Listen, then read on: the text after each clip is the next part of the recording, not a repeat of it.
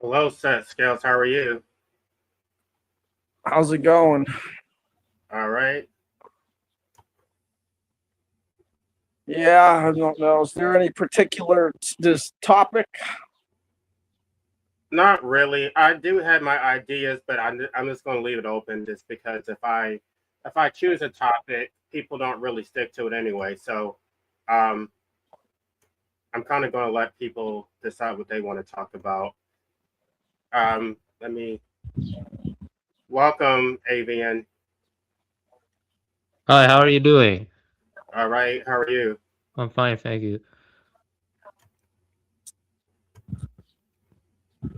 I fell asleep on the panel last night. I don't know when. It's pretty early. Was that on somebody else's channel? Yeah, I was telling Avian because he was on that panel.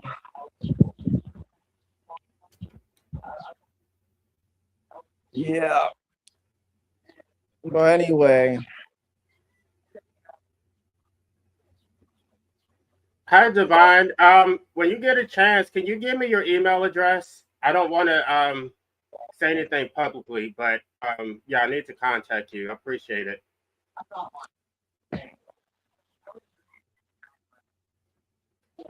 I was going on about Elvis in the chat, and I said that I think he is the key to solving this country. Because I Why is think that? I think that if the United States of America was a person, like if you had to find a person and identify who it was, it would be Elvis because the United States came from this upbringing, which was basically uh, they had to we had to struggle to conquer the land, which unfortunately it wasn't moral, but people like pioneers, the people who came and set up things like Jamestown, they were pretty poor and they basically set up a nation that would go to dominate the world. Whereas Um, Elvis grew up dirt poor in the middle of the Depression, and he would also go on to take on or take the world by storm in a similar fashion.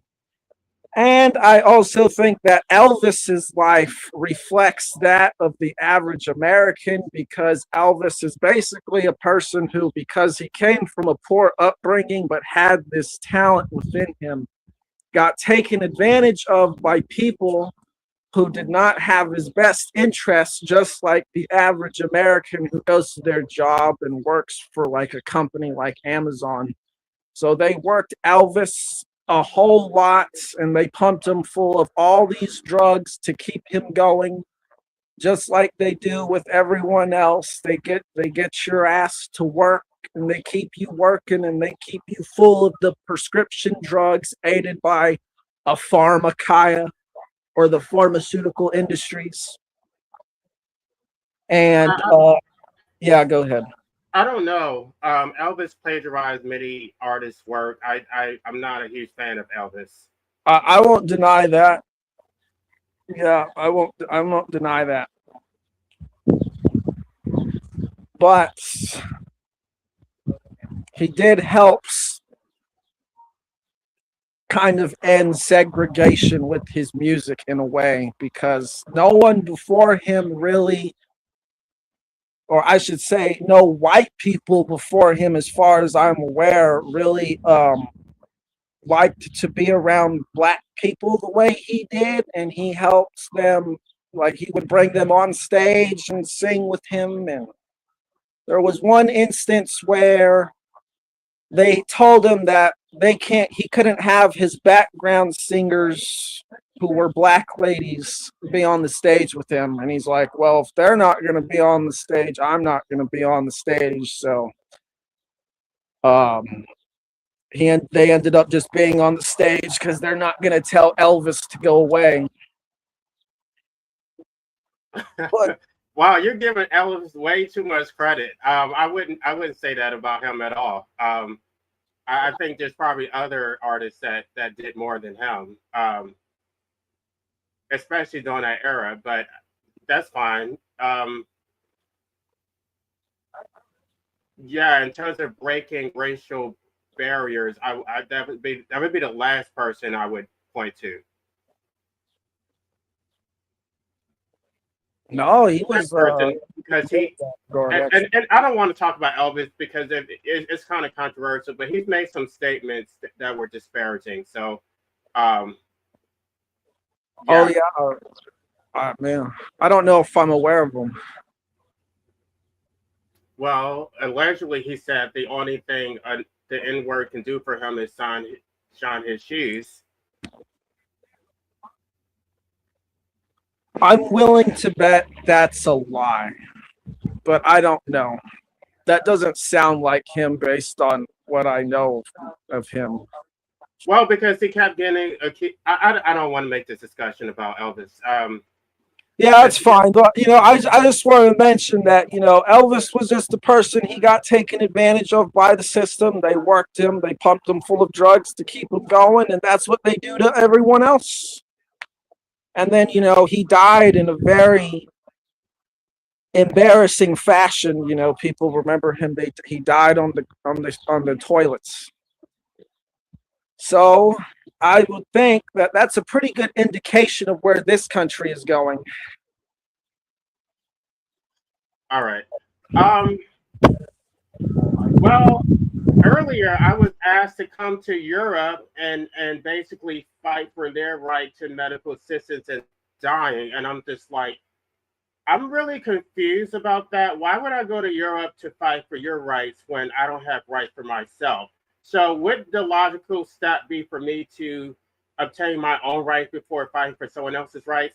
I don't understand the way people think. Like, I wrote a whole book explaining the blueprint for how to get these rights obtained so that people can do it for them. It's not for me to mule for everybody else. I want rights for myself and I'm going to do it. But of course, I'm going to do it in a way that benefits me first. Why would I go to Europe? Europe already has those rights in some countries. We don't even have, we're not even close to obtaining that right in the United States. And so for somebody, this is really frustrating for me because I've been an activist my whole life. My whole life, I've been always popped up to speak up on other people's behalf. When I was in the military, people would always ask me to speak up against the drill sergeants. Law school, I spoke up against the professors. Even when I was working with attorneys, they were working, they were not getting time and a half, and none of them would speak up. They asked me to go file a class action lawsuit. These are attorneys, by the way, and law graduates. I filed a fucking class action lawsuit, and then after I did it, none of them would join the damn class, and I had to fucking settle it because I couldn't certify the class. And I'm just like, what the fuck? People don't want to do anything. They're not activists. I think that's the reason why people are struggling with the few people who have actually read my book actually get it, but anyway, I find it very frustrating that somebody would expect me to go to Europe and fight for their rights. Like, who's paying me for that? Yeah, I was gonna say, I think that a reason people aren't activists like the way you want them to be is because there's not much money in that, and the system tells them that they need money to be secure in life, not to be going out and waging essentially war against the system in the form of activism. Right, but they want to be free riders. They want all the benefits. Even when I was in law school, I had this gay organization which was so provocative, and I was just challenging the way everybody thinks. I had a friend who was gay, but he was sort of like DL. He didn't get involved at all, right? But I had changed the whole culture. There was no homophobia because I just called people out on it, and like, he didn't do anything. And at the end of like our third year, he like pulled me to the side and said, "Oh, I want to congratulate you for everything you did. You have really changed everything." I was not just like popular at the law school. I was popular in the entire university because I wrote for the school newspaper. So he didn't do anything. And now I look back on Facebook. He just got married. Even though he didn't fight for gay rights at all. He's a successful attorney, and I'm just like, you're a fucking free rider. Like you reap all the benefits, but you didn't do anything for this. I just don't like it. I just think that people just want to sit on the sidelines, complain, and then when you're actually trying to do the work, they don't want to get involved. I had another person. Well, I'm not even going to. I got another email which I'm not even going to repeat, but it's like people just want to extract. They found out that you have a law degree, and then they will solicit your help for all of their problems. Never mind the fact they're not paying you and you're not an attorney. They want you to fix all their problems. If they find out that you're an activist, they want you to fight all their battles. It's so frustrating. It's like I'm not fucking Superman. I have my own damn problem. I'm not fighting your shit. Like help. Like ask not what I can do for you. Ask what you can do for me or help my cause. I'm just one person.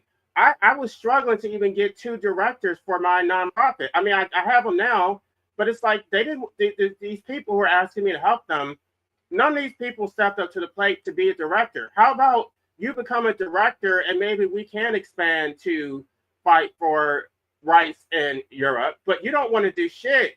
You think that I should use my own money to fight for your rights in Europe? Why would I do that? Can I read this quote by Thomas Paine? Relates to what you're talking about. Or am I muted? Oh, no, I'm not. No, you're not. He says, there are the times that try men's souls. The summer soldier and the sunshine patriot will, in this crisis, shrink from the service of his country. But he that stands it now deserves the love and thanks of man and woman. Heaven knows how to put a proper price upon its goods, and it would be strange indeed if so celestial an article as freedom should not be highly rated. So basically, he's talking about the free riders, the sunshine patriots, and the people who actually do the work and how they're the ones who deserve the thanks. And, I definitely don't think I do as much as you do.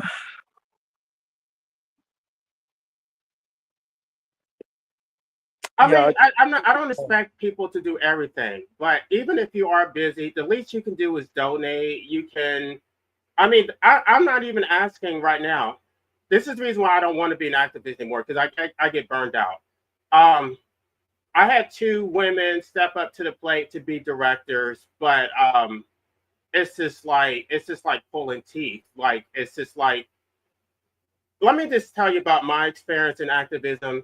It's mostly women who step up. The men just sit back and complain, and they have all this gusto about. Well, we had one person come on and talk about how, oh, this is bullshit, and they act like they're so about that life, like they're going to do this and do that. They're so aggressive in their language, but they don't actually do shit. They act like, oh, I'm going to put the state in its place. I'm not going to be specific about what they're actually saying, but they're not going to do any of that shit. When I actually come up with something that is more pragmatic, something that can actually be done, then it's all hands off that. They don't want to do anything. Like I said, I'm not going to share what I'm doing on YouTube just because I do have haters and I don't want anybody to sabotage me. I do want to protect the identity of these other people who are helping me. And so for that reason, I'm just not going to say anything. It's unfortunate because I do want to share it publicly. I would like to get people's input, but they're not going to give me the input anyway. I haven't got any feedback on my book. The same people are asking me, what should we do? It's like, did you read my book? I already told you what you should do. Hey, Fatima. What's up, guys? Hello. Good evening. Good night. Yeah. So, LA, I read some other posts, and you said you're gonna start like some group that's gonna advocate for like your ideas that you put forth in your book, right? Yeah, but I'm not gonna talk like this. This will probably be the last time I even mention it. I'm not going to talk about Oh, it okay, okay, yeah, on the of channel. course. Oh, yeah, yeah, yeah. It's always good to keep those things and inside the secrecy, yeah, because for obvious reasons, the topic at hand is a bit risque for a lot of people, and like you do have a point sometimes that like the environment, the state, the civilization, they don't want you to like talk about these things, right? They No, simply don't want. but that's not the reason though. I have two haters, and I don't want them to find out and catch wind of it, and then try to sabotage or like dox people and do shit like that. So that's the reason why. Oh, that's actually a better reason. Yeah. Oh my God. Yeah. Because like some people can get a bit crazy with like all of that. That character assassination shit. Yeah, it's definitely something. Yeah, especially like doxing. It's very easy to do that on YouTube and on this platform. Yeah, like sometimes I risk like my own like location by just showing off like my face, like but like I'm not starting any group or like advocacy, so like I think I'm all more right. I mean, people Well, can get your address Through easily. photos. Oh yeah, Easily. easily. Oh, easily through like photos. Yeah, like to send someone a photo, they can do like a check on like the coordinates of the photos where your phone is. Yeah, and boom. What are the odds they're going to actually do something?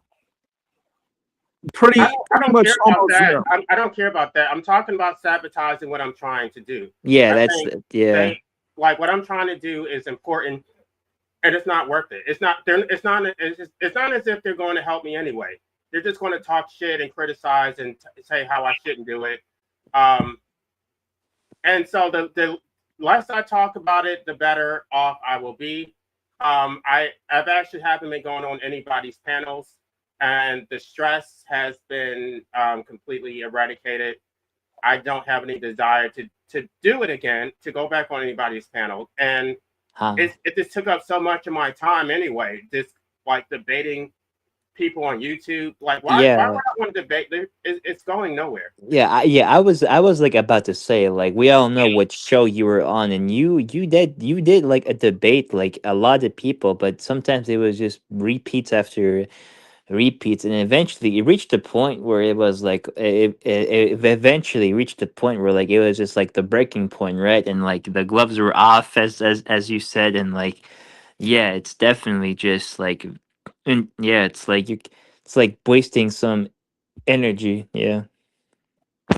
I think when you're having debates, you're pretty much going to hit some sort of wall with pretty much anyone you're going to talk to because Oh yeah. everyone's paradigms are diverse. It really just comes down to how you handle this wall.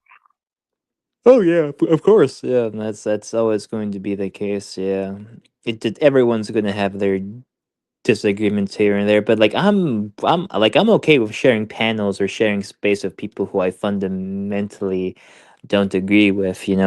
I do like it doesn't bother me because like it's not like I'm gonna deal with them in my own like the personal immediate life, right? So it's okay. Like we can still chat here and there, but other things there's but like as with the disagreements, there's also some semblance of like a convergence between like some agreed points. I see that too.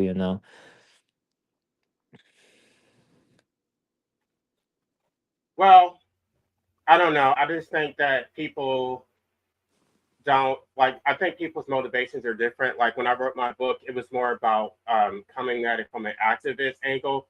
It's not about debating people. That's the problem with anti-natalism. They have these endless debates about, is procreation ethical? Does it harm? It's just like, I'm so sick of this shit. I just want Yeah. to actually do something that actually helps people who currently exist, and that's what I'm trying to do. I'm not going to debate you when you're not actually going. These are distractions. Yeah, that's actually like a realist point of view. Like sometimes the intellectual debate is just endless, right? Because it's at the end of the day, it's ethics and what is ethics tied to a philosophy. And what is a philosophy? Just one big endless dialogue and conversation, right? It doesn't have to be endless. It's only endless because people want to get caught up in semantics and they never really address the root cause of what ethics and morality is. And all it really comes down to is that everyone owns themselves, everyone is responsible for themselves. And because of this, everyone should be free to interact in the world based off how they want to. Well, we should own ourselves. I don't think we actually do. I think the state owns us. Exactly. But the Yeah. reason And why- like, yeah. The Sorry. reason why these debates are so endless is because even when you make your point, nobody wants to concede it. Even when they have no actual rebuttal, they will still just keep on arguing points that have already been established. And I find it to be very bad faith. Well, the level of responsibility that an anarchistic society would require is too much for modern man. This is the problem. It really needs to be like baby steps into it. Well, it's not for me. It's not just anarchy. It's also anti-natalism, and I like my anti-natalism is sort of rooted in anarchy. That I don't think that parents have legitimate authority to impose existence or enslavement to the state without their person's consent. So I've already stated my position on that. I have not heard anybody tell me the basis of parental authority to enslave someone. Um, the only thing I've been told is it's a natural act, which basically means that heterosexuals have sex, and because they have sex, they have the power to enslave children to the state. And so therefore I'm straight, I can do what I want, nana nana boo boo. Yeah, you have the power to do that. The fact that you're a man and you can have sex with a woman gives you the power to enslave someone. It doesn't make it ethical. It doesn't make the power legitimate. So I'm pretty sure I've told you that, right? That it's a natural act. So It's To procreate, wait. it's You say natural it's a if you're heterosexual. If you're yeah, it's not natural if you're then heterosexual. Yeah, like how do you explain me and Jay? Because like we're not really that. We're not. unless you have some sort of chromosome deficiency or some sort of syndrome, you can reproduce with a woman if you chose to, but it's just you don't want to. No, I don't But know. I procreation is no a choice some. too. So I don't think so. if the consequence of people being straight is that people are going to be enslaved, then maybe they should mitigate it through contraception. It's not an excuse. It doesn't justify. It doesn't say that just because I want to have sex with someone of the opposite sex, that someone else should have to suffer because of it.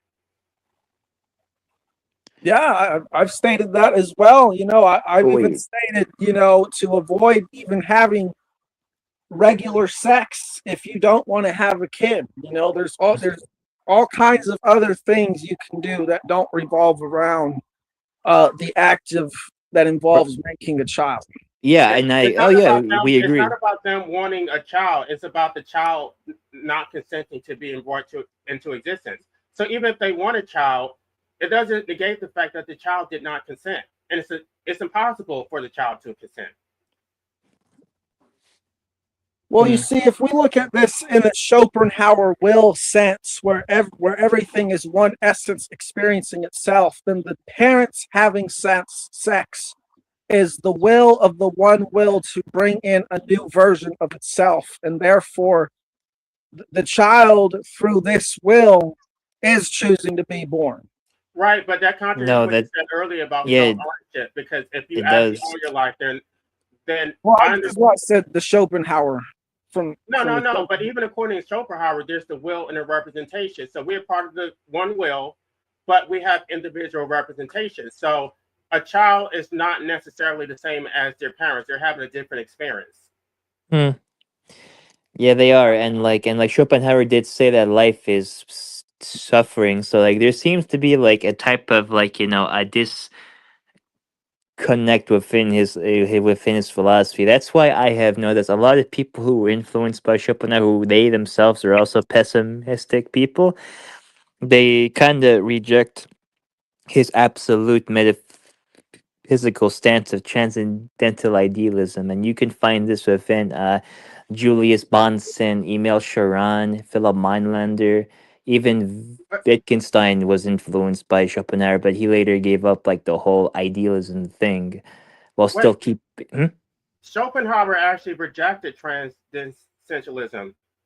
He actually was responding to Kant, and he basically, I don't know if I want to get into Schopenhauer right now. Kant basically said that um, it is impossible to know objective reality, to know objective truth. And then Schopenhauer came up with the will and its representation and said that the will is objective, and so we can know objective reality because even though our individual experiences are subjective, our body he said that our bodies represent both the will and its representation. So um we're both a product of the will, but we also experience it. So our experiences are not unique. Therefore, we can make certain um, we have certain understandings about things that are universal. Yeah, well, of course, yeah. I think to like just to add a bit of criteria there is that like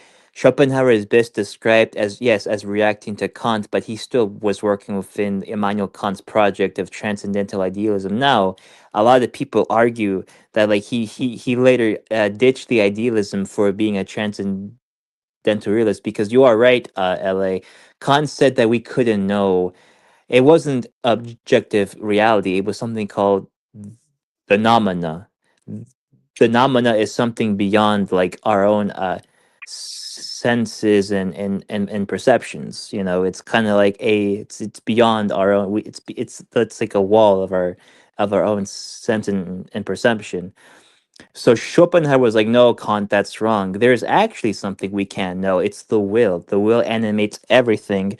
And this is the phenomena that Kant said that you can't really access. Schopenhauer was like, no, that is incorrect. You can access phenomena and it's real. It's like one of the most realist things inside our reality. Yes, I think you mean pneumona, because Yes, Kant called sorry. yeah, pneuma, Yeah, yeah. yeah. Numana, Kamana, yeah, it's a very strange word to pronounce. Yeah, but because Kant said that there are two ways of viewing the world. Mm. Phenomena, which is everyday experience or ordinary experiences, and of course phenomena, which is experience that we cannot know, objects we can't know, the world we can't see. That's there, but we don't have access to, you know. Yeah, the So thing in itself. The thing in yes, itself. good, thank you. Yes, the thing in itself. And it's interesting because like I have a Kant's critique of pure reason and I'm reading that along with David Hume because David Hume influenced Kant, to actually make these demarcations between phenomena, or the thing in itself inside, and of course the phenomenal world, because Hume was a empiricist. He was skeptical about metaphysics and said no, there is a type of boundary within human reasoning that cannot transcend into like grand metaphysical abstractions. And Kant was like, holy shit, this is like some really like groundbreaking stuff, and he worked from there. And that's how we got Kant's a philosophy, which later gave way to Schopenhauer, and like the rest is history. Right. I was actually supposed to go back to read David Hume and talk about how an immortal soul is impossible. I forgot that I wanted to cover that topic. That probably would have been a good one for tonight, but I guess I would try to save that for later because Oh yeah, I don't yeah. believe that we have an immortal soul, and I think David Hume makes some compelling arguments. Of course. Oh yeah, of course. I can also recommend you some like other like philosophers like Hume. Like there was Graham Oppy and J.L. Aki, yeah, those are really great, critiques of like conventional metaphysics. Because LA, I would imagine you are a non-theist, right, or like an atheistic type of person. Right. I Yeah, mean, yeah, that's correct. yeah, of course. I'm something similar, apatheistic, non-theist, irreligious, or like a religious skeptic. Yeah, that would best suit me, you know. So yeah, yeah, because like if you're like an anti-natalist, you can't really see as the world as like a designed in like a good way. That's how I see it. You can't really see it as such. Well, one could be anti-natalist for numerous reasons. Of the metaphysical reasons could be different from other people, or the ethical, Yeah. the ethics. Yeah, I'm an anti-natalist mainly for viewing the human species as at a stage of failure and stuff, because Oh yeah. yeah, Oh scarcity will yeah. become issues in the Well, but future. some people can't even get to the ethical position without addressing the metaphysical position. They need to understand whether there is a God, whether there's an afterlife, whether there's a purpose for life. And a lot of people just assume that. So if they believe that there is a God or a purpose for life, then they will try to justify the suffering. They'll say, well, my father did this, by the way. He said that, yeah, I know life is full of suffering, but this is temporary. The goal is to get to heaven. I'm like, you don't even know that there is a heaven. Like, Yeah, exactly. Like, there's it's very tricky, that subject about the afterlife, because, no one has yeah, it's just like it's almost inaccessible. Like I'll give more credence to arguments for like a creator, like a necessary being, God, or like a unmoved mover. That has more staying power than like, oh, I found the afterlife. I'm like, well, I don't know, because like there's either afterlife, there's either reincarnation, there's either like the Jewish view of the afterlife where like you stay in some place and you come back again. It's like kind of like a combination of both. It's very tricky. Like the Yeah, conceptualism of the afterlife, because it seems to me that the idea of God is tricky, but the idea of what happens after death is even trickier, if that's even possible. yeah. I don't want to change topic. I want to go back to what you were talking about, Hume and Kant. I have read a bit of it. Like for Hume, I think he saw knowledge as involving associations, and then he had the problem of induction. Am I right? Yes, And yes, induction. yeah, Yes. Kant was responding with that, with the a priori synthetic knowledge, like the space and time are like the categories of knowledge or forms that the mind projects onto the world. And Schopenhauer Yes. took that to like they exist a priori in the mind. It's Things. funny. Yeah, it's actually funny that you mentioned the synthetic a priori, because the reason why that like I kind of gave up on like conventional Schopenhauerian metaphysics and thus the Kantian project was because I was reading a very good paper by an American philosopher called W.E.V. Quine. He's a handful to say, but Quine or Quinn. He's considered one of the most famous analytical philosophers, and he wrote a paper called Two Dogmas," which essentially a lot of people cite as like a recreation or like a resurrection of Hume, how Hume would respond to Kant's like a priori synthetic, saying that it's kind of like a false idea, because like both Hume and Quine, they want to establish a form of knowledge, a epistemology that is naturalized and using like empiricism, and Quine argued for a long time. Quine argued for a long time that like philosophy kind of has gone astray with all of this, with like the German idealism, the existentialism, all of these things in like the mainland Europe. And he was a American and a political philosopher wanting to resurrect, he said, the tradition of Hume and like the skeptics. So he came up with the naturalized epistemology, which blew my mind. I was like, wow, like this is something very interesting, because like to like challenge Kant, because Kant's ideas had been like up to that point had been unchallenged, and like that was considered a game changer. In fact, that work was published in the year 1951, I believe. So it's pretty recent in like the history of like Western philosophy. If you want, I can recommend. I can link it inside the private chat. Yeah, I know about Quine's two dogmas of empiricism. I think that one is criticizing the logical positivist. It was criticizing the positivist. Oh yeah, Because, and also like Kant's theories as well. I think so too. yeah, there's another book that criticized Kant. It got popular in continental circles. It's called After Finitude by Quentin. I can't pronounce his last. It's like Mila Silks. My friend read it and talked about it, and he criticizes Kant about what is called correlationism, where Yes. where like we don't have access to being, we just have access to the correlation between thinking and being, which is a problem with Kant. That's why I think semiotics is more in the right direction than Kantian idealism or transcendental idealism. Yeah, I think so too. But I think that Kant is still important within the field of ethical of philosophy, even though I don't even agree with him there, because like I consider myself a moral non-realist to like a moral moral like emotivist.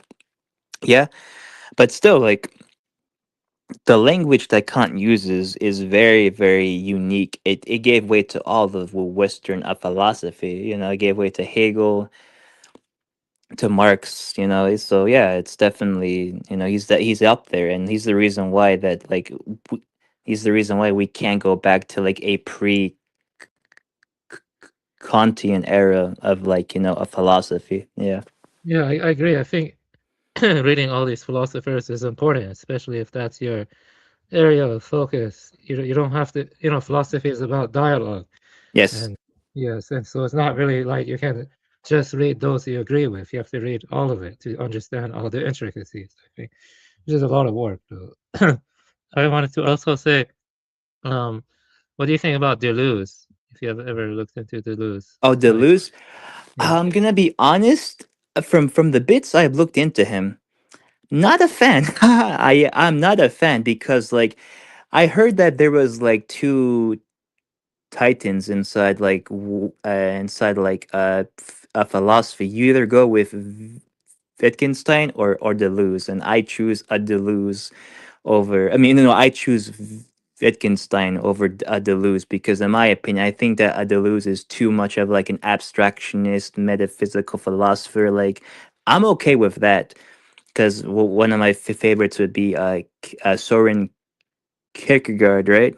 And he's very, he's a religious, a faithful thinker. But when it comes to Deleuze, it's just he uses.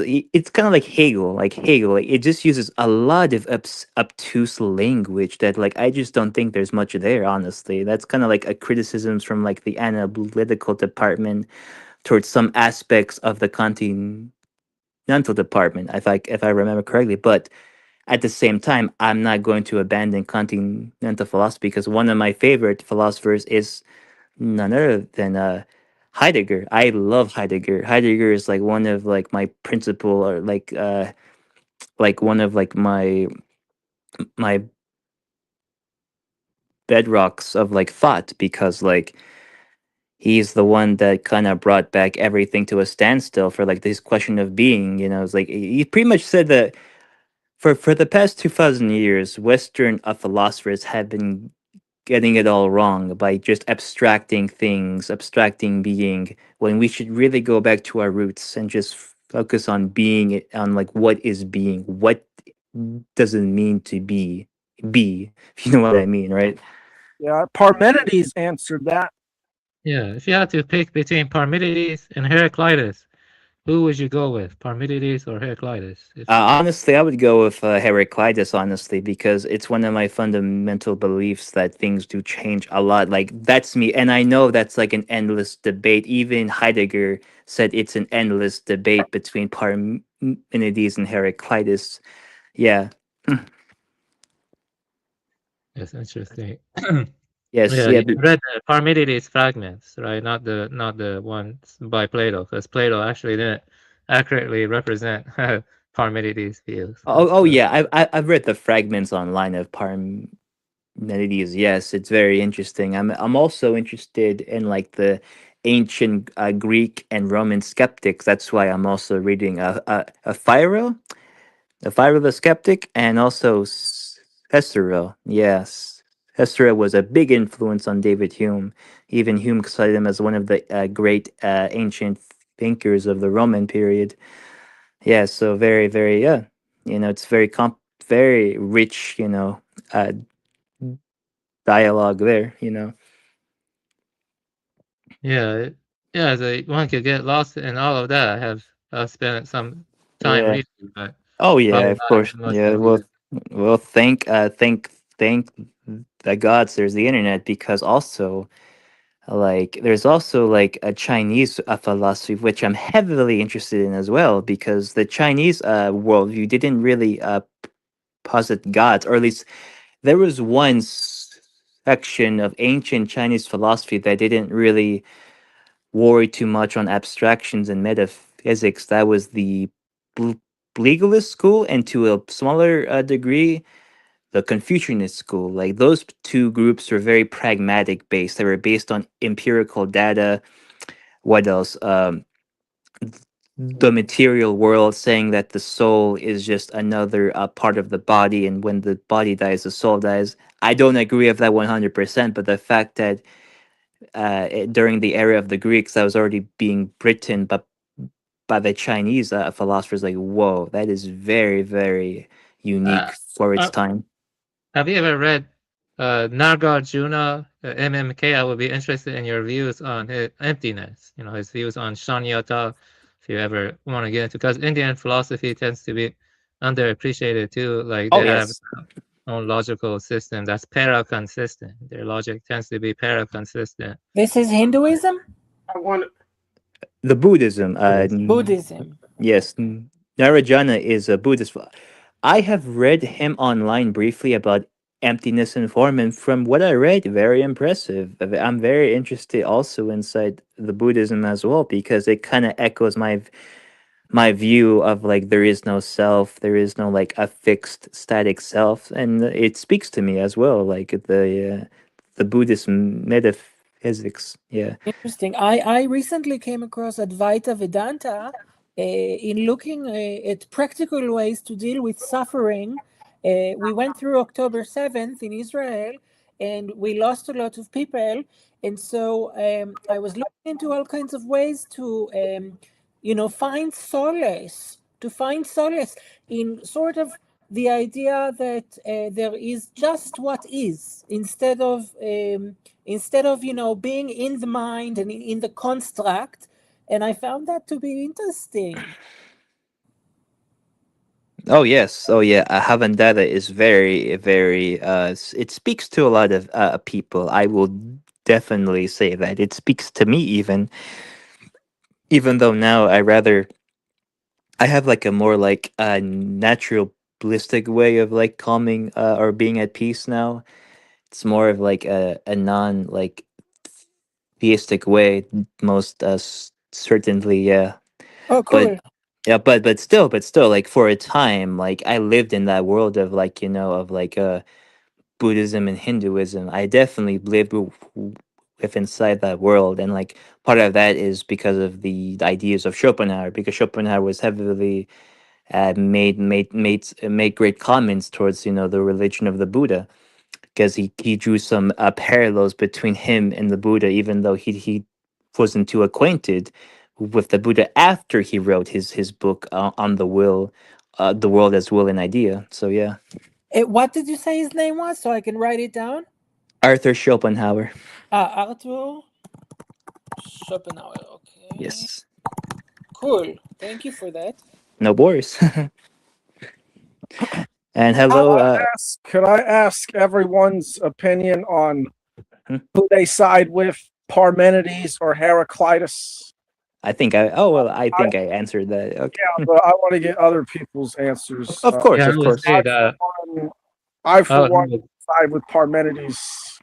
I would say a more, well, I'm still working it out, but I think a more anti-essentialist take on Parmenides is probably what I lean towards. A more I have a lot of reading to do.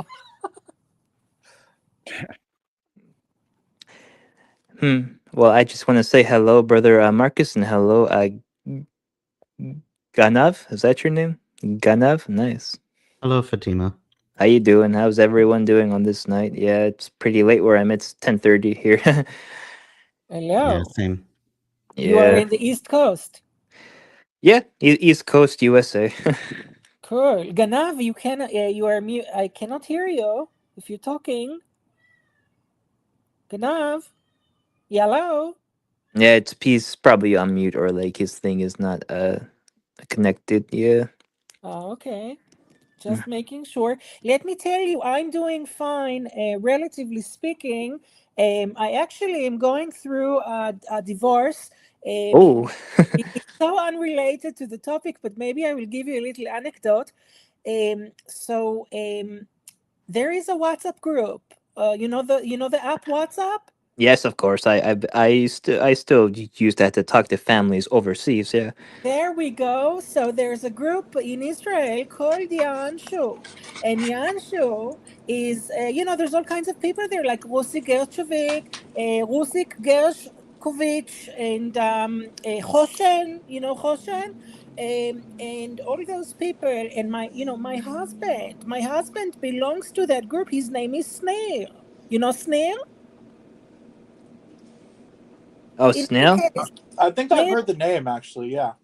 Okay, there we go. So Snare is in the group. Now Snare has an Israel flag next to the name because we're from Israel, so that's the flag. And but this group is how can I say deconstructionist? It's Israelis that do not identify with the flag, do not identify with their identity. They want to deconstruct, and they are anarchists. And they are punks, punks, and they sit in Elif Felet. So the other day I went on the group Yanshu and I noticed that they have a running list there of people's sexual proclivities. I will keep this PG because I know that it is in a live stream, but they keep a list of people's sexual preferences. And Snare put in his sexual preferences that he likes feet. Okay. Now, I am not aware of this, and I was married to this person for many years. And so I'm in this group, and I see all these people, and they're saying, deconstruct. We don't identify with the flag, and we go sit in Elifelet. So what we did afterwards was I just divorced him because I could not handle that anymore. Well, they sound like they're definitely in the camp of Heraclitus. Well, I'm an anarchist too, so and yeah, we have a lot of anarchists that come on this channel. I'm a Cool. fascist. I'm a fascist. Cool. Well, in any case, I want to know everything about my husband. And Ganav, this is actually not coming out as good as it did with Stefania. Remember Stefania? That was good. Yeah, I agree with that. Yeah. So, in any case, I'm going through this, and there will be, נחפש עוד מקום לעשות את הדבר הזה, בסדר? Okay. Okay.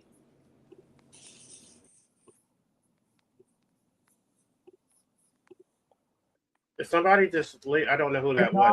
Ganav left. Gustav Ganav, yeah.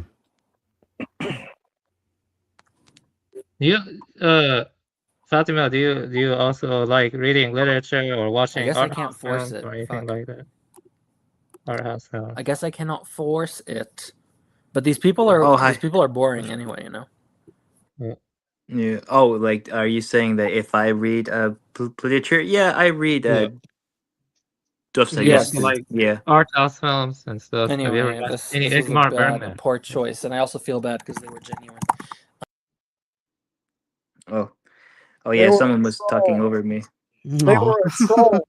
They were trolling, and then he's like, "I feel sorry because they seem genuine." Damn, that's a Damn, what the fuck? Damn. Talk about Guys, fucking facing your redemption.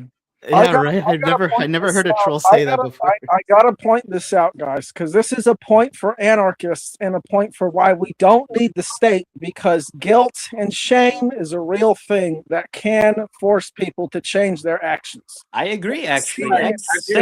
I agree. Actually, we Well, finally that's agree. something that I talk about on my other channel. I do talk about shunning and shaming, and that these are actually powerful tools. That's actually one of the tools that was used against what is his name, Alan Dershowitz, for his disgusting support of Epstein. right. Yeah. There were some restaurants that wouldn't even serve him, and he clearly didn't like it. Good. Yeah, good. What the hell are you doing with, like, that kind of person? My God. Fucking hell. Yeah, but Dom, I actually agree with you. I think that shame and guilt could be even in the same instant, good ways to regulate a person's behavior, because it definitely does work on some people, because I've seen it happen in person. So You know, yeah. what's that Bible verse? It goes something like, I'm going to paraphrase, but it goes something like, the righteous stand firm, but the wicked flee even when no one pursueth. Oh wow. Nice. The wicked flee. Yeah. The Bible has still a truth in it, and I say this as a non-Christian. Yeah, there's good stuff in the Bible, but it's just But, how but you that's interpret it. I'm sorry, but that's even something that I address in my book about procreation. That you don't necessarily need the state to,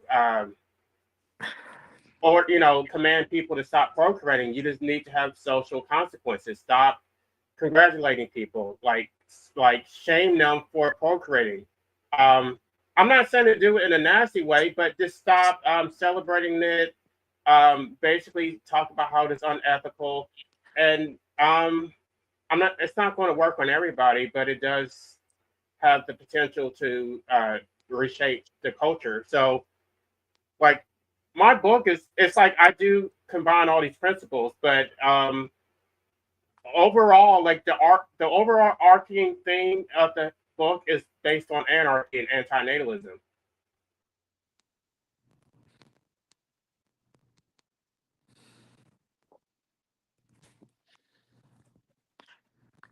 What was the topic that you wanted to talk about tonight?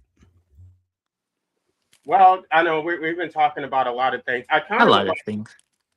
would like to get back to the whole activism thing, because I find that to be so disappointing about how humans will complain. They have the power to change things, but people don't want to do anything. How people are cowards. They will fight causes that are so inconsequential, but when it comes to things that would actually amount in systemic change, they don't want to tackle it. They leave it for other people to do it.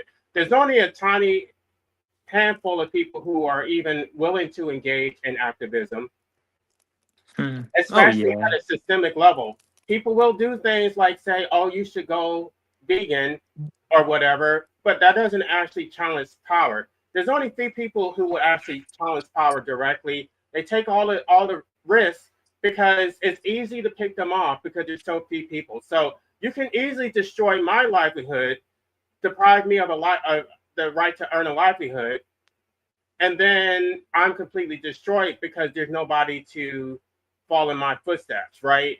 And that's what I find so disgusting, that they benefit from it.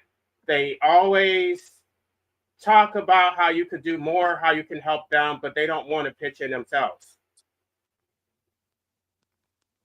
Actually, I'm going to do a separate live stream to talk about that, because I have so much to say about that.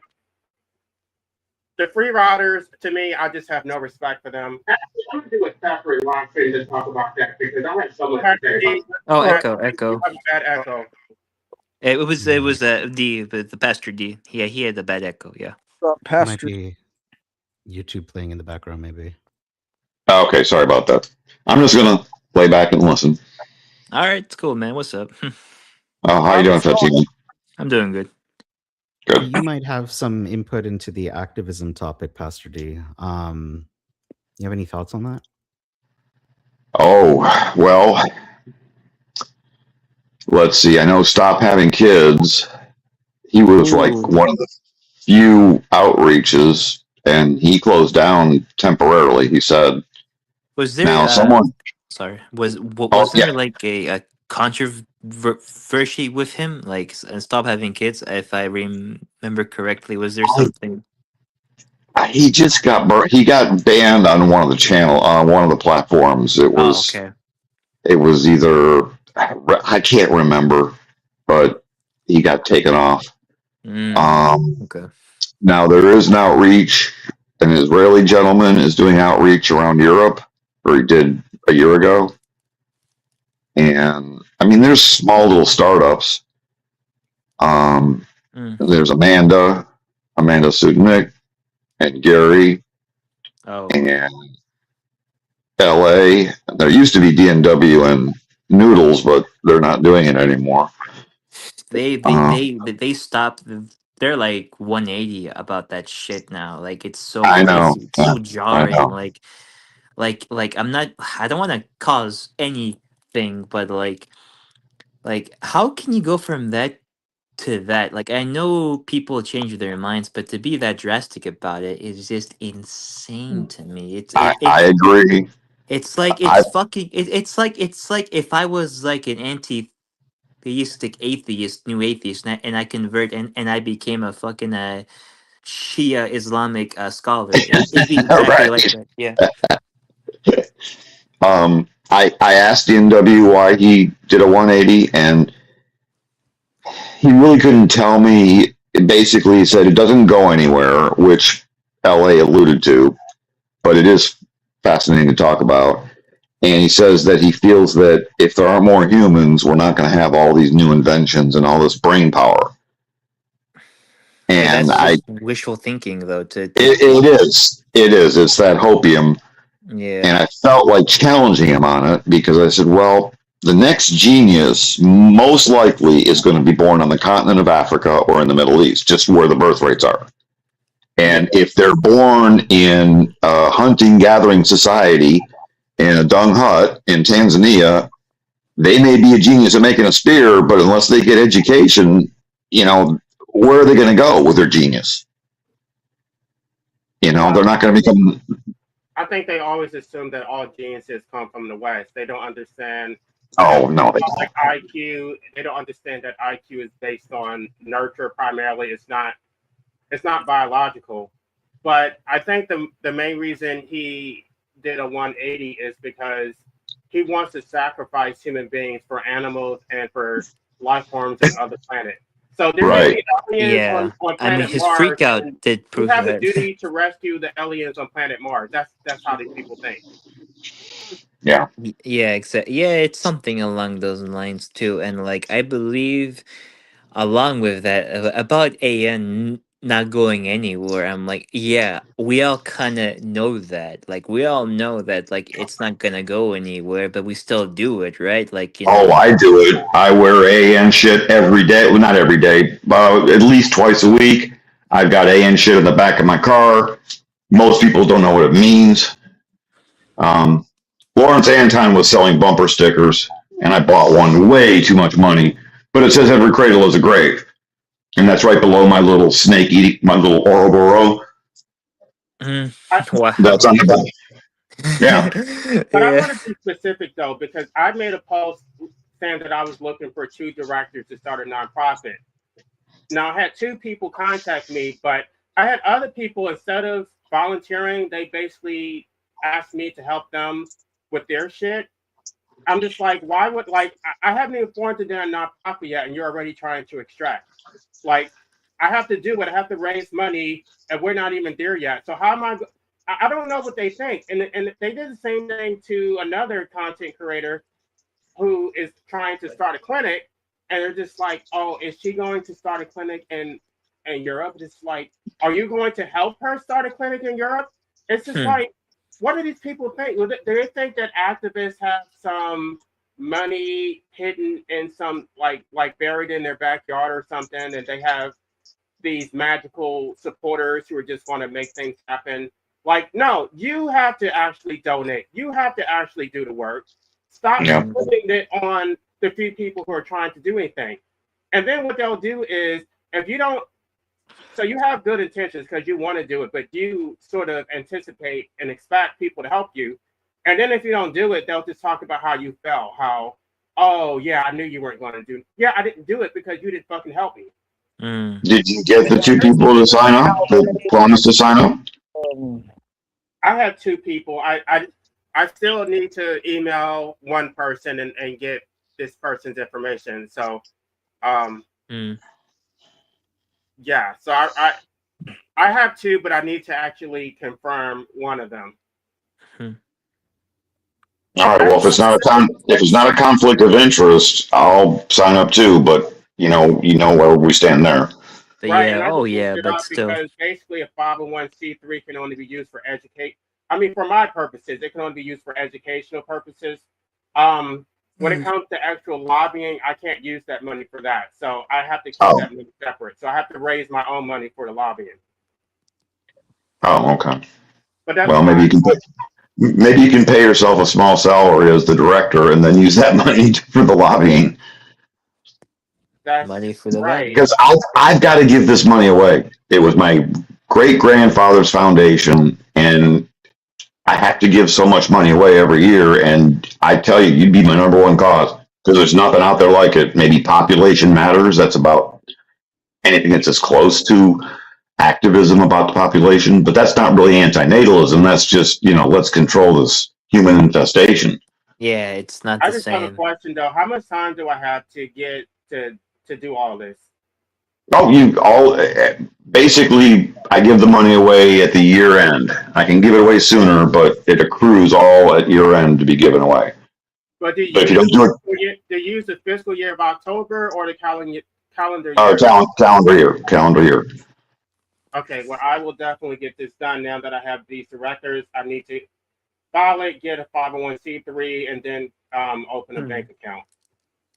There you go. And I can do it next year too, but it has to start all over again. Well, yeah, I'm going to get that money for this year because I could definitely use it. Okay. I mean, this is silly. It's just sitting in these circles and the few outreaches that have. I don't know. Did you ever watch that documentary, I Wish You Were Never Born by Jack Boswell? I have. I've watched that actually. Yeah, And like, I think, I didn't think it was very representative, but No, it wasn't, but Gary made it entertaining. Anyways, they interviewed Amanda Sudnick in Chicago, and she kind of said it, this is why this kind of activism has so much trouble getting off the ground, because no one really has the gonads to do it, or they lose interest in it. Because you really can't see the effects. yeah. But I think that goes without saying. I think that's always going to be part of the problem. Activism. Especially for this cause, right? Because like I think to make AN about it, to turn AN to like a type of social justice activism is like one of the worst things you can do with it, because to me it's just like a strictly intellectual ethical like theory and philosophy, right? I to me it should have stayed But there. why would that be the worst thing? I mean, if people don't think that it actually accomplishes anything, why would they support it? Like anybody can individually decide to not procreate, but if you're not, well, again, I guess I need to be clear because mine isn't traditional antinatalism. It's a different philosophy. I gotta say something, LA, because here's what I mean when I say procreation is a natural act. Because you say people can just stop procreating, and that's true. But at the same time, people can also stop voting. They can stop paying taxes. They can stop pulling over when the police try And to. you can, you can do those things. If enough people did that in mass, just like the same amount of people you're asking, then the state would lose all its power. No, that's not true though, because it only takes an individual to not procreate. So if I don't create 3 children, those 3 children don't exist. It does not take collective action. As an individual, I have the power to do that. it doesn't require me to convince everybody that democracy is illegitimate. If you don't procreate, then you have spirit 3 or however, even 1. Your spirit Even more, person. because they'll have kids and they'll have kids and they'll have kids, and it just fucking never ends. I'm sorry, go ahead. Right. I think that's what people don't understand. Like the goal is not just to end human life. If you read David Benatar's book, is to at least dramatically reduce the human population. We would like voluntary human extinction, but if we don't accomplish that, we still every one person who isn't brought into existence is somebody who does not have to suffer and die. Right. And possibly go to hell. So I throw that in there. Yeah, I But don't let want me- to say because people are commenting. Yeah, somebody's again. I said that I don't listen to that channel anymore, and he came trolling in my comment section saying, "Yes, I do." I'm like, "No, I really don't." And then because he said that, I did go and check it, and it was dry as hell. I listened Yeah. to the pro extinctionist Steve and what's it, James? Yes, That Stephen is dry James. as Yeah. fucking hell, and I was just Yeah. like, what kind of, you know what? I'm not even going to comment because I don't need to throw shade at people. I think it speaks for itself. And It if was you a can't- horrible one. right. If you can't save your own channel, then I mean, it is what it is. Yeah, Oh, yeah. and everybody on that channel fights with each other all the time. Not lately, but you know, no one can get along, and they're all at each other's throats. Well, if we're gonna be honest, I think he kind of did that Promotes himself that. Yeah. with his own small meltdown he had that one time. So he kind of Yeah. self-inflicted. Yeah, I heard about that. Of course, yeah. So you can't really be too surprised that we don't see too many newcomers or too many like people join the panel. Like I see regular commenters has always been there, but like not a lot. It's just the same 5 or 6 people. You know, it's not like how it was when I was starting to join again, like in January, February, where it was like, okay, there's new names, new faces, new comments, but now it's just it's just not there anymore. Yeah. I share antinatalism memes. I make them on my phone all the time with all my family and friends, almost daily. And it's amazing the responses I get. I never thought about that. My brother thought to get a vasectomy, he had to cut his balls off. Literally. This is the level of, you know, misinformation and uneducation that people have. Yeah, that's crazy. What the fuck? Yeah. You don't cut off your balls to get that. That's not even a vasectomy. That's fucking a castration at that point. What the Right, hell? right. Well, his male dog had his balls cut off, so you know that's all he knows. But what I'm getting at is, you know, people don't think this deeply. They think about themselves, like we've mentioned forever. I want a kid. This is what I want. This is what they're going to do for me, and they don't think about the grave responsibility of bringing a human into the planet. And there's so many angles you can go at this from. It's amazing how it's just the 40 or 50 people that I've shared this with that are like in my little biosphere, if you will. I never thought about that. Oh, really? That's interesting. It's like you cannot be kidding. You can shoot cum in a vagina, but you can't think about all this shit. It's like it's too easy to make a life and worry about it later. But I do find it effective in the little group I deal with. I can't talk to the people on the street who read my bumper sticker, but I do find it effective. It at least gets them to deeper thinking on the subject. And there's a fair number of people out there, that's just what you do. You know, well, no, not necessarily. And if you want a kid so bad, adopt. The crime's already been done. So Or as Daniel said, people I are want to just read some. operating I want based to on read my community wall. So I posted. I want to do a live stream tonight. I have my own ideas for topic, but I am open to suggestions. Now I'm minding my own business, and then Mo Transhuman Raw says I watched the interview.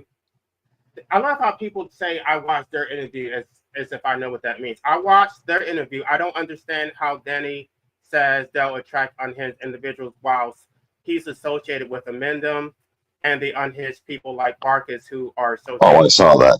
Yeah, I And saw that. then I say, what interview? Do you have a link? And then he says, no, Fatima says it was one of DNW's latest videos. It's only 1 hour and 30 minutes.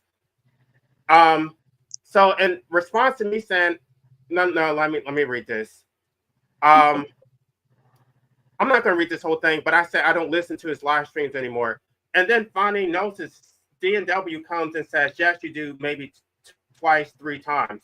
No, I do not, which is why I did not know about this so-called interview with James and Steve. I don't listen to it. So because somebody referred me to it, I went and checked it out, and I just got so bored. I'm not listening to this shit. Like, why you did? Like, I've been trying to get an interview with DNW. I've been helping to grow his channel. He said he was going to interview me about my book. He never did. At this point, I'm not even going. Maybe I need to go. I need to go directly to Danny Sean and just ask him to do it on his channel. Oh, okay. Because Yeah, he does interviews. He does a lot of. He had a lot of Stop Having Kids on his channel. Yeah. because I don't want to deal with the drama. I'm over that. Like, I'm ready to actually start taking action and getting people to get involved and actually get some legislation passed. I don't want to just argue on YouTube and have people like sabotage. Yeah. It's fun. It's fun for a while, but it just gets It is. stale. It gets stale. But I can't speak to college philosophy classes lately because I haven't taken them since I was in my late teens, early 20s. But I did take a philosophy class, and you talked about all this bullshit, parallelism and all this crap. And this would be a good place to insert antinatalism as a philosophy. At least get people, because that's about the time, they're going to start having kids. I don't know how you would petition I would say you can insert a lot of productive philosophies around this time, but are they going to do that? No. No, that's true, but that's just a way to go at it. Socialists. It'd be a good way to go at it, because the philosophy class I took, and again, this was in the late 70s, early 80s, it was bullshit. Parallelism and do we really exist? I think, therefore I am. And it was nothing of substance. We didn't even go into Schopenhauer or all these other pessimistic philosophies. And I think it's, creating life should be viewed as a philosophy. Having children is as natural as rain. Shut up. I think that's an appeal to heterosexuality. I agree. It's an appeal to I heterosexuality. agree with that. It's natural because you're straight and you have sex with someone of the opposite sex and you don't use birth control. Well, there's birth control, there's vasectomies, there's condoms, there's morning after, there's abortion. Give me a birth break. controls. Yeah, there's like natural birth controls where your body literally kills the baby, by itself. Miscarriages, stillborns. Yep. Yeah, that's a natural birth remedy to stop birth. Yeah. It was Taylor. No. T.G. Bird 98. And that's the problem, is they view it as, how many people I listen to, like child-free stuff, and they talk about, I fell pregnant. No, you didn't fall pregnant. Come on. What the It's fuck? like It makes no sense. Right. It takes complete responsibility off. Yeah, well, yeah. But it can be an accident. Accident. Oh, yeah, of course. Yeah, but an appeal to nature is a logical fallacy in and of itself. Oh, yes, that's true. Natural does not make it ethical. Natural bliss fallacy. Yeah, that's why, like, I don't ground, like, my being if you know who, if you know what I am. It's just so funny how people will make an appeal to nature when it comes to procreation, that everything that follows procreation is unnatural. Nothing about LA, bro, I can't even hear you. nothing Yeah, about our existence is Something's natural. We don't Jay, exist in can a you state of like nature. remove T-Bird, We're please? He's controlled by the state in an unnatural way. We're told to go on an unnatural diet. We're wearing unnatural clothing. We live in Jay, can you hear unnatural us? culture. We're using Yep. unnatural cell phones. Jay. No, I tell people. I can Jay, hear. can you It's hear just us? hard to hear. I can Can you hear us, Jay? Oh, Yeah, there's Can some you hear static in the background. It's because of that user, T-Bird. Oh, okay. Okay, he's gone. Okay. Yeah, Jay, I think you can speak now. I just love how everybody makes an appeal to nature when it comes to procreation. But everything that follows procreation is unnatural. That you use unnatural cell phones. You live in an unnatural Yeah. shelter. Yeah. You live under an unnatural state which controls every detail of your life. You drive an unnatural car. Yeah. It's like you want people to sustain themselves on an unnatural diet because you think that their natural diet is unethical. And it's just like, can we just start with the root cause of all of this? The root cause was procreation. So even if we were to go unnatural on that one subject, on that one behavioral change, then that would actually be far more consequential than everything else that follows. If you don't want a tyrannical state, if you don't want people to harm animals, if you don't want carbon emissions and all of these institutional harms, then the only thing you can do to actually change it effectively is not procreate. Yeah, Yep. of course, I agree. Exactly. Yeah, and like people make like the natural ballistic fallacy a lot because, as I said in the comments, and I will always keep saying, just because it's found in nature doesn't mean it's good in quotations, right? It doesn't mean Or it's ethical. ideal or ethical. Yeah, it doesn't mean it's like because like if that's the case, then like oh well, we're gonna have to eat each other because cannibalism is found in nature. So we follow Sure that. is. We've Should been we doing And it so, for so it's infanticide. After Okay. the animal is born, there's like 100 species that will eat their own young.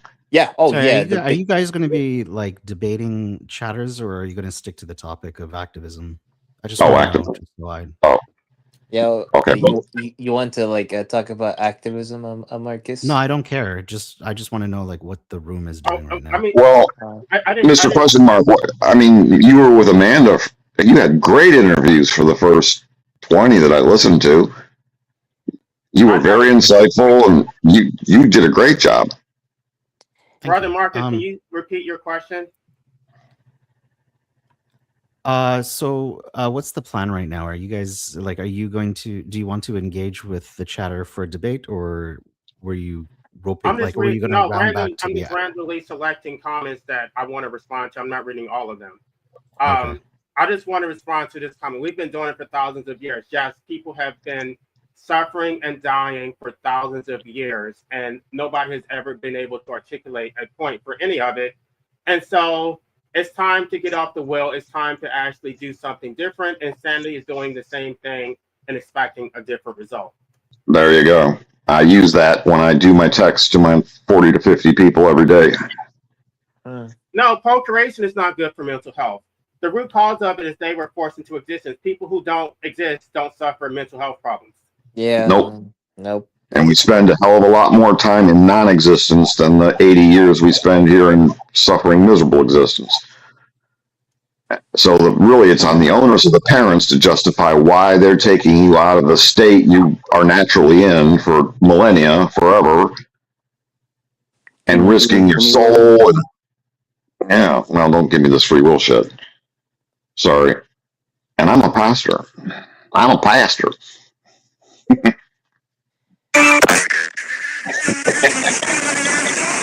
Oh my god.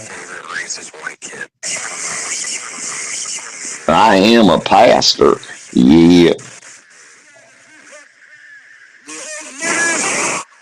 There it is again.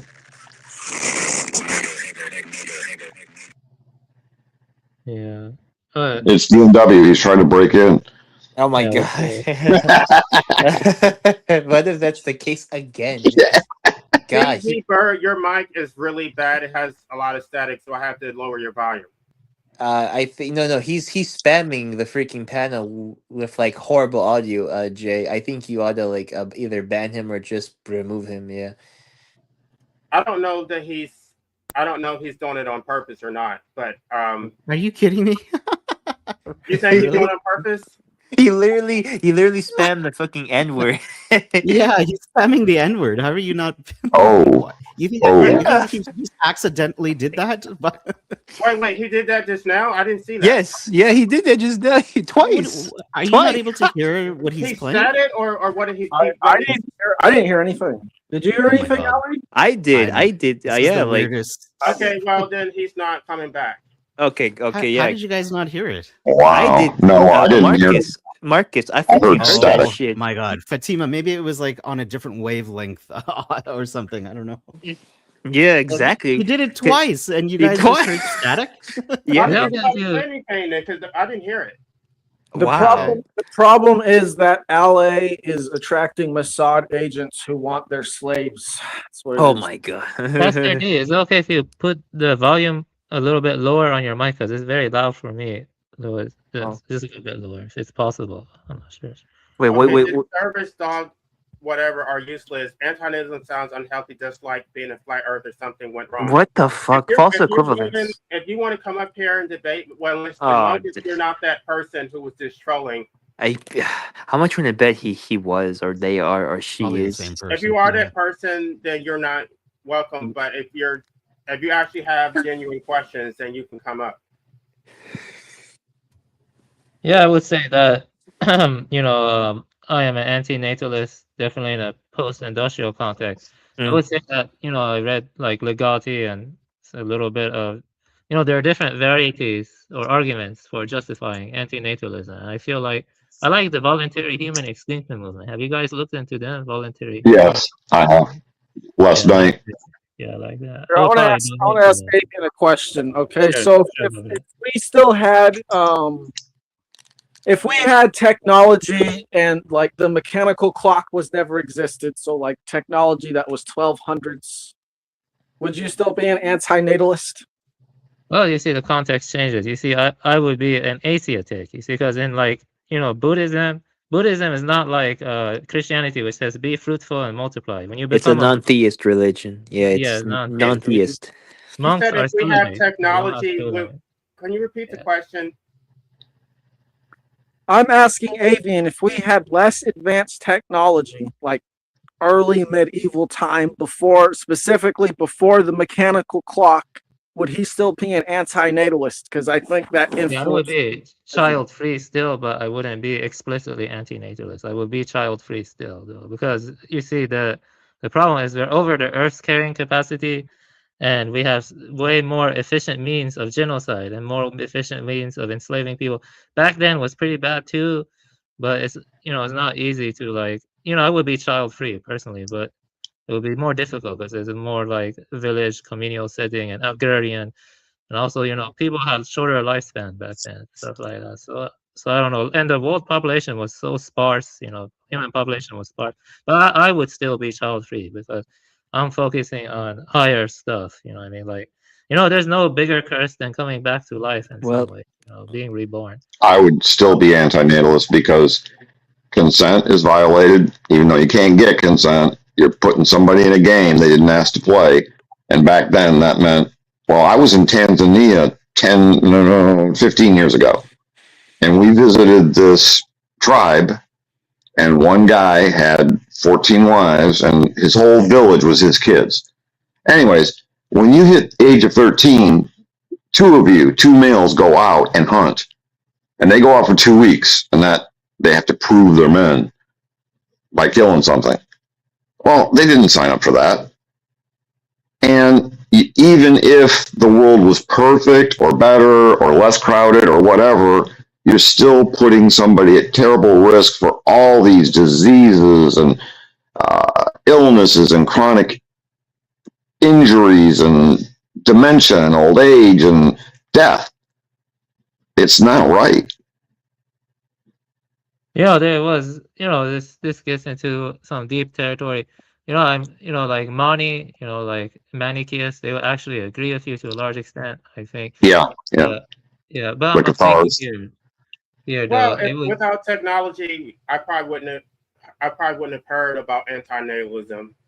yeah, I think that without technology, we wouldn't have a population of 8.5 billion because this is not natural. I mean, not to appeal to Right. it, it's Right. not naturally sustaining. And so, No, you're right. if I was born in Africa and like pre-civilization, I don't know that I would procreate. I never wanted to have children. I mean, probably since the age of 13, I always thought procreation was wrong. I knew at age 10. I'm not. If you want to come up here, I will answer your questions, but I'm not going to answer them from the chat. So, I was this question has already been addressed by antinatalists. It's not like this is not a difficult question. I can answer it easily, but I'm not going to answer it while you're still in the chat. I decided to be child free when I was 11. I read this creepy letter written by Albert Fish. He abducted a child and ate her, and then he wrote a letter talking about it to her illiterate mother. You believe that? And I was like, damn, this a life that allows and enables such cruelty. I don't want to bring a child into such a life. Like that's why I became antinatalist. Yeah. There's a lot of brutality throughout history. The Mongols, the Oh God, yeah. yeah, definitely. I would say. I mean, just Europe and all the religious wars. Syrians. I mean, the Crusades, they went from 1025 to 1200, and then the Catholics fighting the Protestants, and just was ridiculous. And what we did to the American Indians, what we did to the blacks, because the Bible says, from foreign nations you may take your male and female slaves and own them for life, and you may pass them down to your offspring. So where do we go? Africa. It's crazy. Would you say that the universe is almost like a self-devouring cycle? In some ways, it does kind of feel that way. Of course it is. Of course it is. It does kind of feel like a prison. It recycles energy, is what it does. Oh God, no! Please no. That scares me. It goes back to the whole discussion about what Schopenhauer said about some people being enlightened and other people are just brutes. They're basically no better than grazing cattle who are slaves to their biology. That they don't have any actual deliberation about right and wrong. They just do whatever their nature compels them to do. And so if and that's where you are, that's fine. But I think that you're dangerous. It's back. White kid, that's what I heard. White kid. What the fuck? Why would somebody waste their time trolling somebody else's live stream? You're famous, Ale. That you are. You got I was just say that the human nature will never change that. Most people are asleep, and so when they have more advanced technology, they just do more bigger atrocities and more like I would say I'm they close watch to cat videos. Yeah, I'm close to actually Schopenhauer. reframe this question. I want to reframe this question because they will pose it to us to say, "Oh, why are you here if you think life is so wonderful?" What I want to ask them is, if you think life is so wonderful, why do you procreate and then still complain about how horrible life is? Because you will hear these breeders complain about how horrible things are, how the government is so oppressive, how they don't want how they want their children to have a better future. There's not any job, and then they will just, and their excuse is always, "Oh, that's life." As right. Life is inevitable. AI is taking over. That's a big one lately. AI is taking over everything. If you really want the honest answers, because most people are afraid of dying and death. They don't know what it is. They know it's going to happen. But if they're afraid of dying, possible. If they're afraid of dying, why would they force somebody else to die? That's the point. That's what made me an antinatalist at 10. when I knew I was going to die and I saw death all around me, I said, why the hell would I do that? Would you So say nothing about it makes sense. The only explanation is Schopenhauer's will to life. That is, it's completely irrational. They're not thinking. They're just behaving. Right. Yes. also They're acting on Schopenhauer scripts. believe, in the second volume of Will to Will as representation, he talked about rebirth, or what he called polygenesis. So for Schopenhauer, being reborn is even more painful, you know what I mean? So Oh. yeah, so yeah, that's the thing. I think there is a true death, when I have certain metaphysical views that, if you go in like a meditative state prior to dying, like a signless awareness, then you don't come back. But if you're still grasping for signs and you're still attached to the world, you're gonna come back in some form. So you have to be detached. I don't believe that, and I'm going to address that in a separate. I wish I would have prepared for that today, but I don't want to address that right now because I need to do more philosophical research on what philosophers said about it. I just don't think there's any evidence that there is reincarnation. Well, you see, if philosophers looking at this from an empirical perspective are already going to fail to understand the fact that we recycle through karmic debt, and this determines basically where we go next. So if you want out of this place, you have to be a better person, or at least develop principles and stick to them based in How do you define better person? No, Where's the proof for that, though? What proof do you have? Yeah, the Buddhist scriptures say it's just detachment. You have to be detached from the world. Where's the proof that we're going to be reincarnated? Anybody? Yeah, idealist. I'm an idealist. I think the mind is more foundational to reality. But where's the proof, though? I'm still waiting for somebody to prove that we will be reborn. Look into the hard problem of consciousness. This gets into lots of like qualia stuff like that. It gets into more complex metaphysics and stuff. Okay, does anybody have any scientific verifiable proof that can be replicated? There is one guy. His name is Federico Fagin. He wrote this book called Irreducible, and you can kind of get an idea. Does he actually provide any evidence that proves that we will be reborn? I think it depends. He has a philosophy that's called idealism. He's a kind of right, but the philosophy is not proof, though. I'm asking for actual proof. There is no actual proof. There's no right. That's all I hear about, though. People can have their own opinions, but that still doesn't prove anything. Yeah, so this is part of the problem that unfalsifiable. Yeah. Science can only go so far. It can only measure what we can see and what our scientific instruments can detect. But science says that we can only detect and see like 0.00003% of the environment, something like that. So that means that there's a whole lot of things we're not seeing, and I'm willing to bet that our scientific instruments maybe, just maybe, push that to 1%. So there's like 99% of existence going on all around us that even our scientific instruments can't perceive. So because we can't perceive everything, then we should just like what Ayn Rand said: a lack of knowledge does not give someone license to create fantasies.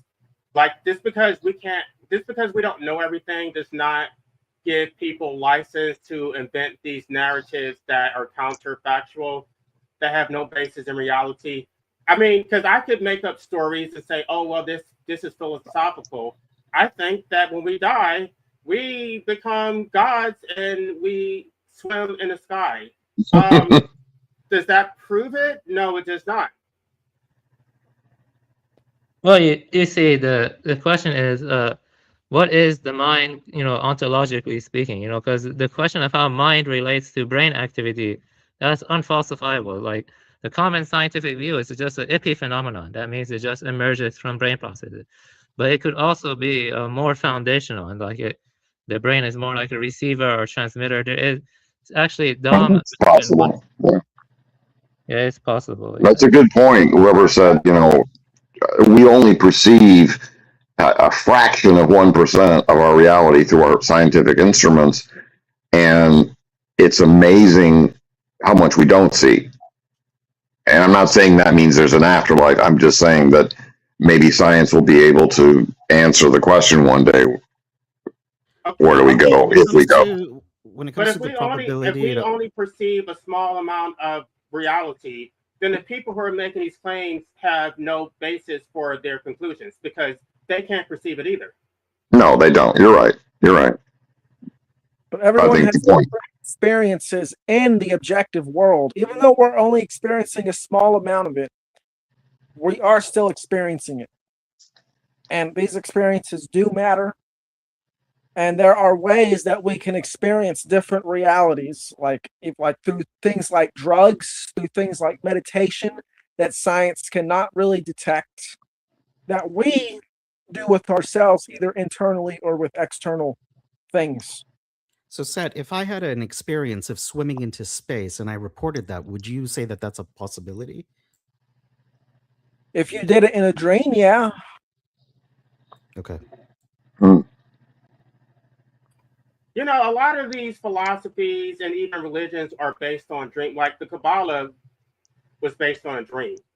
What's the other one? I believe Mormonism was based on a dream.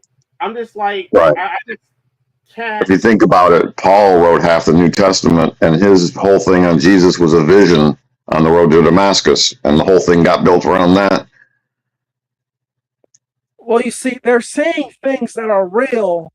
It's just a question of if these things are going to happen or not. They have a dream and then they go tell people about these things, and then all these different people go out and they put energy into these things, and then it becomes a self-fulfilling prophecy. Right, exactly. It's just empowering a possibility that they saw. But Seth, do you believe in reincarnation based on testimony from others? Because what if I offer an alternative theory of space swimming? Okay, what is it? Well, I have a dream that when I So- die, I just die and I don't come back. So Right. There's I'm there's gonna also call that. Like, it's other people's dream. That's what I hope for. Well, so you have I've- multiple theories out there about what's happened after. How do you determine which one you're going to say is more probable? Well, you see, the thing about you come from nothing and then you're born and then you die and then you return to nothing is basically a Heraclitean view. And this implies that you are a fleeting moment that's going to end, and ultimately the whole universe is going to essentially experience this. It started, it came from nothing, it's in motion, and its end point is going to be nothing, essentially, if it even reaches that point. So even in this sense, all of your life exists as an eternal fractal within this becoming of the Heraclitean view, because what is done cannot be undone, and it exists forever. The past is essentially static. Right. So you genuinely believe you answered my question there, right? Well, I can say okay. I'll let him answer, then Well- I'll respond. Well, I mean, it relates to your question, because if Right. Because I human asked you, there's beings multiple stop- theories about after death, and then I asked you, how do you determine the stop- probabilistic, the probability of which one you would determine is correct? And you answered Heraclitus. Yeah, can I answer well, before I well, hold on, because I'm not really going to answer in terms of probabilities. That's going to force me to quantify these things, which I can't do. That's just ridiculous. That's Well, a better I can answer. Thank you. quantify it because I actually like that answer. Yeah. Right, because Yeah. it begins with the number 0. And so because we didn't have a placeholder before the number 0, there was no way to quantify it. So now that we have it, we know that the number 0 is infinite. So because I think they interpreted that incorrectly. They say that because nothing can come from nothing, then that basically means that we're immortal. No, what it actually proves, and this was going to be in my original book, that nothing is infinite. The only thing that is infinite is nothing. And so I'm trying to explain. It goes back to Kant. I don't want to get ahead of myself because I said I didn't want to talk about this because I want to do an entire live stream about that. But I'm going to address David Hume and also want to address what Immanuel Kant said, that we exist as time, space, and causality. And so because time does not exist outside the material world, immortality is impossible because you can't be immortal without time. And so therefore, once you leave your material body, you no longer exist. I can explain it from a medical, but I don't want to do that right now. I do want to do a separate live stream about that. All right, just one scientific pushback. You know how they say that energy cannot be destroyed; it can only take different forms. I was going to get to that point, but yes, go ahead. Okay, I mean, we are comprised of energy. I know it comes from food, but it is a form of energy. If energy cannot be destroyed, whatever's the bioelectrical impulses that are going on inside our bodies, wouldn't that allude to something happening afterwards? Our energy going somewhere else because it can't be destroyed? You know, I've even heard the most prominent actor scientist Neil deGrasse Tyson say that they can use their scientific instruments to track our energy. Like, for example, after we're cremated, and he said we can see it go to space where it's useless. Oh, So, well, that's encouraging. There is something there after you die. What is it? You know, all it is a different experience. It's just a different present moment. What is that present moment? I don't know. But you will have the present moment. Yeah. I think Avian wanted to say something. Yeah. Yeah, I would say that Schopenhauer is an idealist. Yeah, he still is anti-natalist. So one's metaphysics could be different. They could still be anti-natalist. You know, like some German idealists, they were more pessimistic about life and stuff. Like I would say the Buddhist sutras or like the Lankavatara Sutra and some other ones, they say that the habit energy of your attachments to your memories, your explicit memory, that influences the volitional formations of the next life, but that is not the same as reincarnation. Rebirth doesn't have a continuing subsisting self. It's more like new volitional formations are formed after this life or something based on your habit energies and your grasping and stuff like that. So I would say that, you know, but the thing about Buddhism is it's not really, you know, affirmative of life the way, you know, something like Christianity or Islam is, because in Buddhism, all of life is defined by dukkha, by suffering. You know what I mean? So yeah, that's the thing. I actually have had, you know, I'm not trying to be new agey here, but I have had like past life experiences, and I consulted the sutras, and it said that normally traumatic memories are what is like passes on from past lives, and each of my past life recollections were traumatic. They were full of suffering. You know, like I had a past life where I was something like a Garuda, and then I was like massacred and like some kind of like invasion or something like that. I don't know. And then I had another one where I was dying in earthquakes as Japanese people or something. Like, I don't know. Like all I'm saying is that, you know, depending, you know, some systems I think are more open to antinatalism. Like I don't think life is as rosy as we think. You know what I mean? Like the Manichaeist, they saw material birth very negatively. For example, like Mani, he actually was revolted by. He was a Gnostic. You know, the Gnostics and the Buddhists, they tend to be more pessimistic towards life. Could I offer an explanation to your experiences? Sure. Yeah, it could be a hallucination. You know, like it's hard to distinguish. You know, these things. They are. I'm going to quote Michael Persinger in his work. Right from his work, he would say they are hallucinations, but he also says, like you alluded to earlier, that the brain is both a transmitter and a receiver. It's an antenna that's tuned to this magnetic sphere of the earth that is basically generated by human thought, while at the same time your brain is also tuned to this antenna. So it could be when you're seeing these things that you're actually experiencing things that people actually did experience in the past. It may be you, or it may have been your energy in the past. It may not have been. I don't know, but I'm just saying that these hallucinations generally, like if someone has a near-death experience and they claim to see Jesus, the reason that they're saying Jesus is, they are having a hallucination, but because their brain is tuned to the human collective of thought, basically, they're seeing what the collective expects to see in their hallucination. That's a good point. I think it ties into Jung, also Carl Jung and stuff like that. And I get what you're saying. Yeah, I would say that, based on those energies you're referring to, trauma is probably what lingers the most. Because when you think about life, most of life ends in disillusionment and pain. I mean, that's just the way it is. Yeah, life isn't. It's not good to be naive in life. That's what I'm saying. But yeah, I would say that I would make the conjecture that pain or trauma probably has more lingering effects, more or something, because that is kind of like what seems to pervade all of life to a large extent.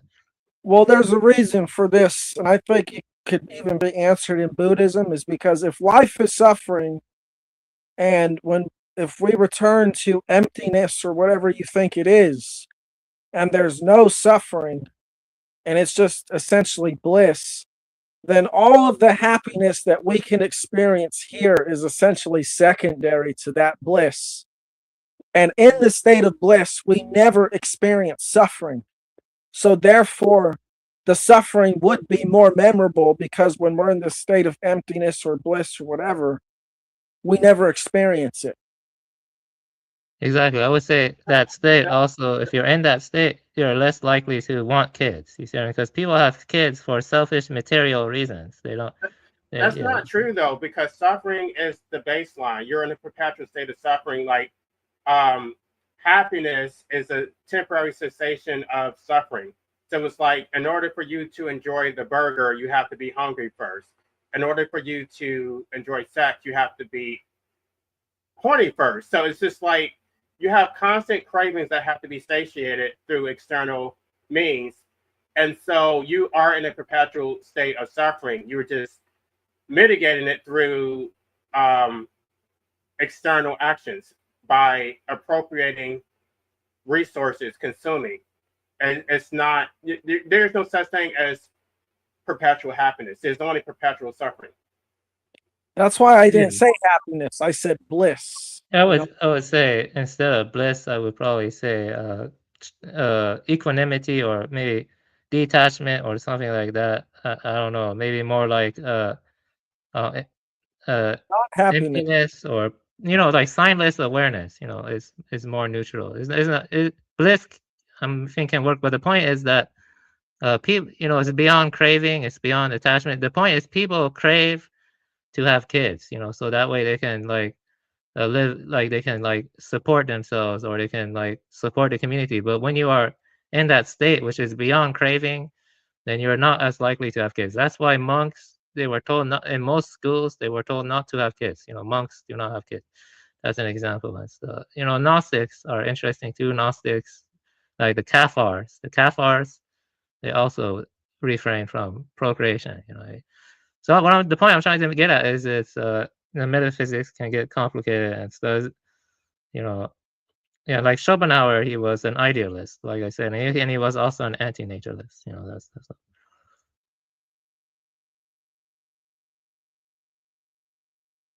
and also you're talking about how suffering, or there's like this lust to suffer through consumption, and how we have to constantly sustain ourselves. This is what Schopenhauer is largely talking about rejecting as well.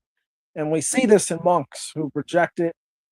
They reject pretty much as much materialistic things as they can. This is why I say only in the material world they're suffering. And these people, like these monks, they try to live as close to the state of detachment or bliss as they can. It's not about happiness. It's about being content with the eternal moment, regardless of whatever's happening.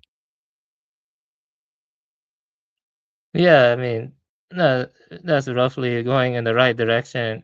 I think that it depends on the school or the tradition. I think, but ultimately it's about what you're saying about how, like it's the same reason we talk about on TML's channel, like, they crave more and more industry, more and more technological innovation, so they keep creating more and more way to surveillance you and strengthen the state. The state becomes technicized and become more enslaved. You know what I mean? And the thing is that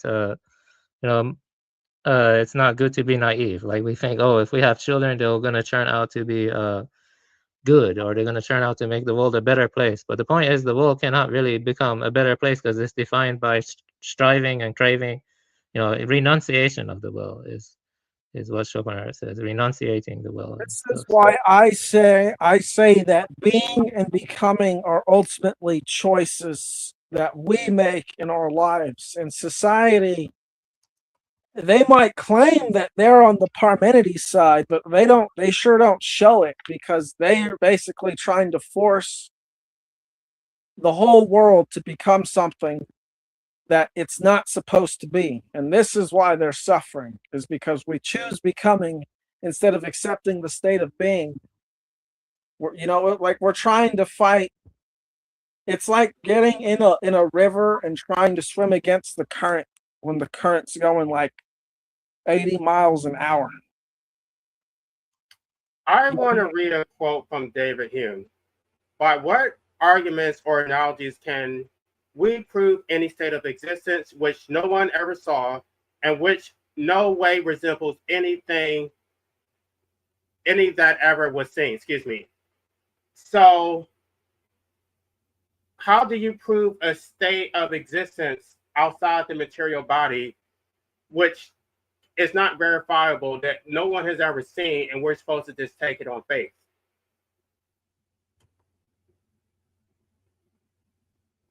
Well, why would anybody do that? Well, again, like I said, you're never going to, at least I'm pretty sure we're pretty like thousands of years away from this, scientifically detect the soul. You have to look within yourself, and you have to recognize that you are life, everything around you is life, and life essentially does not end. Or I should say, have to prove that. You can't just make these claims without proving it, though. It's like you're just stating claims without proving them. You don't prove that. Because if we go, like, if we take the scientific explanation of the Big Bang, I don't know what specifically you think it was, but I'm going to cite Michio Kaku. He basically explains it as, before the universe, you had matter and antimatter, and they're basically colliding with each other. And there was one more piece of matter, although I'm sure he was simplifying it, than dark matter. And this was what made the universe. Now, essentially what you have is you have things in the form of matter and antimatter, and they're interacting with each other. So even before we have life as we know it, we have substances which are moving and interacting with each other scientifically. It is conscious. It is conscious. Yeah, I want to make a point quickly about that. Is that I think you're talking from a positivist angle, that you're like restricting knowledge to what is empirically verifiable. But physicalism, the idea that everything is physical, is also not empirical. Is also not empirically falsifiable. So metaphysics is unavoidable, though. So we have to like start with what is the ground of reality, what is the nature of reality, stuff like that. Like I'm saying, Schopenhauer was not a physicalist. Schopenhauer was an idealist, basically, is what I'm saying. And if you're an idealist, it's easier to argue in favor for rebirth or something. But if you're a physicalist, not really, I think so. I think physicalism is philosophically weak because of the hard problem of consciousness. I don't agree with Daniel Dennett. I don't agree with Patricia Churchland. I think their arguments are weak. I lean more towards like a kind of, like someone like Bernardo Kastrop or something like that. I think his arguments tend to be stronger. Like Kastrop, or maybe the panpsychism of maybe Alfred North Whitehead or something like that. This gets into metaphysical territory. But my initial point is that one can still be an antinatalist even if they think that there's like some deeper metaphysical thing going on. I mean, because that's. I mean, I gave examples like Schopenhauer and some other people, and also I think Mainlander too and stuff. Yeah. Mr. Buddha, what part of the world are you from? Are you from Asia? No, I'm Persian. I'm Persian. Persian, okay. And Zoroastrianism is the big religion there, or? It was, but not was. anymore. Yeah, it was. Yeah. So it's primarily Islam? Yeah. Okay. I'm not. I don't like Islam though personally. I just does not resonate with me. I do not like it. Okay. And do you see Christianity getting a foothold there at all, or no? Well, I don't know. I do like the Gnostic Christians. Like I said, I think they were interesting, like the Cathars and the Manichaeists. But I don't. Yeah, really I'm talking currently in your area. Is Christianity getting a foothold at all? Yeah, I don't think so. I don't really think so. There are Armenians Cool. there. Yeah, it's not really getting a full. No. Okay. Was just curious. Yeah, no problem. No problem. Yeah, I do think that. Yeah, hopefully the regime or something can leave or something without making a power vacuum, and then the country gets exploited or something, which is difficult to do. Because Iran is very oppressive. That is true. But at the same time, it's not easy to get rid of them because that will create a power vacuum, and then you get We know. Yeah. Yeah. Kind of, yeah. The United States allied with Afghanistan against Russia. Remember in the 80s under Reagan? Okay. And then we pulled out of there. The Taliban took hold. I don't know if they took hold of the whole country, but I mean, a subset of them definitely took control. And they were our allies. And they view us as the devil. Yeah, it's a mess. Yeah, it's lots of like complex things happening and shifting alliances, and it just comes down to oil and OPEC. Yeah, right. Yeah. But, that Afghanistan had a lot of mineral deposits, like lithium and stuff like that. So yes. And it's always been that way since the Bronze Age to now. Except then they were getting things like tin and copper and bronze. But eventually, whatever happened during the collapse, was probably something related to that, ended their society. So, I think the United States, I think that this is the direction I think they're trying to head, is they're trying to just become oil independent and stop getting in the Middle East. But they got to get people real sick of going to those wars first. The U.S. government. They have oil independent. They're trying to take Iran's oil. They've been taking oil from the Middle East, and I don't think that. I mean, they're not even trying to look for alternative energy sources. So I don't know about that. Yeah. The thing is, even if they found an alternative energy source, the automobile industry and other industries would lobby against that.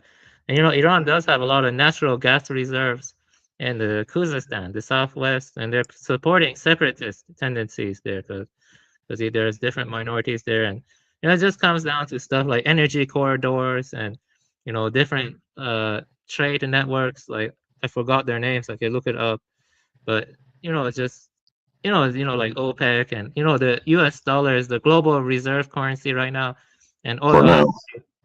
For now, yeah, and oil has to be traded in U.S. dollars and stuff like that. It's just a big mess. You see what I mean? The point is crazy when you think about it, because this entire system leads to more suffering. Yeah, the human population is booming as a consequence. So, Yeah. Yeah. it's crazy. We're adding a net 70 million people a year, and it's starting to slow down, but what do you think the carrying capacity is for the modern world? Like 15 billion people or less? it depends a lot on science. You know, if we weren't able to genetically modify a lot of the crops, I don't think we'd feed 8.3 billion people like we are now. Also, you know, the technology that went into farming that we didn't have 40 years ago. I mean, now they have sensors on crops that can tell you when the plant needs more water, or needs more of this. I mean, you know, it's amazing what they do now. Yeah, and just think of all the energy that gets wasted on food like McDonald's. Oh yeah, That does not get eaten, that just gets thrown away. yes. They want Americans, maybe most of Western countries, 1/3, and I've read several studies by reputable sources that all say the same thing. Roughly 1/3 of our food is thrown away. It's just wasted. And I believe it because I did a charity thing on Christmas Day for homeless people. And we went around to all the Publix supermarkets. That's a big chain here. And we had a payload truck, an F-150, you know, standard pickup truck, full of bakery goods. And that was for just 2 days of day-old bread and day-old bakery products, which they were just going to throw away. And they donated it instead. And you know all those sell-by dates, when those go bad, the grocery store's got to get rid of them. Yeah, William, there's a good book. I have it on my shelf. I need to get to reading it. It's by an ecologist. His name is William R. Cotton. I'm not sure if you heard of it. He claimed we are already over the Earth's carrying capacity. Yeah. Overshoot and stuff. And he talks about all how because natural resources are finite, and you know we're like they're non-renewable, and you know it's not looking good. You know, there's water scarcity will be a big problem, and a loss of it already is. It's a huge problem in the west of the United States. It's becoming a problem in Western Europe. Germany's having problems with their water tables. Yeah. And the thing is that, you know, humans, we can migrate so easily. You know, California, when it had its boom between 1965 and probably 10 years ago, you know, it was designed for 15, 20 million people. Now it has 39 million people sucking off the same reservoirs. And like every third year, there's a severe drought. And 70% of that water they use in those reservoirs is for agriculture, for grapes. And grapes and fruits and, you know, nuts and dates and all these exotic fruits that take a shitload of water. So one thing I noticed is many conservationists don't talk about this, but some do. I think the only solution isn't adding more and more regulations, but simply scaling back on human population and technology. Yep. But do you hear anybody? You know what they're talking about now? Oh, population collapse. They don't talk about the fact that World War II, we had 2 billion people after the bloodiest war in history. It killed 60 or 70 million people. In one lifetime, we've quadrupled the population. No, population collapse. It would be so much better for everybody, the existing humans and the planet, if we scaled this shit back down to 3 or 4 billion people. Not by killing anybody, but just more antinatals, more child free. And it would be better for the animals, but they don't want to. Sure. Well, their argument will be, there'll be more suffering because there'll be more animals killing each other. Well, we can't control that. Animals are going to do what animals do. Well, but there would be fewer human beings consuming animal products in the first place. Right. But they're saying there'd be more animals, and I've heard this argument, more animals in the wild killing each other. So you're going to have more animals in factory farms being eaten by humans. So either way, you know, it's a lose-lose. The whole system is set up on something dying. It's just like they want to create more consumers so that they can go against their nature and then be ethically good, even though they're still causing more harm. It's just like, it makes no sense. It's like they don't want to address the root cause. They want to create more omnivores while telling them to be herbivores. It's so Right, inconsistent. right. It's so disjointed. Yeah. Compare our footprints. I don't know if we're all child free. I know 3 of us are.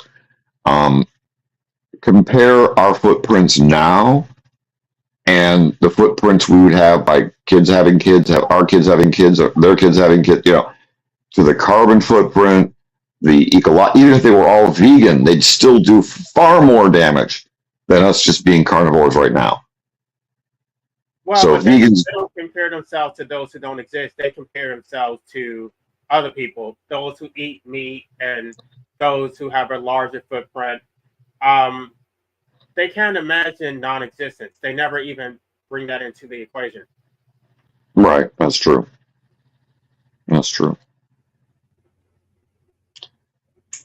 But I remember I asked my mom, you know, why the fuck did you have me? I didn't say it that way, and I'm never disrespectful to her, but I did ask her once, and I wasn't like, oh, wasn't it wonderful you had me? I was very matter of fact. I looked her in the eyes, and you should have seen the look on her face. I mean, it was shock, disgust, surprise, embarrassment. I've never seen a look on her face like that before, and it wasn't pleasant. It was a combination of all these negative reactions. They don't want to be held accountable.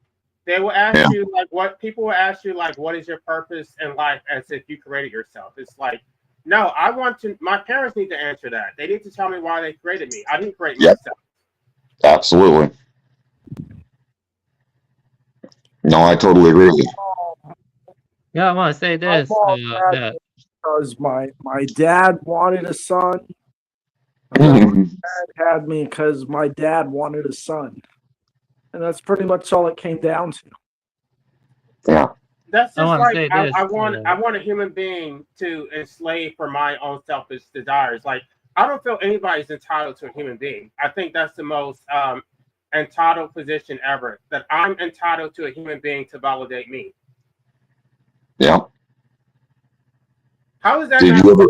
How is that not slavery? That you exist just because they want you to exist, whether you want it to or not, and now you have to serve their purposes just by your mere existence. You are continuing on their legacy. You're giving them purpose. And by the way, many of these vegans will talk about how their children are what motivated them to go vegan in the first place. So that's how they justify procreation. That my children motivated me to become a better person. So now I'm causing slightly less harm than a meat eater, but I'm going to cause infinite harm that is just going to be expanded over multiple generations. Yep. Yep. Yeah, I don't think my mom wanted me. It was just my dad. Yeah. And she didn't really say no.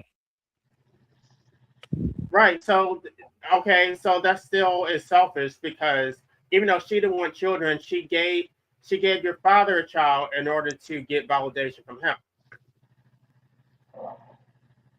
Yep. The bottom line is that it had nothing to do with you. Neither of them were thinking about you, your own suffering, the fact that you would eventually die. They just were trying to extract.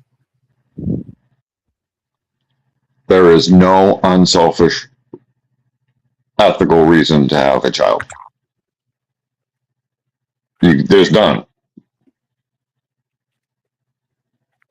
I would say there is, if you can provide them in a stable environment, especially preferably one that's away from the government, where they can grow into individuals who don't need their parents. You know, like, it's recognizing that you're not.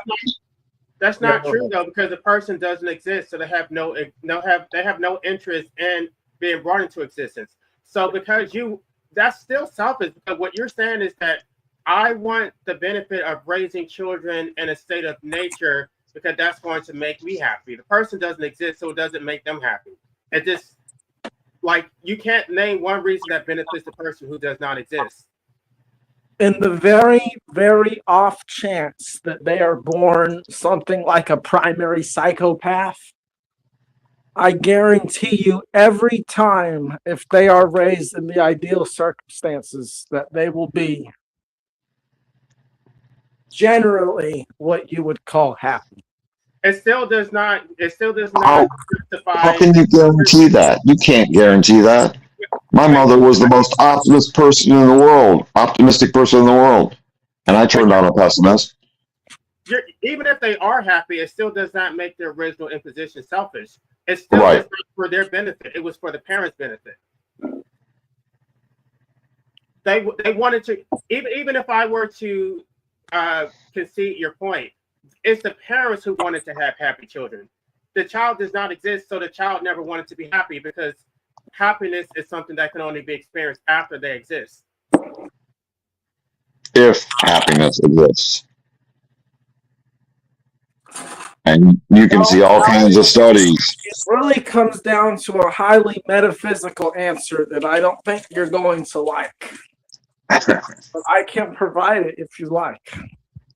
And Okay. if it's based in mysticism and that we're just immortal, that if you're going, like, I need something that is substantiated based on verifiable facts.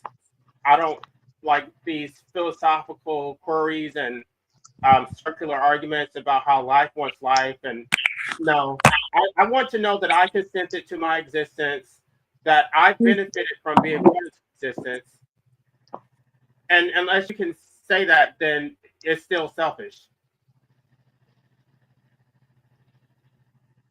Well, By the way, I would say LA, from your perspective, I would think that you would probably still call it selfish, actually. Right. It is.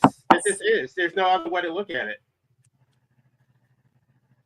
LA, I updated my Wheel of Misery, and it's much more legible now. I'll send you a photo.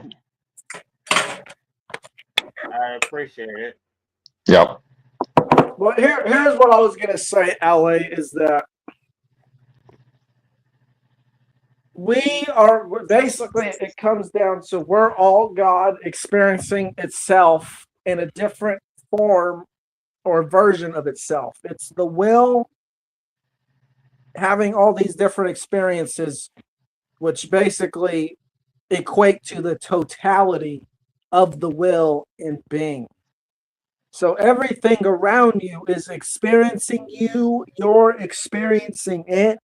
And because the will is essentially eternal, it has no beginning and it has no end, in order for it to have novelty in its experience, it needs to have these versions of itself, which are basically finite, limited beings, which experience suffering and ignorance and death. Right, but you can't be a god and a slave at the same time. So if we're slaves to the will, then we're not gods. I have a thought experiment, and that's good for antinatalism, and I want to play off of it on it a little bit. I'll give you the thought experiment. I'll be interested in hearing what you all have to say. So let's say you have a cage for a hamster, okay? And you get the hamster and you put the hamster in the cage. The way I see it, our life is analogous to that hamster, except that they put like traps for the hamster, or they put a lot of bad stuff for the hamster. Like they say, the struggle of the hamster, like you add like traps that can trap the hamster and harm the hamster, that going through that pain for the hamster or bypassing those struggles will make the hamster stronger. And I disagree with that, because the whole point is, why is there a cage in the first place? Why are you putting the hamster in there in the first place? You see what I'm trying to say? And that problem applies everywhere. Like, why do we live in a material universe that has so much pain? Why bring a child into it to just simply be disillusioned and suffer? And this is my problem with monotheism. I mean, because if there is a God, why even create a material universe full of suffering in the first place? And why bring children into that in much the same way? Why would you put traps and devices that could potentially harm a hamster. I have to Can respond you to this. can you I have respond to what I said this, before sir. that though? I have to respond to Avian really quick, okay? Avian doesn't. It's the hamster is putting itself in the trap, is the thing, Avian. It's not some external force that's like you're going through all this suffering. No, it's God becoming or being a hamster, willingly going through all this stuff to test its own principles. Yeah, I don't agree This is because why I said. This is why I said that I know Ale would not agree with my position. I figured. No, I want you to explain it. How can you be a guy and a slave at the same time? Because you're basically saying that nature is what it is. There's nothing we can do about it.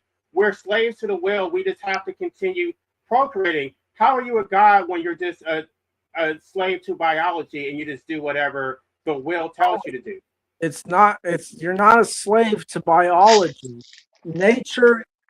The nature of being is that you, as a free will or an expression of the ultimate will, 'cause that's what free will is, you have the ability to express yourself. That's your nature. You be in the universe, you exist in a world, and you live your life the way you feel and desire.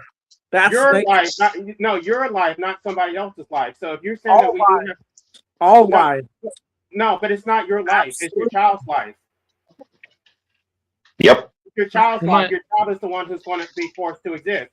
So if you believe that we have free will, then that basically means that it is a voluntary act, that people do have the ability to resist the will, and so they're doing it on purpose, which makes it unethical.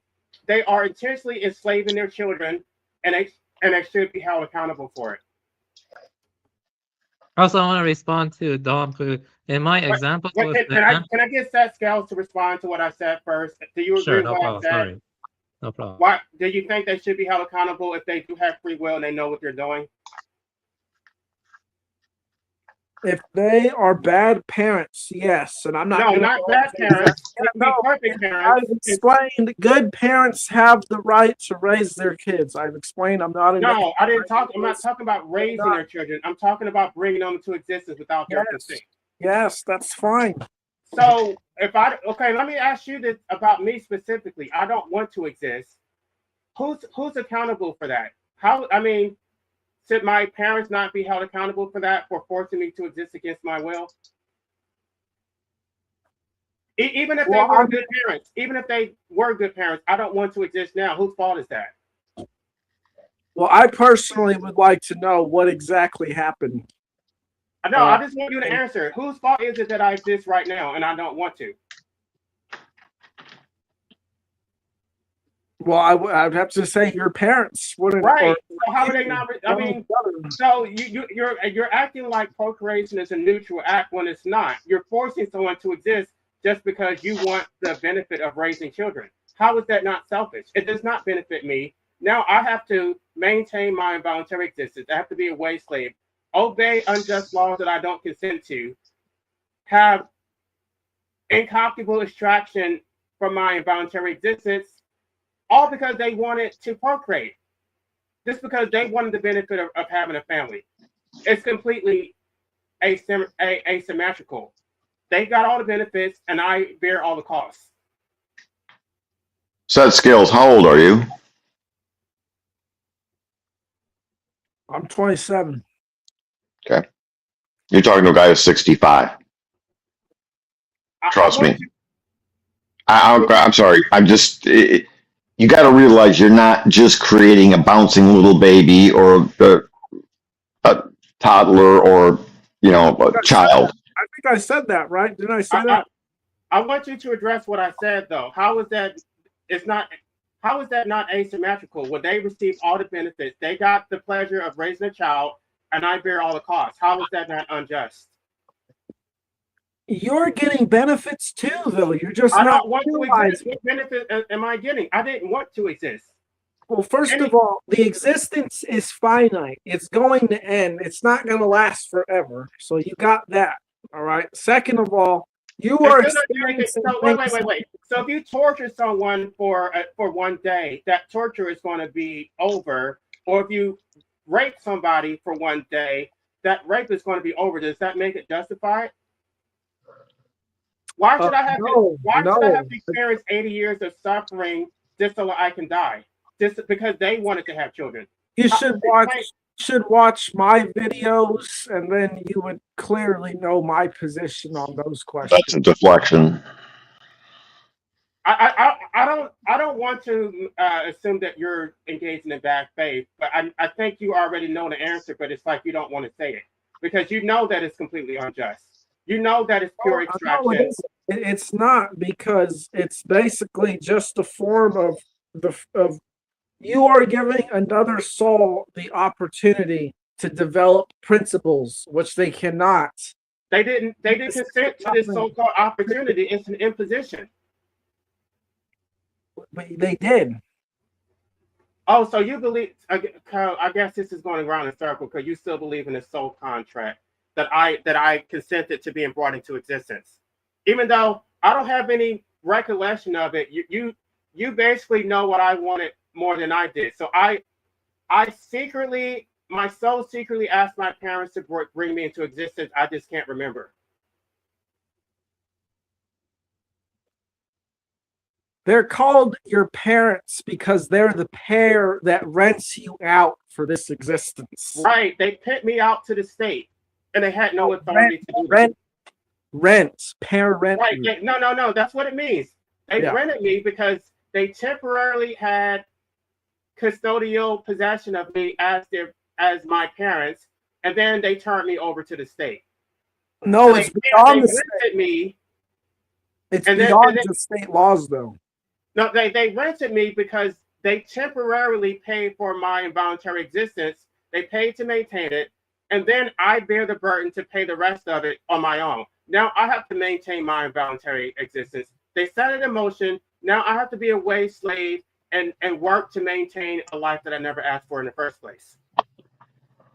So that's what makes them pair rents. They rented me, but they didn't actually pay for it.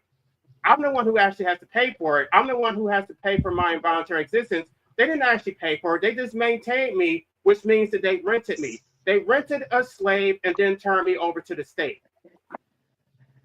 So let me ask you this. Do you think that because a parent has children that they should just care for that child their whole life? Yes, absolutely. They have a moral, and even though they're, okay, first of all, let me just step back and reframe it. Why should I have to pay to maintain an existence that I never consented to in the first place? Why is that my responsibility?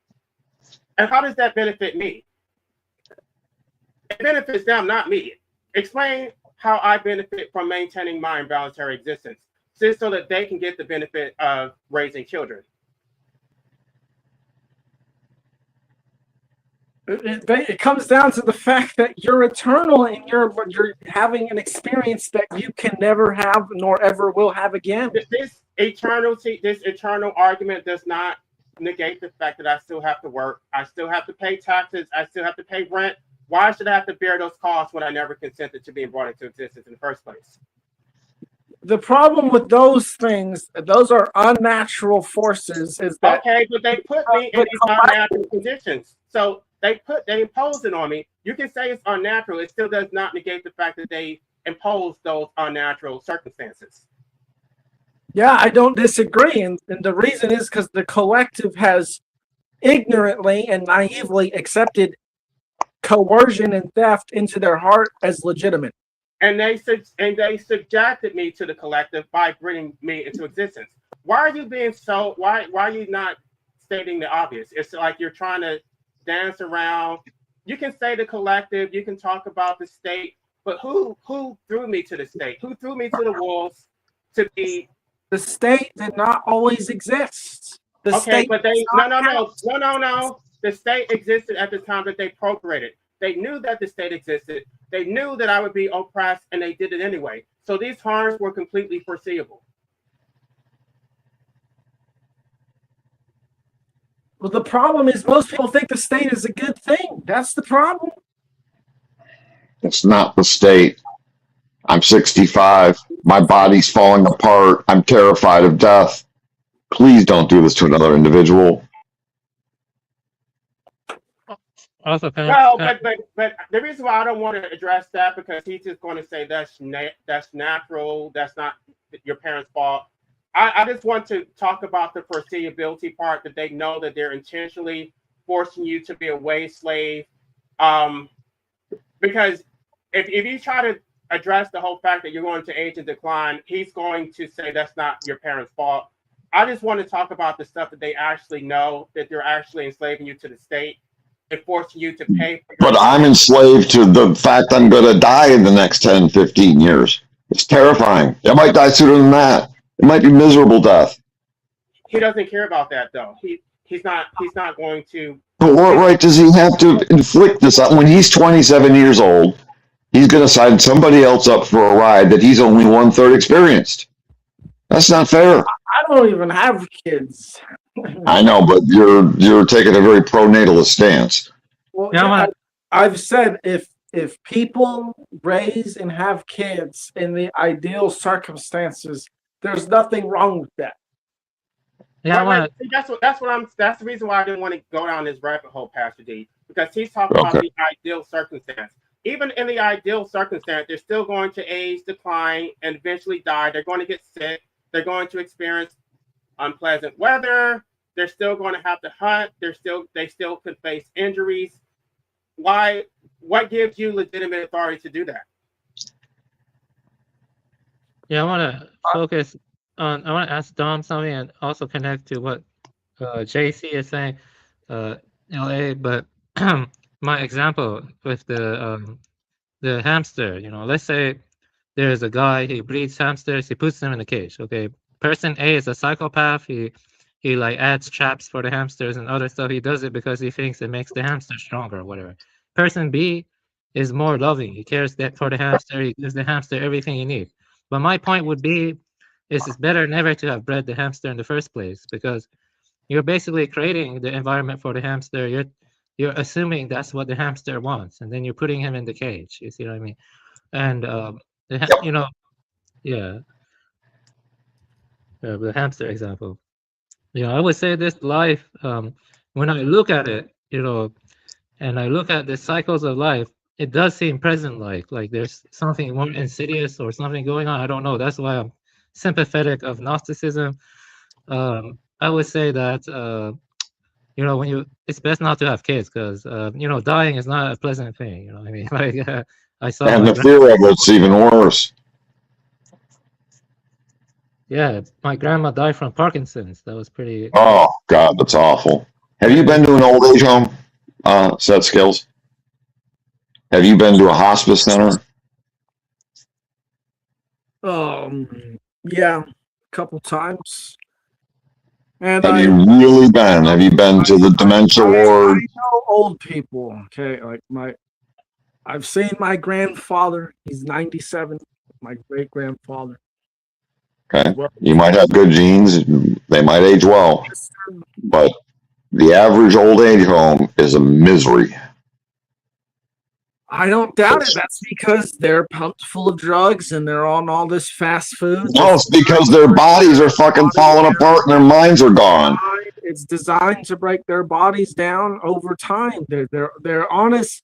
They live within a system that is inherently predatory, and they empower the predator. It's Then like don't bring someone here that's going to get preyed upon. That's all we're asking. But go ahead. I'm He did going not to shut up. consent to inhabit their bodies in the first place. I feel like this is not going to go anywhere because I think he still believes in a soul contract. So he believes that you did consent. I don't know how to respond to that. It always goes this way. We have to expand beyond the scientific outlook because that's a huge part of the reason why the world is even so messed up in the first place. The world is what it is. We're not going to change the world. The only thing we can do is not put people in the world in the first place. So the world can be as fucked up as it wants to be, but you don't have to put people, you don't have to subject human beings to the world. But part of the way that people make it messed up is by bringing people into the world. So asking these people to change their ways, which is basically the collective, is just Okay, let's not talk We're about not asking the world, we're asking you. right. I've stated my position.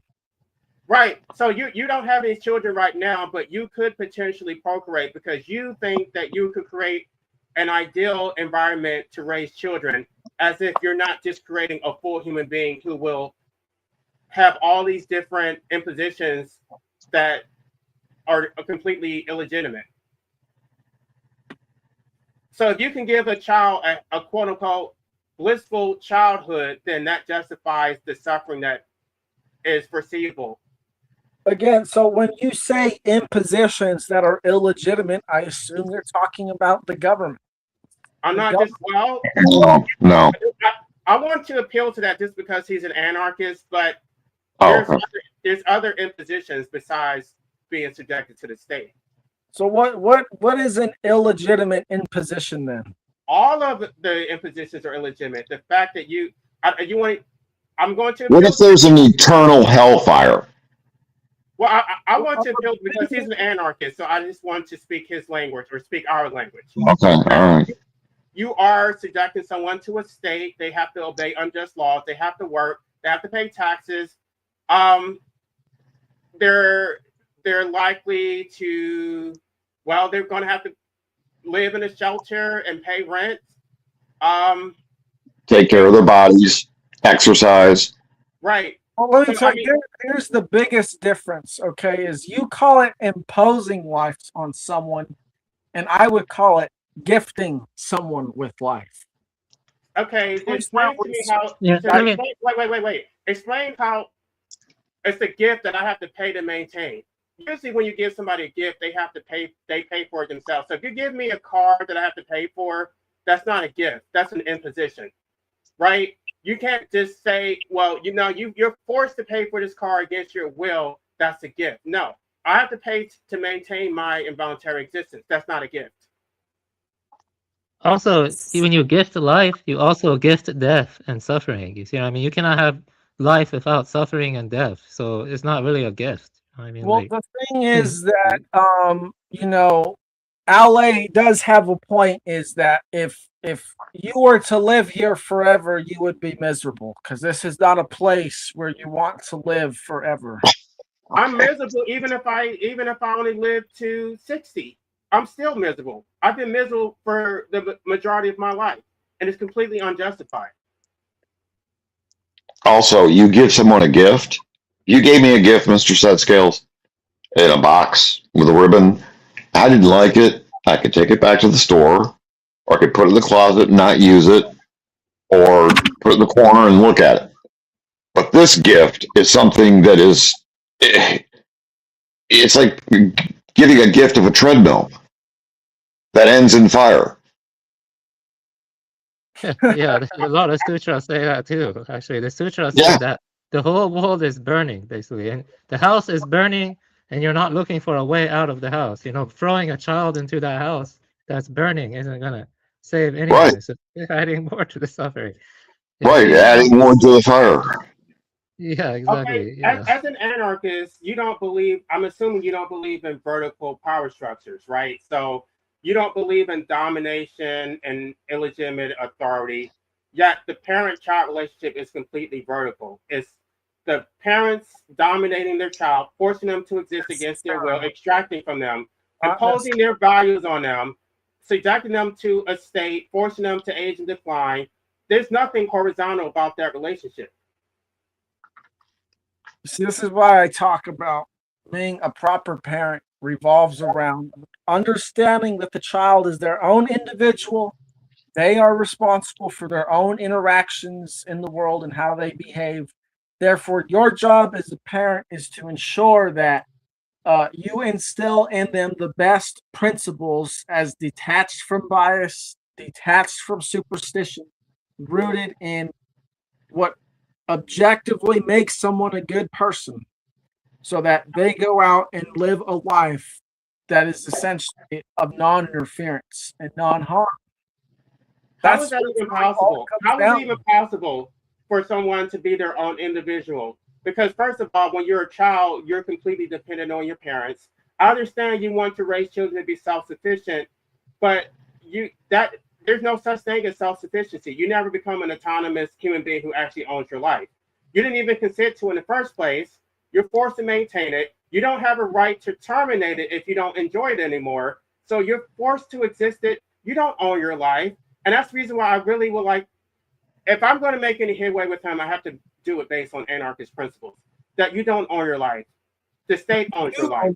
No, this is they want you to give them the authority. No, they don't have authority. They have power, and because they have power, they can criminalize your right to terminate your own life and force you to exist whether you want to or not. So they I'm have saying power. you have authority. You as an individual have authority, and they want your authority to empower them. And I'm saying to stop giving them your authority. But I can have authority. Wait, but I can have authority. I still don't have power. If I want to contract with someone to terminate my life, I may have authority to do that. I don't have the power to do that because the state has criminalized it.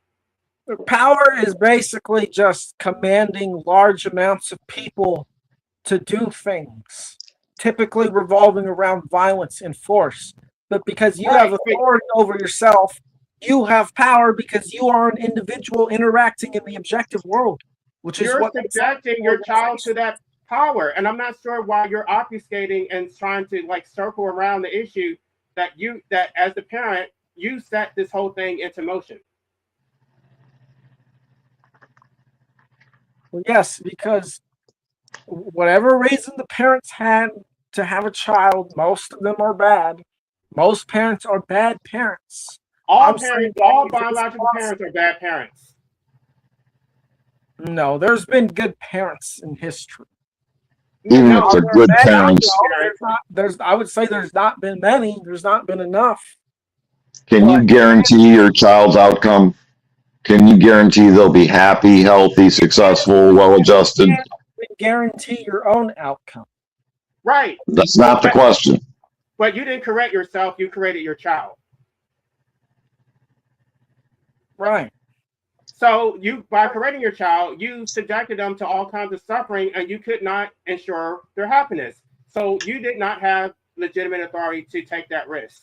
Well, your job as a parent is not to create happiness for your child. Happiness is a trap. And I've said happiness is a trap multiple times because it's based in a fleeting moment and based in it's basically based in being content with fortune. Okay, so if it's not based on happiness, that basically means that they're not doing it to benefit the child. They're doing it to extract, which means they have all these duties, and that they're going to suffer. You know that there's going to be more suffering than happiness, but you're going to do it anyway. A good parent wants to have a child who's going to have a meaningful life. This does not necessarily revolve around happiness because there's lots of people who go party and they're happy, and then they reach a certain age and they're like, well, I'm not so happy anymore. Regardless of what word you want to use, they can't even ensure that their children will have a meaningful life. They can't ensure anything. They can't even ensure that they will be around to raise their children. They could actually pop out a baby and then die shortly thereafter, and then leave the child to fend for themselves. Yep. My dad died when I was 12 years old. He left a 12-year-old, a 9-year-old, and a 5-year-old. And it fucked up the youngest the worst. So it destroyed him. The hubris is astounding that you think that you have some godlike authority to enslave someone, to take all the risks, and you think it's justified. And in fact, I would say that parents are more oppressive than the state.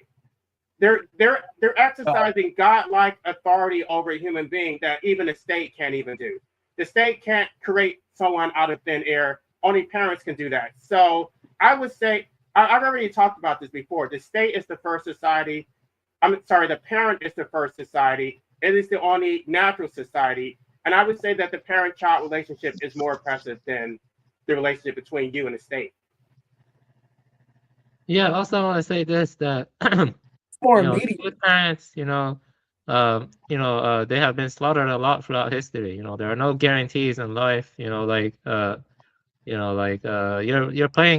playing with dice. I mean, that's what if we have World War III and you have a kid, and in 18 years, a big war breaks out, and he gets drafted.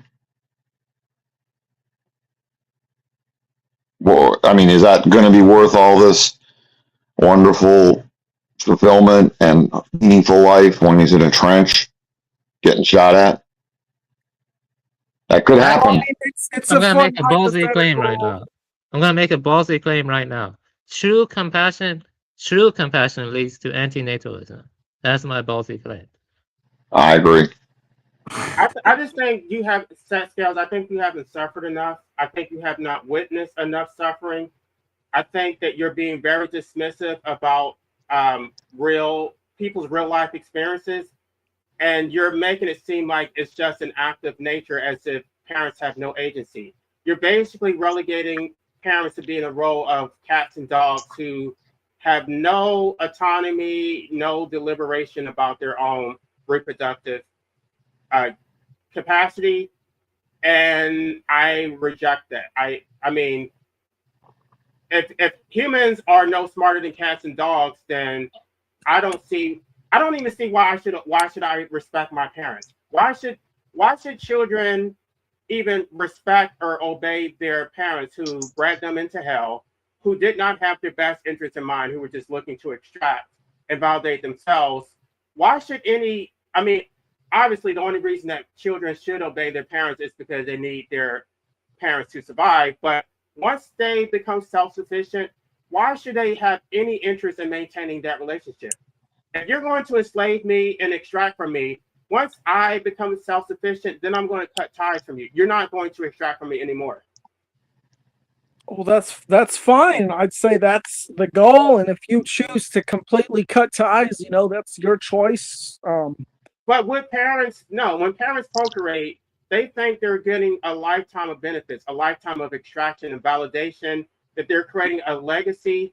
And so once you cut ties with them or even terminate your life, then they're not getting that return on investment. This is why I say that most parents are bad parents. I've said this. All biological parents are bad parents. Or it makes you a good parent.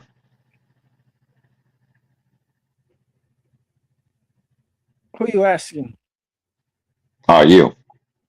I'm not a Set parent. skills. Well, I know, but I mean, you're saying that you're very pronatalist, and it sounds like you're very open to the idea of bringing a new human to this planet. And we're asking, okay, most parents are bad parents. What makes you a good parent?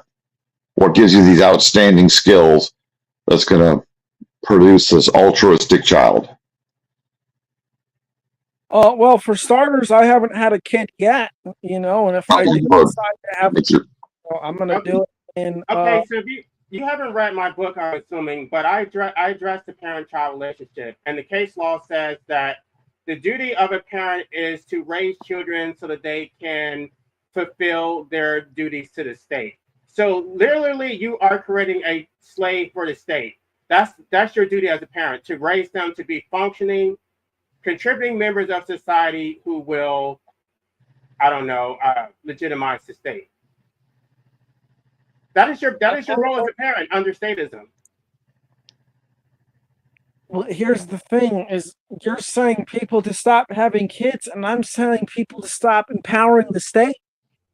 You are empowering the state by procreating. What's a more viable option? You're empowering the state by procreating. Stop empowering the state by stop following their laws, stop paying taxes, stop watching the news. Stop creating. And then your kid will be in jail. Stop creating subjects to the state in the first place. That's the thing. If enough people did it, they couldn't throw everyone in jail. If enough people stop procreating, they could dismantle the state. Gotcha. You think people are going to do that? You think that people have this whole revolutionary spirit that you're talking about? No, they're slaves. They're natural slaves, and they want to be compliant, and they want you to be compliant also. If you want to be an anarchist and you want to rebel against it, they're looking at you like, what the fuck is wrong with you? You must be crazy. You need to go to some mental health facility. They're not going to help you. I talked about that whole thing about activism, how they don't want to change anything. They're all these free riders. They rely on a very tiny percentage of the population to do everything. They're not activists. They don't even think that way. They're not wired that way. So whatever system you are breeding your children into, that's the system that you're going to get. There is no improvement. There is no incrementalism. It is what it is. It's going to get worse. It's not going to get better. It's more likely than people stopping a natural act, is what I'm saying. No. Okay. This is what you're not getting. This is the point I don't think you're getting. I'm trying to make. Okay. Having children is a natural act. The state is not a natural act. It's But you're much subjecting easier them to people the to unnatural stop. entity. But it's much easier to get people to stop supporting unnatural things than natural things which have been around since before the state. Okay, well, you do that. Don't put that on a kid. Okay, you know what? I don't think you can reason with some people. I think I need to take. I don't know. It's too hard because I do see the problems, and it's like I want to address them all at once, and I'm only one person. But the solution is you basically these people are not rational actors. You basically have to create financial incentives for them to become sterilized, pay them to get sterilized. I don't even think you should try to educate them because these people are beyond education. If that These people are just cats and dogs who can't think for themselves. So you just need to treat them the same way you would treat a cat or a dog. If that happened, LA, you probably would start seeing a revolution. No, I'm not talking about forcing people to get sterilized. I'm talking about paying them to get sterilized. Hey, as a pastor, I do a 2-for-1 special. I circumcise and vasectomize. Oh yeah, if you paid them enough, yeah, people would probably do it. Right. So that's the only answer. Stop trying to reason with them. These people don't give a fuck. They're selfish. If they can get a new, I don't know, a new pair of clothes, they can go out and have fun with some money, then that is the only thing that is going to appeal to them. But appealing to them about how their children will suffer, how they're going to bear all these costs, they don't give a fuck about that. You have to appeal to their selfishness. Good point. I think Amendum did a whole segment on that, paying people not to have kids instead of the other way around. Where a single mother gets subsidies until the kid's 18. No, they shouldn't get any subsidy. They should be paying more into the system because they're Right. Yeah, that would make sense. Like actually incentivizing people not to have kids because that would help like fix so many things. But they don't give a shit about that. No, they're so short-sighted. They've got us in the United States. I can't speak for Persia, but in the United States, they've got a social security system. They've got all these corporate positions. They got all these houses they got to fill and keep the housing prices up. And without bodies, the whole thing kind of in the short term falls apart. And I realize that. But yeah, let me say this.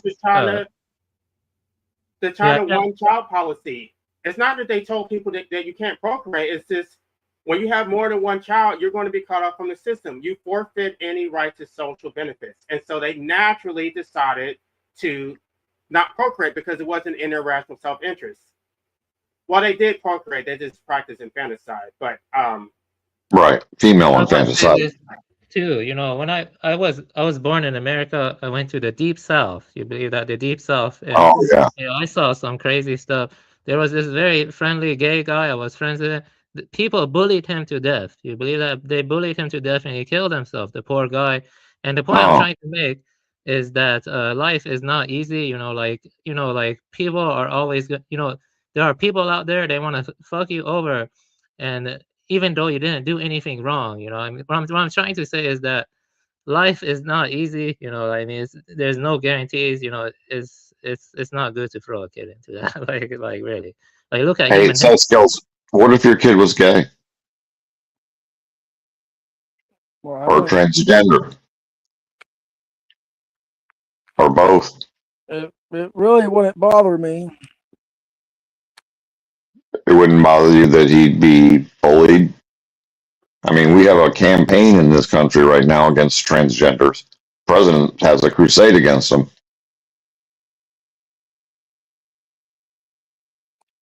Well, I mean, I'm pretty sure that if I have a kid, they're not going to be a transgender until they're after 18, because I'm not going to be giving them no drugs or hormones or anything like that. Right. But what if they identify and they're a boy and they act very girlish and, they want to Well, I do the mean, whole skit? there are things, that we just have to deal with in life. I can't shield them all from the world. This is why I say a parent's role is to prepare them to best navigate the world, to be Okay, so we I guess the conclusion is that you don't care if your children suffer. I guess my question would be, how much would we need to pay you to not have children? I care about how my children handle the suffering is what I care about. Suffering is inevitable. How much would we have to pay you to not have children?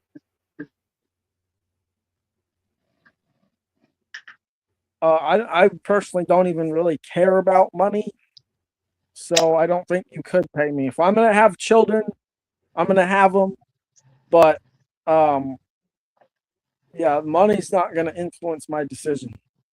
That's Okay, for then the sheep. what can we do That's to for the sheep, JC. what That's for the people you said who are like the cats and dogs who operate based off of programs and scripts. what can we do to convince you to not procreate?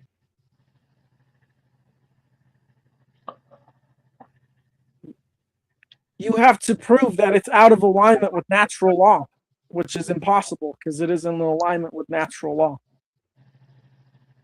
Okay. Okay. So eating your young. So's eating your young.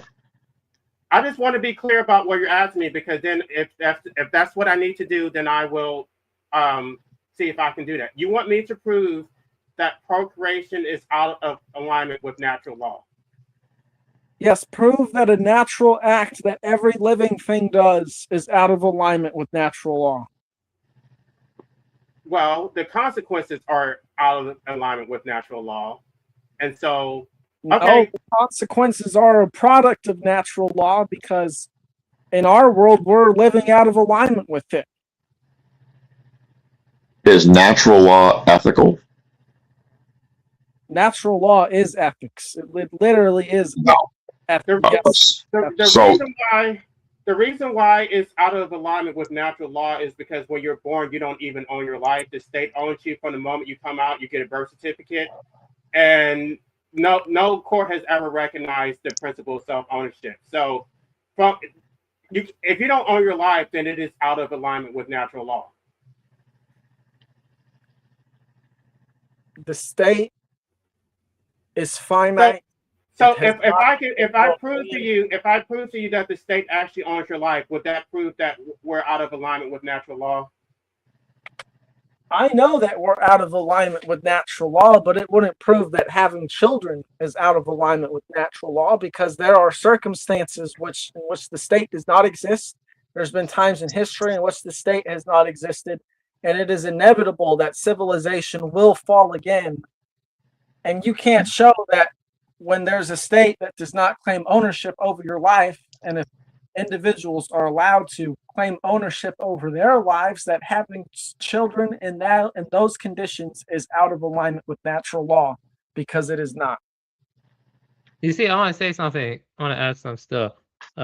When you become existential and you think deeply about nature and survival and the mob mentality of people, and other stuff like that, you see human beings, all of nature does kind of feel imprisoning to some extent, because you are throwing kids to survive in the jungle and stuff, and that's gonna have suffering, it's gonna have betrayal, it's gonna have a lot of crazy stuff. So you were talking about the eternal. I would say the eternal cannot be of this world, because in the sense that this world is endless fire, it's endless burning and stuff. So there's ethical issues there, you know what I'm trying to tell you? Like, there are certain experiences you could come across in life that could make you wish you were never born.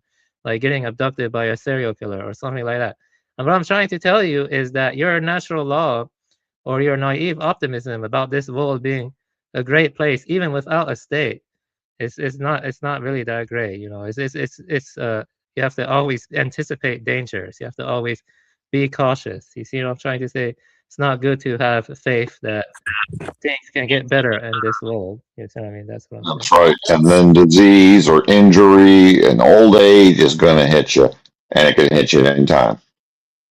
100%. You know, 100%. Yeah, old age, sickness, and death. You know, the Yep. Buddha talked about that. Yeah, this is why Taxes and death. monks do not have kids, and why a lot of older Buddhist monks, they were anti-natalists. Like they strongly discouraged people from having kids and stuff, like, because you're just throwing them into a burning house. You know what I mean? That's what you're doing. Right.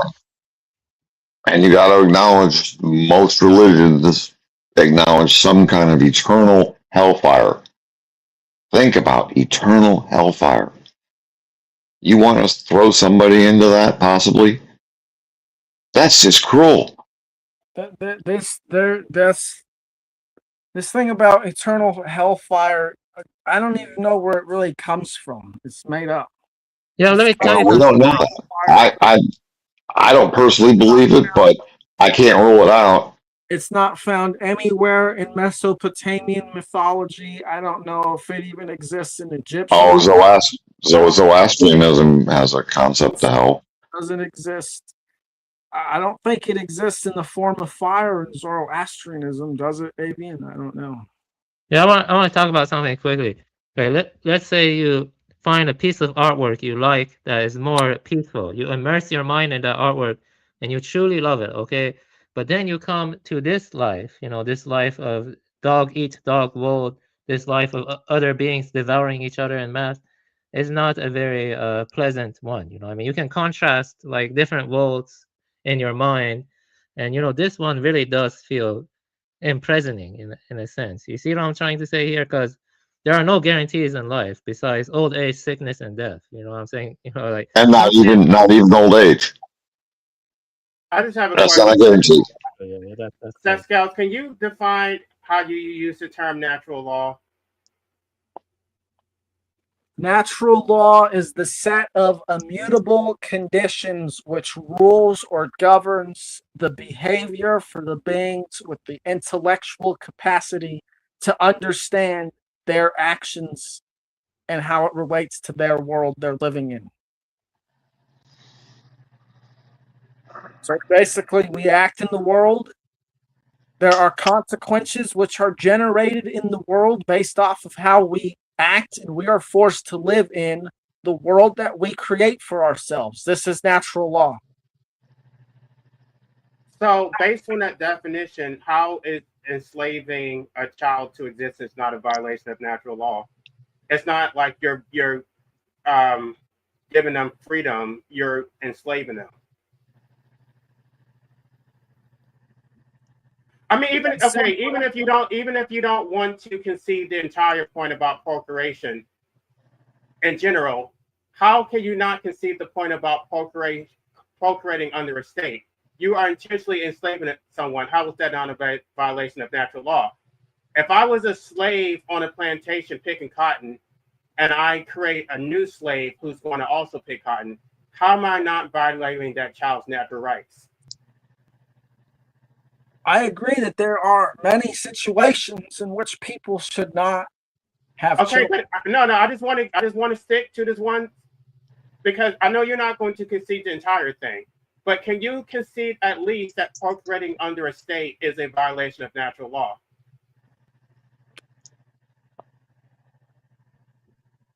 If you are doing it for the reasons of having welfare, or it doesn't matter about your reasons. It's about the child's life that you are enslaving them to the state, regardless of your reasons. I think it does. I think it does largely come down to your reasons and the environment that you're bringing your child up in. Right. The environment is that you're doing it under a state where they're going to get a birth certificate, social security number. They're going to have to be a wage slave. But you can limit their involvement with the state as a child, for example, by not subjecting them to public school. I think you're just not. I think you're not being honest right now. You know that you know the point that I'm trying to make, and for whatever reason you don't want to concede anything. I'm not. Well, As I an mean, anarchist, here's you the may thing, not. if you can have a child who's going to make a difference in the world, who actually like, How do you know that? like if they do, well, like the same way you don't know if they're going to live a life of suffering. You don't know Did what. they So why consent? gamble? Why Did they gamble? consent- Did they consent to make a difference in the world, or is that something that you impose on them? If they choose to do it in their life, then yeah, they chose to. No. But you procreated with that specific intent that you were going to create a child who's going to make a difference in the world, but they did not consent to that. I mean, as far as in the moment of me having a child, no, they did not consent to that. But there has to be someone who in the future is going to have to bear the responsibility of fixing this world. If Why? wants, You fix the world. I You're making an appeal to necessity. You're making an appeal to necessity. You're basically saying that the world has to exist. No, I think therefore, there has to be more people to extract from in order to maintain this system, which they never chose to exist in the first place. Yeah, exactly. And I want to also add something to it. I want to read a short quote that ties into what Dom was saying. I don't think we can truly better the world. It's not possible. Let me tell you why. The only way you can better it is to refrain from having children or to step outside the world. And this is the quote I want to read. It's from Cormac McCarthy. There is no such thing as life without bloodshed. I think the notion that the species can be improved in some way, that everyone could live in harmony, is a really dangerous idea. Those who are afflicted with this notion are the first ones to give up their souls, their freedom. Your desire that it be that way will enslave you and make your life vacuous. So my point with that is that a child cannot end the suffering of this world. If you bring a child into this world, what you will invariably do is increase suffering. A child cannot end suffering in the world. You see what I'm trying to say? This is the kind of stuff that is leading to transhumanist utopian delusions. You see what I mean?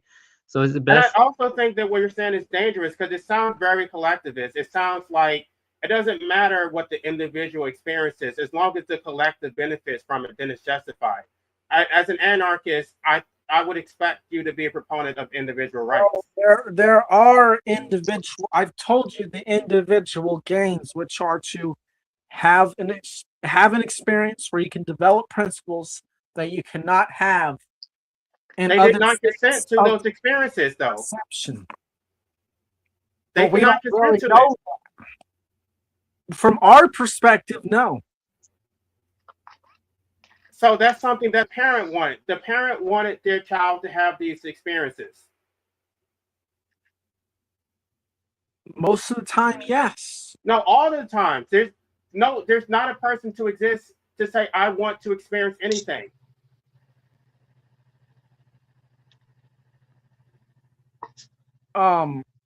Most of the time, children do. Most children seem to love life and seem to be experiencing life. Most babies as well. I'm not sure if you've read the literature on my book or even David Benatar's book, that once someone, like, people have no interest into being brought into existence in the first place, but once they are brought into existence, they have an interest in continuing to existing because nobody wants, basically people have an aversion to their own annihilation. So nobody wants to die, even anti-nihilists. I don't want to die, but I think it's the only way to eliminate my suffering. But the fact that I don't want to die does not mean that I want to live. Can I ask a personal question, LA? What are you suffering from exactly? From, well, primarily state oppression. The state has deprived me of the right to earn a livelihood. The state controls me. The state extracts from me. The state has made my life a living hell. The state, well, I have a social security number, a driver's license. I have massive student loans that I will never be able to pay. And the only reason I took those student loans is because the state would not allow me the right to earn a livelihood without getting their raggedy occupational license. I have to work to maintain my involuntary existence. I'm subjected to constant domination in the form of capitalist extraction. I don't feel that I own my life. I don't think that I own my property because the state can actually destroy my property. And then when I sue them, they claim sovereign immunity. So I have no rights. I'm an abject slave from my perspective, and I don't enjoy my existence. So that's my suffering. It's, Okay. and additionally, I'm eventually going to age and decline. I'm already aging, right? We're all aging and declining. But eventually my body's going to start deteriorating, and I'm going to be forced to continue existing against my will unless I am able to decriminalize medical assistance in dying, which I should not have to do that because my parents should have done that before they created me. We talk about these circumstances, raising children in the ideal environment. No, they raised me in an entirely unideal environment. Right. In a household that was infested with rodents, which I have extreme phobia of. I was abused as a child. I was constantly beaten with extension cords, punched, dragged down the stairs. And this person is gaslighting me, talking about how I benefited from this. I didn't benefit from anything. I had a miserable existence my entire life. I'm sorry to hear that. Yeah, for me, it's kind of similar, but art gives me an escape, art, aesthetic experiences, and also, my pets, stuff like that. But the thing I've noticed with the masses of people is, a lot of people are just naturally coercive. A lot of people are naturally domineering and stuff. It's not a pleasant experience to, working 9 to 5 is slavery, for the state. I've done some shitty jobs, that have basically been very oppressive. Like my boss was like cursing me out and other shit. One of them for my my programming job, stuff like that. I would say that overall, if I'm gonna tell you, Dom, if there is an eternal, it cannot be embedded in the material world. It has to have some degree of decoupling from this world. Like the eternal is not here, the striving and the grasping of signs, or just perpetuating existence and having children. It's like a meat grinder. You know what I'm saying? Like it's Yeah. Like read some By history. the way, Mr. Buddha, your English is amazing. Thank you. Yeah, You're welcome. I think some people just don't understand the tragedy in life. There's a big tragedy. It's a tragedy. It can go so wrong in so many ways. And I'll speak for my life. I was born into a wealthy family, relatively loving. I mean, didn't want for anything. I wasn't unreasonably beaten. I got spankings, but not like LA with the whipping and the constant beating. And maybe it's because my father died when I was 12. I don't know. But I know I have this depressive attitude, and I know my brother has it, and my middle brother died when he was 58 years old. So he didn't even get to be old. Okay, I guess I would like to sit on that for a moment, because there's this whole idea that if you're wealthy, that basically you're guaranteed happiness. And Bullshit. No, I disagree with so that. can you talk about that for a minute? Like, if you're wealthy, are you immune from suffering? Like, do you? No. No, I mean, the only advantages that wealth gives you is when problems come up, they're easier to fix in most cases. But once a human has food, clothing, shelter, basic entertainment, transportation, that's really all a human needs. It doesn't matter if you have a Ferrari or a Toyota,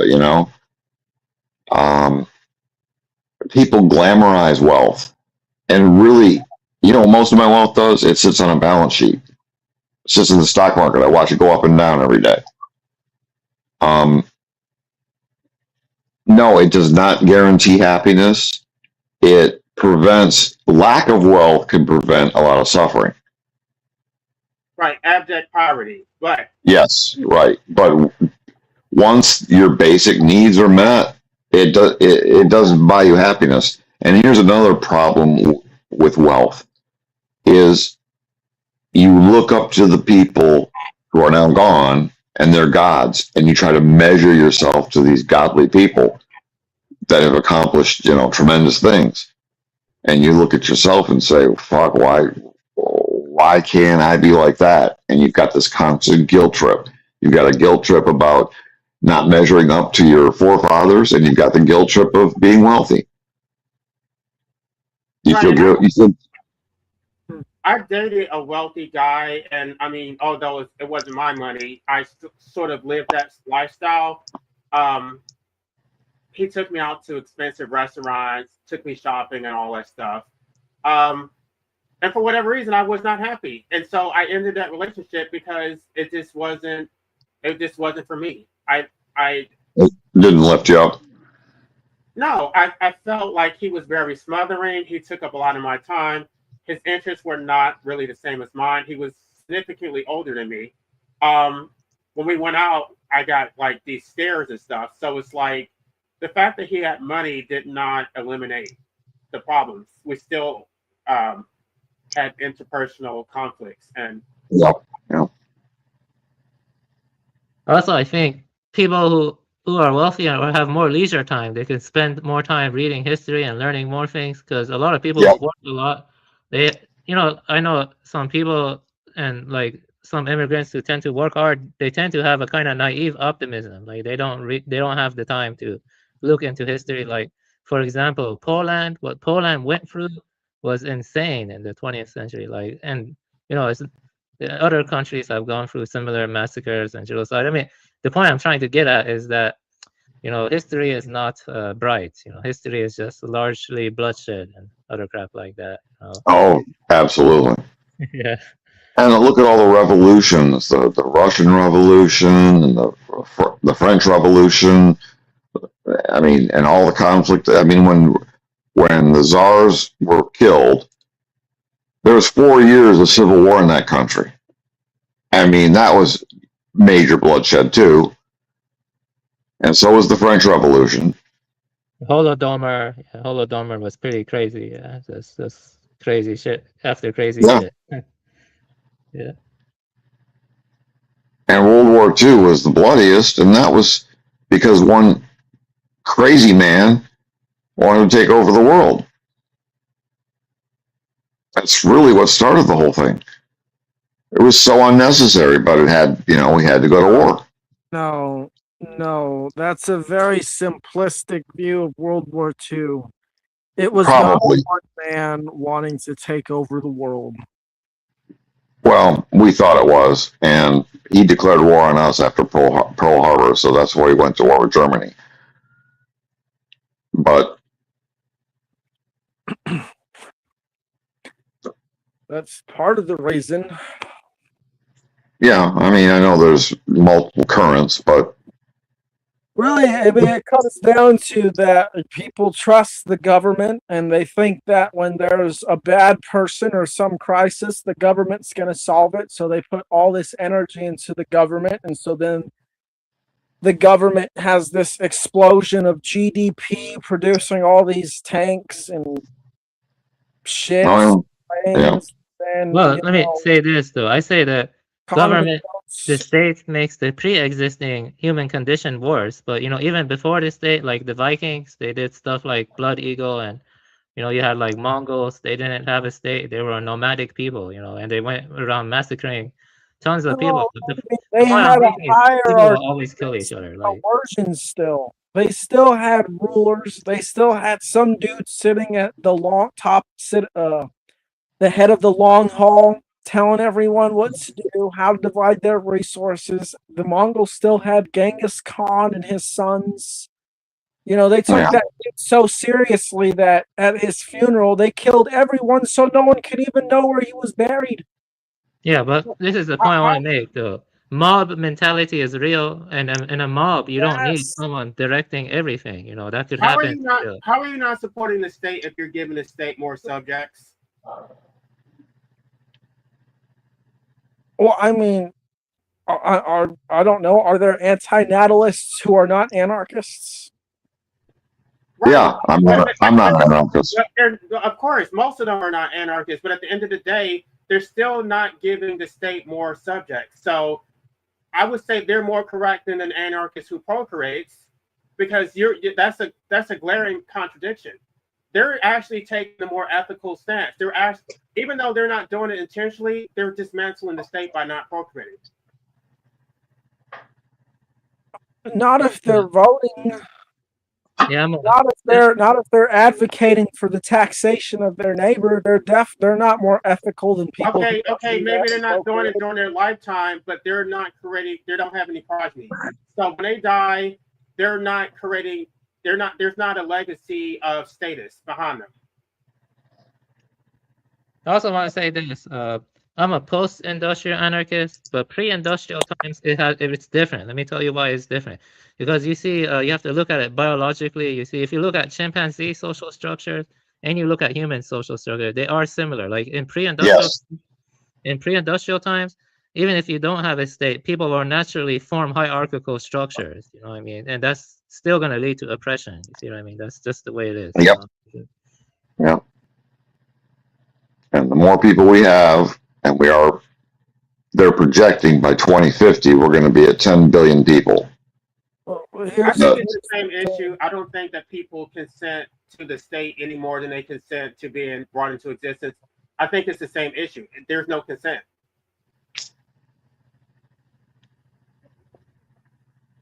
Well, you know, people think they have consent over the state.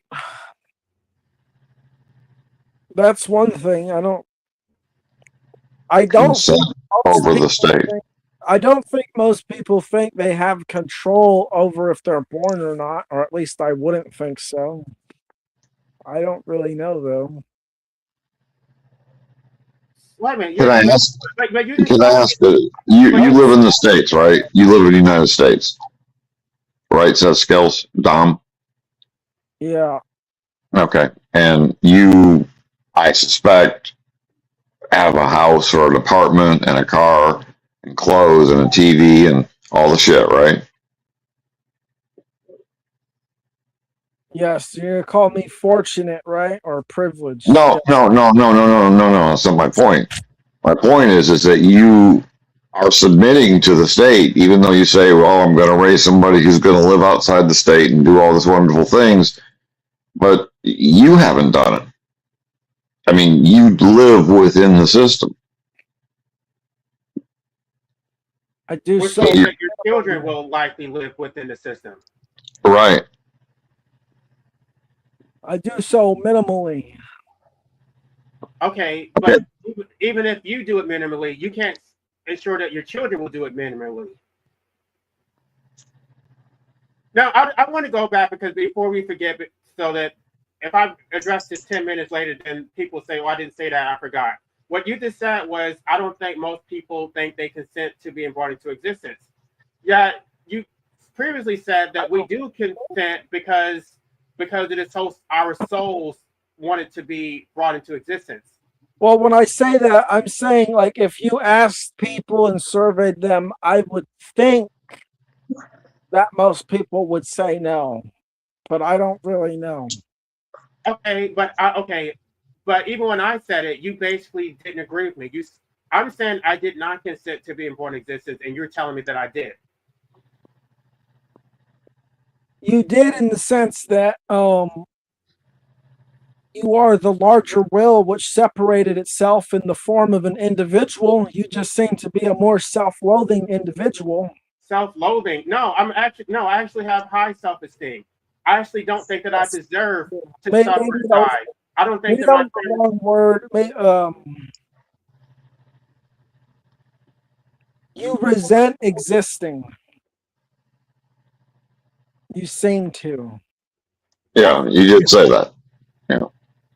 Yeah. So now go online, and they've got a lot of surveys and studies. People hate their jobs.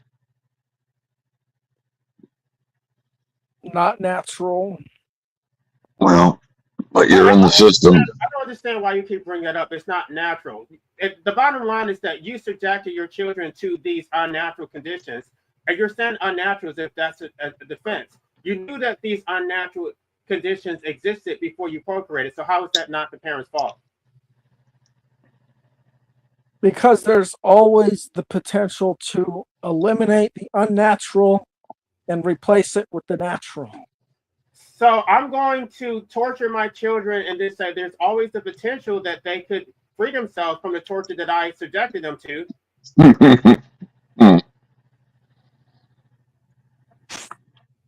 And bottom line is that the human species has existed for what, a million years.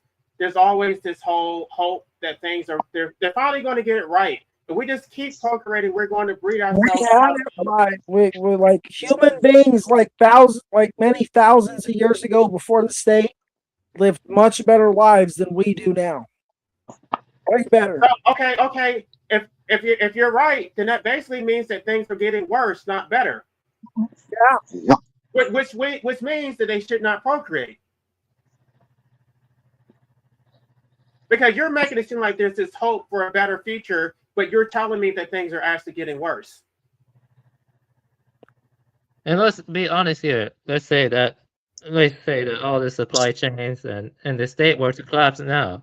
There will be a high level of chaos that would make you wish you were never born, because people will be, what I'm trying to say is that it's better not to have kids, because we're moving towards a cataclysm. I mean, that's what I see. And so like we're moving towards atrocities and other stuff. But after the cataclysm, there's going to be more births, and then these people might, and I say might because typically what happens after cataclysms is the state just rebuilds itself. But there will be some people who will have the chance to live a life separate from the state. Yeah, but you see, you're saying it's cyclical, right? And if it's cyclical, then it's best to end the cycle. You see what I mean? Because it's not good to have optimism that, oh, if it collapses, we can do better. We can make things more peaceful. What I'm trying to tell you is the natural. It doesn't care about your moral sensibilities. It doesn't care if you suffer or not. It's just dog eats dog. Yeah, and No, Avon. Here's the thing about the cycles you don't understand is that we empower the cycles. No. By choosing to build all this shit that we've built, all this technology that is basically a metastasis on the earth, we are forcing the cycle to be similar to how a body reacts to a viral infection. It's going to be violent for us. No, you're forcing the cycle by procreating. That's the root cause of it. No, the cycle could be so subtle. The cycle's end could be so subtle that no one would even notice. No, but you're talking about behavior that happened. You're talking about behavior that happened after the person is brought into existence, but the original imposition is the cycle. Yeah, but the cycle is also, painful because of disease and other stuff like we're saying. But you are right that we're making the cycle worse with the state and with technology. But the point is, even if you strip away the state and technology, you're still gonna have suffering. You're still gonna have, disease. You're still gonna have war and fighting. It's not like we're gonna live in Kumbaya land. You see what I'm saying? It's gonna be on a far smaller scale. That's the point. And it's going to be on a manageable scale to a point where, if there's some like bad person in your neighborhood, if you go out like as a so-called vigilante, you aren't going to be prosecuted by the state for, actually stopping someone from doing harm in the world. That's what I'm talking about. I just think everybody has this false hope that things are just going to get better. They can't accept reality for what it is. They can't look at what's happening right now. It's just, I'm just going to have children and then hope that by the time they become adults that they'll actually get whatever hopeful future that I think they should have. And of course, that never happens because their future actually looks much bleaker than what their parents ever envisioned. And then when their children inevitably suffer, they act like, oh, I didn't know that was going to happen. I didn't think that my child would be sexually assaulted. I didn't know that my child would be a wage slave working at Walmart. These things are so unforeseeable. I didn't know that my child would be thrown into a prison to produce license plates for the state. I didn't know that my child would be a part of the school to prison pipeline. I just want to mention that the book I'm working on literally revolves around the apocalypse, which is civilization ending through the unveiling by people realizing that it is inherently predatory. And I describe, well, I haven't gotten to this part yet, but I'm going to describe how the cataclysm is basically brought about by how in alignment we are with natural law. Because if we look at cataclysms of the past, such as the Bronze Age, for example, where everyone was at war with each other, everyone was fighting over resources, the environment reacted to them harshly and reset them back to something that reduced Egypt, reduced the Hittites, reduced the Mycenaeans to basically feudal lands and petty warlords. I just want to step back for a minute. Do you think the parent-child relationship is vertical or horizontal? I mean, it really depends on the individual. No, do you think it's even possible? Is it even possible for a child to be equal to their parents? Yes. I don't know. I've never seen that. I think that parents, they discipline their children. They subject them to their rules. I've never seen, it's not even possible for a child to be equal to the parents. It's the parents who dictate everything. Especially from age 1 to 12. The parent-child relationship is inherently vertical. I also want to say something about natural law. I just want him to respond to it before we move on. Sure, Can sure. you acknowledge that it is a vertical relationship where the parent necessarily dominates the child, even if they're not doing it on purpose, even if they have good intentions and they're trying to be as progressive as they want to be, they're this because of the nature of the relationship, because the child is dependent on a parent. Is that not a relationship based on domination? The reason that there's this perceived domination is because the child is still learning their body. They're still learning the world. I'm not asking about the reason. I'm just asking about the structure. No, the reason is important. Because is it vertical or is it horizontal? It's balanced. Oh my and God! The reason it's balanced. I don't like how you don't give honest responses. These are not how is this not an honest response? I think you're just not satisfied with your responses. You don't have to agree with me, but you're just to your arbitrary standard. I think that's how is a 3-year-old not completely subjective to their parents?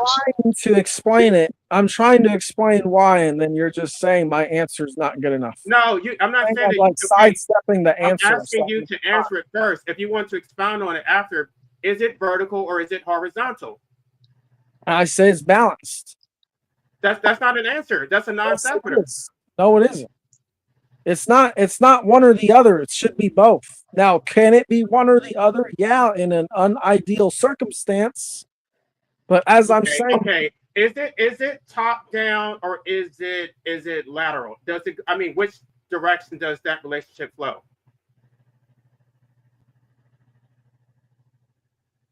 It's more circular or triangular. It's more triangular. It's a relationship between the parent and the child and higher principles. And the state. Okay, let me make my point more specific. If I want to do something that my parents don't want me to do they have power to force me to do it anyway against my will? Okay, this goes back to what I was saying earlier. If I want to eat something that my parents don't want me to eat. Can I make my point? I'm going to make my point. Okay. The child is still learning their body. They're still learning the world. And that means that they have potential to do things in the world which are not good for them, that the parent knows is not good for them. That makes it So, like, vertical.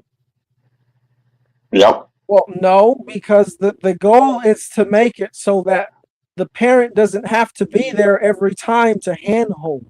They just Even if it's temporarily vertical, meaning that you're trying to raise them to be self-sufficient so that you can eventually have a horizontal relationship while you are dependent on your parent, that during that entire time, that is a vertical relationship. because of a lack of knowledge, but it doesn't make It doesn't, No, but it doesn't make the child unequal. but that child did not choose to have a lack of knowledge. That parent created a child who had a lack of knowledge, who was born into a vertical relationship. And therefore it's the responsibility of the parent to adequately teach the child how to. Okay, but I still want to address the original question. Why will you not concede that it is a vertical relationship? It is. The child is dependent. The parents set the rules. The parents have all the power. The child has no power. the parents have the money, the parents have the house, the parents have all the resources. The parents don't decide what is right and wrong in the world. They No, I'm teach not talking the about child the to world right now. navigate. I'm still sticking to the family relationship. The parent-child relationship is vertical. No, because I'm telling you, it's a trinity. But it's a trinity relationship between the parent, child, and higher principles. So if it's equal, why was my mother allowed to beat me, but I could not hit her back?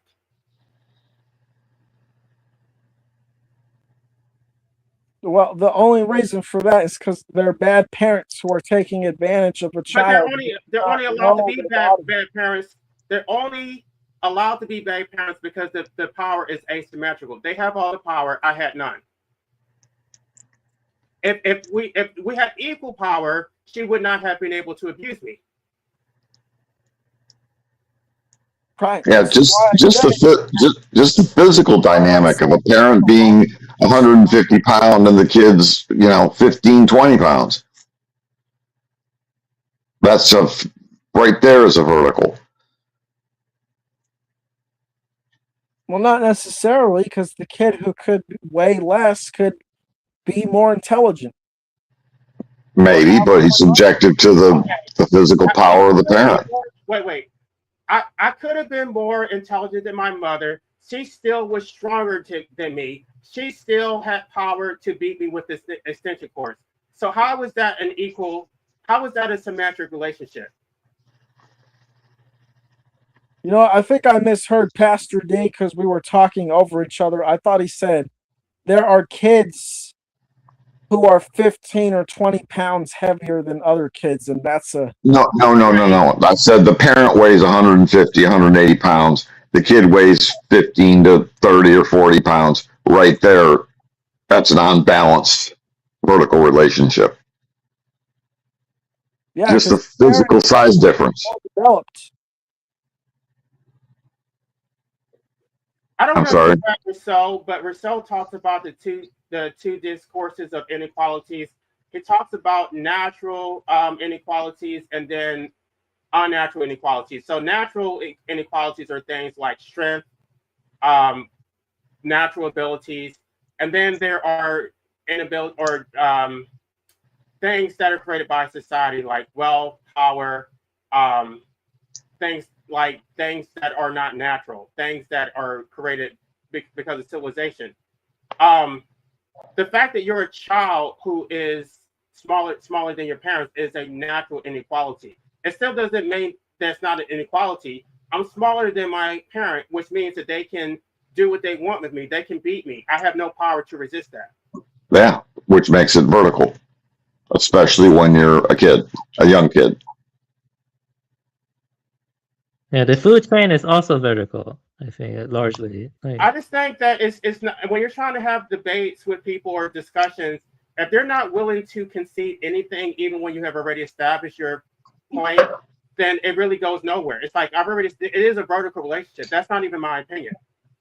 No, it's a fact. Yeah, the food chain is vertical too. Yeah, it is. Yep. Yep. But Who can send who? Who can send who to their room without dinner for punishment? Kid can't send the parent, even if the parent's wrong, dead wrong. Yeah, I mean that's just a terrible punishment because children need nourishment because their brains are still developing.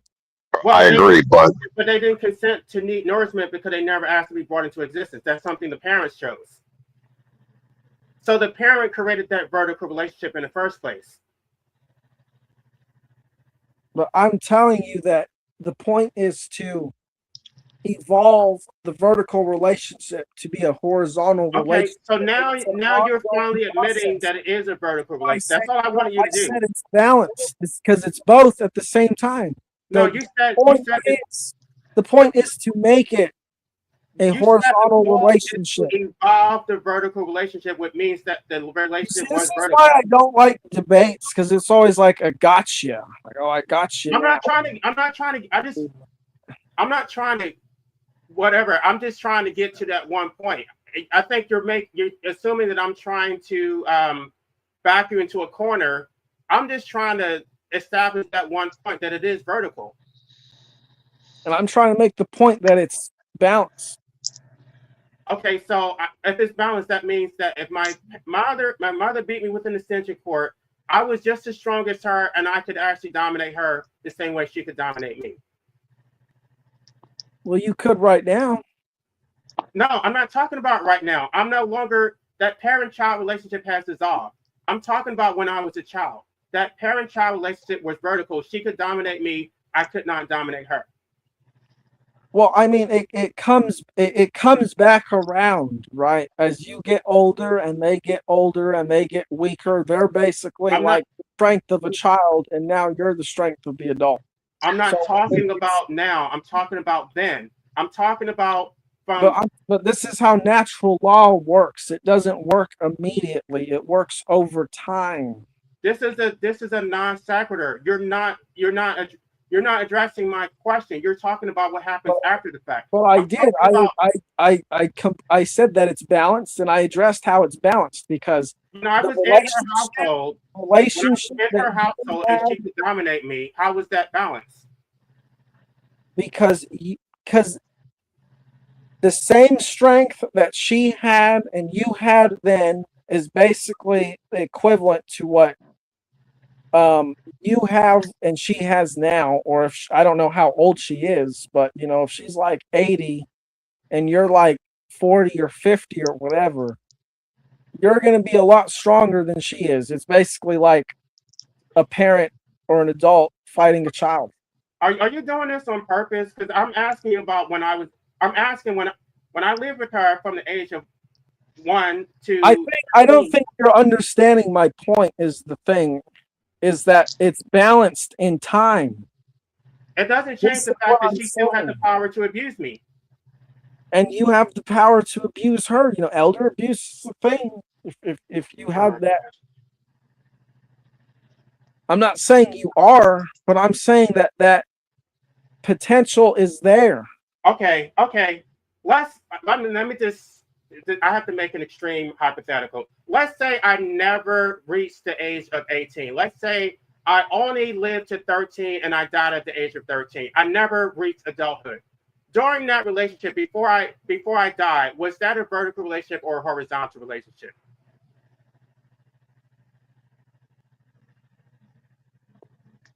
Over the course of such a short time, it would mostly be vertical. It would entirely be a vertical. Like there was no equality between. I mean, it would depend on the conditions because there are some parents who are less vertical than others, but generally, yes. I just don't understand why it was so difficult. Like I'm not. Okay, we can move on. I just don't. I think that point was axiomatic. It's like I had to like create these parameters that I only lived to 8 to 13 in order for you to concede it. It was vertical the entire time. From the until I moved out of her house, that relationship was completely vertical. No, from the time you from the time you separate, no, then the verticality definitely ends.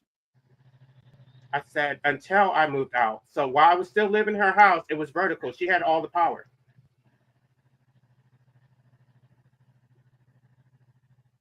Generally, but that's mostly because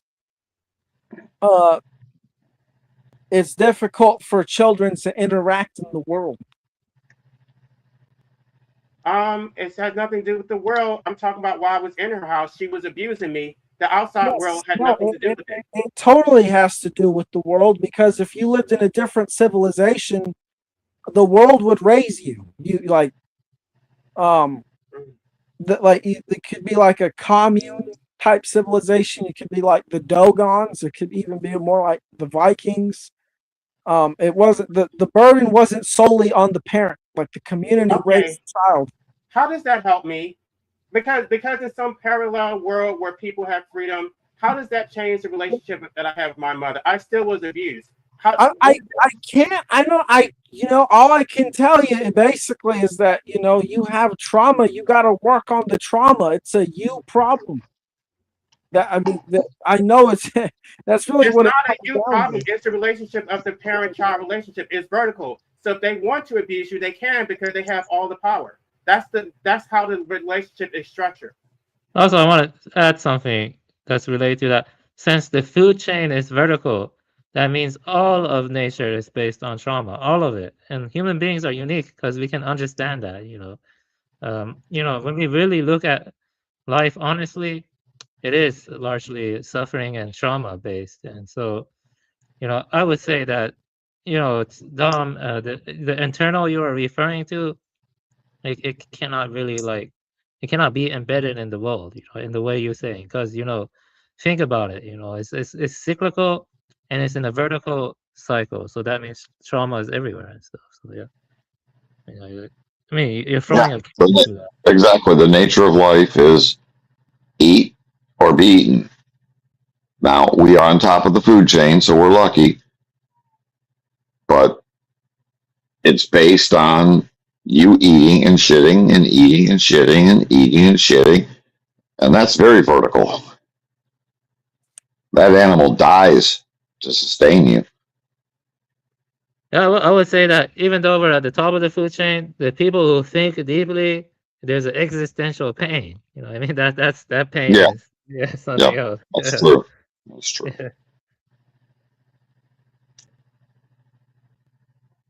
Every time my brother and I were living in my mother's house, I go to the store and I'll get a steak, and he'll grill it, and we'll sit down and eat. I said, how did Mama Cow do? And he doesn't like that because then he thinks of his girls. I said, it could just as easily be your girls. Yeah, some people in famines, throughout history, and they have resorted to cannibalism to survive. Yeah. Oh yeah. Yeah. It's not pretty. History is not pretty. It's not. World War II, when Hitler had Stalingrad and Leningrad blocked off from their food sources, basically, there are documented cases of cannibalism. Documented. Yeah. People starve to death. The point is that utopianism, the belief that we can make things better by changing things, or after civilization collapse, things will get better, blah, blah, blah. That's not how it works, because, we have living in material constraints. These constraints require sacrifice to survive. And it's just, it's not worth throwing a kid into that, really.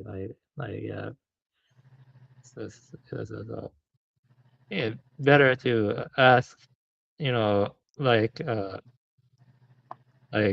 what is it all for? Because it does feel rudderless in some sense, rudderless.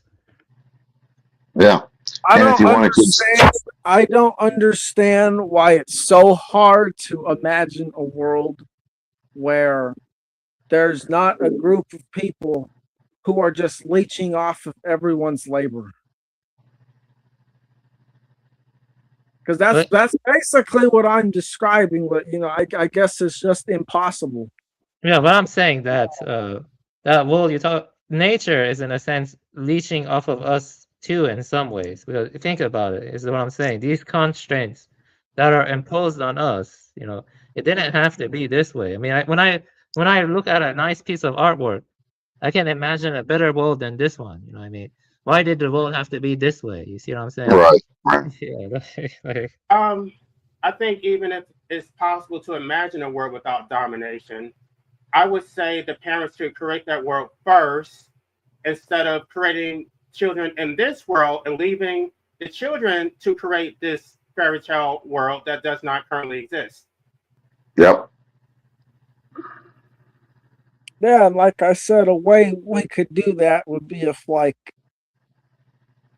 I don't know, I think there's like 400 million people in this country. I don't know how many of them are voting for tax. 340,000 and 340 million in the United States. So if we just assume that like 160 million people just stopped voting, like half of them, you know, that would be a pretty good step in the right direction right there. They're never going to do that. And you still are going to be subjected to the government that's put in place by the people that did vote. They're never going to do that, and the only thing you can control is your own reproductive faculties.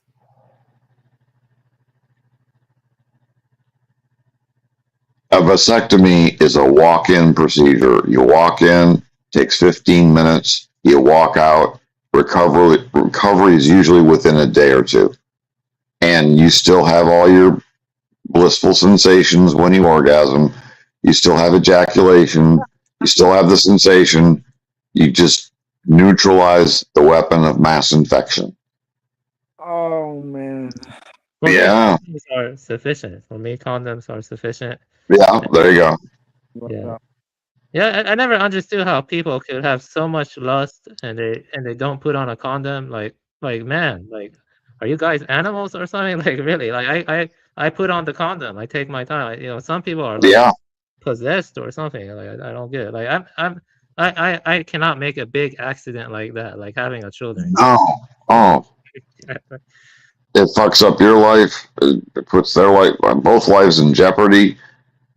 And it's a massive responsibility for the parent. And it's an unnecessary burden on the child. I actually had a dream, you know, once where I saw a kind of child in the dream, and he said thank you to me for not having him. Do you believe that? It came to I me. do. Yeah. Yep. Yeah, this is I do. why I have certain mystical views towards Gnosticism. You know, I do like Gnosticism, like Manichaeist stuff like that. They saw the material world as an error. It's an error. You know, the whole Yep. material world is an error. Yeah. You're not gonna find the internal and the cycles of nature, Dom. I'm just gonna tell you that straight up. You know, Twilight is wrong about that. He's wrong about it. No, he's not avian, and neither am I. The problem is that you just don't understand that nature is about self-expression, and that in order to truly understand its own principles, it must test them in these types of environments. There's no test in nature. You know, it's aimless. You know, it's like there Oh, isn't a it's test. the Heraclitean view. Yeah.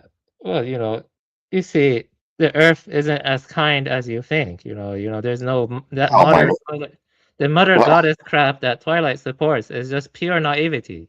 You know, it's pure naivety. You know, the Earth is ruthless. You know, it's not here to like stroke you and make you happy. You know, it's not like that. I will Maybe- say I disagree with the way he presents it, but he's absolutely right when he says that the Earth is alive. It's alive for sure. You know that baby turtles hatch around 200 eggs, and 1 or 2 will live to adulthood. The rest are just food for other creatures. Mama octopus will lay 200 eggs that'll hatch. 20,000 eggs that will hatch, and maybe 2 make it to adulthood. Think Yeah. about the carnage. And some mother birds, they kick off sick nestlings off of the nest. Yep. too, Yep. That's a part of And nature. if there's a I can't talk. If there's a shortage of food, they'll kick out the weakest one just because she knows she can't feed them all. But let's just talk about childbirth. How is childbirth not an act of violence? Like you're literally pushing the baby out of his home for 9 months and forcing them to come into the world against their will. The child did not consent to be pushed. They were either extracted or pulled out through a C-section. And they're never happy about it. They're always crying. They look very upset. Yeah. Where's the consent in that? Where's the consent in the fact that they're pushed out of their mother's womb? Well, I will say that the doctor environment is crap and it is very traumatic. Even in a natural environment where you're just pushing naturally, how is that not an act of violence? Well, my understanding is that in the natural environment, although I've never had kids, so I don't know, but it should just kind of come out, right? No, the woman actually has to push. Some women are in labor for 2 or 3 days. That child is forcibly removed from the mother's body.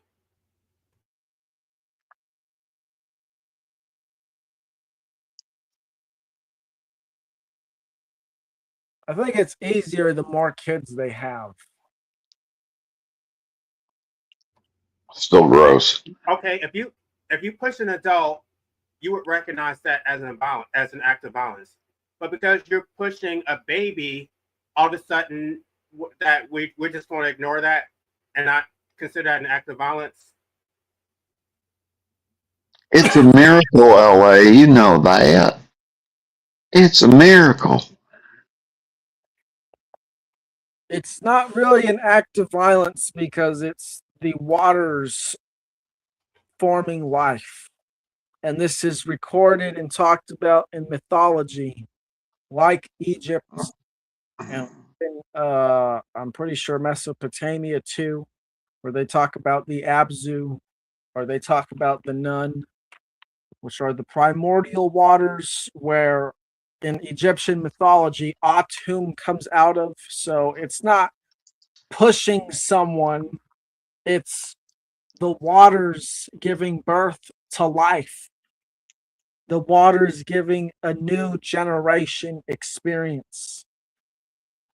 Could I make an analogy? The water watchers. Okay. Yeah. Okay. It's Michigan somewhere and it's February. It's dead cold. You're in your room, wrapped up tight with your electric blanket. You might have a little fire going. You're real comfortable. You're just in a dead sleep and you are just as comfortable as could be.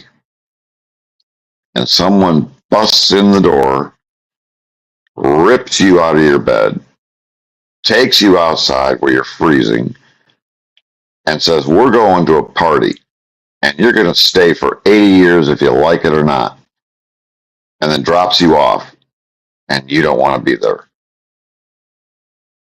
And you can't leave until you naturally leave or you take your own life.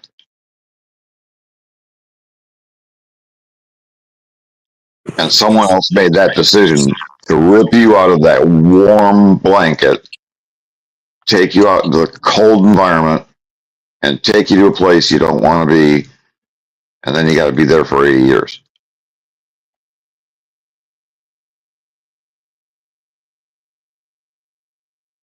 But 80 years is like a dream within the sleep that you're describing. And dreams, they say, last less than 1 second or seconds. I'm not talking about dreams. Well, I'm talking about that this is how short life is in comparison to what you're talking about. I don't feel that way. I think that my life has not been a dream. It's been very long. It's been too long. Me too. But we don't live very long. We don't live thousands of years. We don't live millions of years. We live at the very most 120 years. Okay. And If that's you were wrapped up nice and warm in your bed on a cold day and you're sound asleep and you're comfortable and you just, you're dead, a dream, asleep, you cannot remember your dream. I know we dream all the time, but as far as you're concerned, dead sleep. And I came into your room and pulled you out of that blanket, took you outside with your underwear on, and said, "We're going to this place, and you're going to like it for 80 years." And then I drop you off, and halfway through my life, the analogy being I'm the parent, I die and leave you at the party, and you don't want to be there. Do I have that right? Can I bust in your room on a cold winter night, rip you outside, take you into a cold outside environment, take you to a place you don't know where you're going really, but you got to stay? Is that ethical? Is that right? If I did that to you, what would you think of me?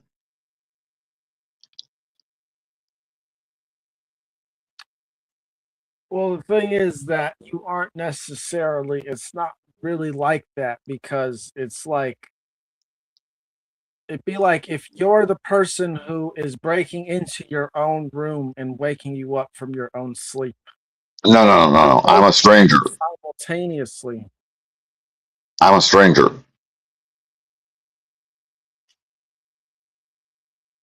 But I'm talking about when you actually equate it to why humans are alive, and even in the physical sense as well.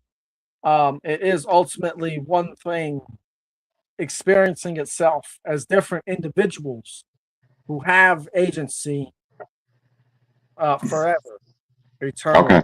But Give me your address, and it's spring now, but I'll wait until November, and I'll wait till you're sound asleep. well, this is the thing.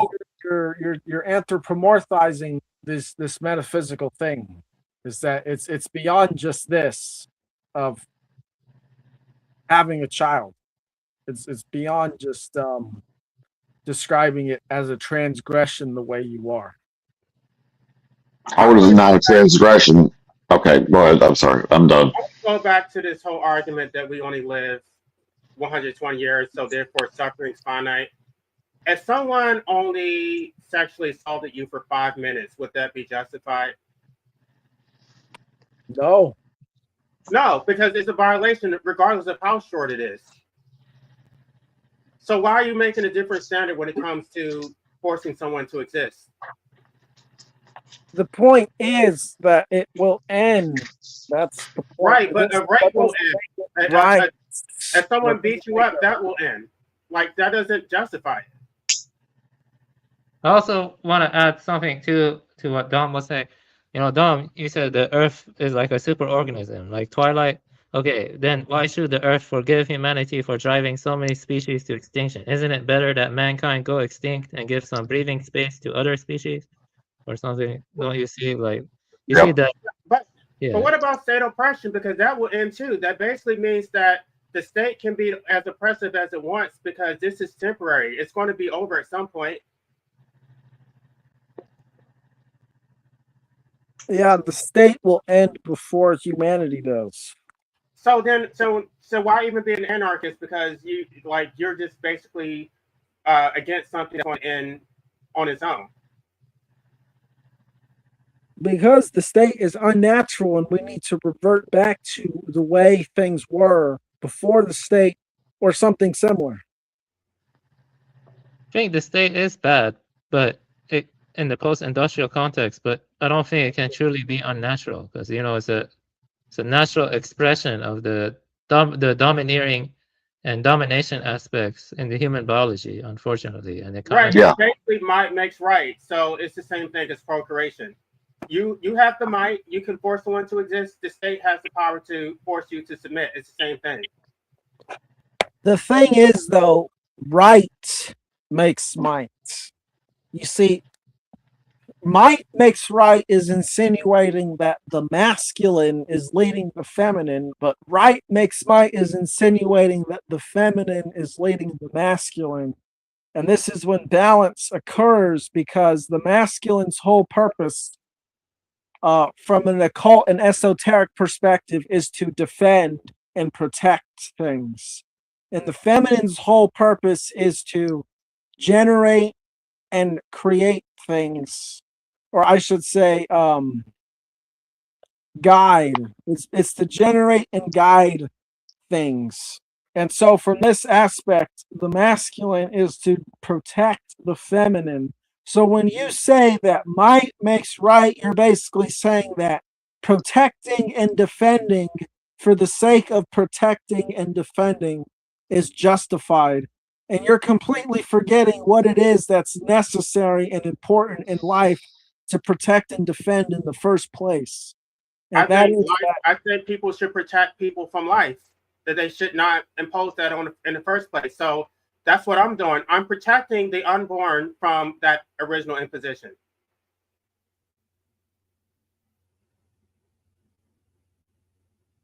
Well, I would say that life is what needs to be protected, and we need to protect life's ability to express itself, because that is what's important. I think people should be protected from life. Also, there's a difference between perpetuating life and protecting life. You know, we're against perpetuating life. You see, having more kids. But you know, I don't think anyone here supports sadism, like harming any present life. You know, that's different. Protecting versus perpetuating is different, I think. So I'm against perpetuating the human species at this point, especially. Like, it's not a good idea. You know, like I don't think things will get better, even if civilization collapses. You know, people will find new ways to fuck things up. You know, this is the way. Speaking of eating things, there's this spider eating this mosquito in front of me. I just want to bring up a new topic because I've noticed that this type of topic is not talked about a lot. So what do you guys think about this thing to do with certain races having certain higher IQs than another, or is this IQ test just absolute bullshit? I mean, from my honest perspective, I mean, it seems that, you know, I mean, everybody's intellectual in their own ways, but it seems that when it comes down to actually planning in the future and really just resolving things and really getting to the meat of the matter, I just think that, honestly, from my honest perspective here, objectively, and I want to say how it is. Yeah, you know, about IQ. My areas tend to be quite, you know, intellectual in terms of, I don't know, just figuring things out and just planning things ahead of time and structuring things and knowing how to resolve things. I don't know. It's just, other races tend to be very emotional, you know. I mean, they tend to live in the present moment with things. That's what I've noticed personally. There's different types of intellect, and I think people have intellect based in their environments. So Africans who were, you know, existing prior to colonization, they probably had a better intellect for hunting and building a shelter and things like that. And they basically had a survival instinct. But Europeans, you know, they live in a civilized society, so their intellect is more driven towards how to function within that civilization. So I think it's based purely on nature or nurture, excuse me. And if you take those Africans out of that environment, that they're basically no different intellectually from the European who was raised in civilization. Yeah, I would say the reason that Europeans are perceived as more intelligent is because they've just stamped everyone else out who could be more intelligent than they are, and then they just come along and impose their standards on what intelligence is, which just basically revolves around making them look good. I would say this. Sorry, it has nothing to do with race. Yeah, I would say that. I mean, the thing is, race only matters when people breed. That's the thing. That's what I've noticed. It only matters when people breed and care about genetics and this fucking abomination of an existence. But you know, this is why, you know, I'd say antinatalism is the way to go, you know, because then you start to realize that actually, if no one's breathing, then what's to care about who's black or white or purple, you know? Because it's there's a lot of brainwashing to decode here from our fucking programming. It's but what it comes down to is they want to suffer. They don't really want real solutions. They just want this to go on forever. They hope for incrementalism, but they're perfectly fine with their children suffering. They don't really care. So you can't appeal to them based on ethics or how their children will suffer. They don't care about that. They care about how it benefits them. Exactly. It's about what makes them feel good, and people are very self-serving and ignorant, and always try and impose their beliefs, their fantasies and wishes upon you. Always put the blame on others and never put the blame on themselves. It's about taking responsibility in this life, you know, but also understanding that the external forces are the issue as well. It works both ways, you know. It's you and others. But you always need to look at yourself first, and look at yourself in the mirror first, and then decide, okay, what are your self-interests and what's clearly logical and objective and realistic, and then you start trying to change others. You know, you have to change yourself first before you change others. You have to be confident in your logical reasoning and your intellect first. Then you start dealing with the objective external problems. I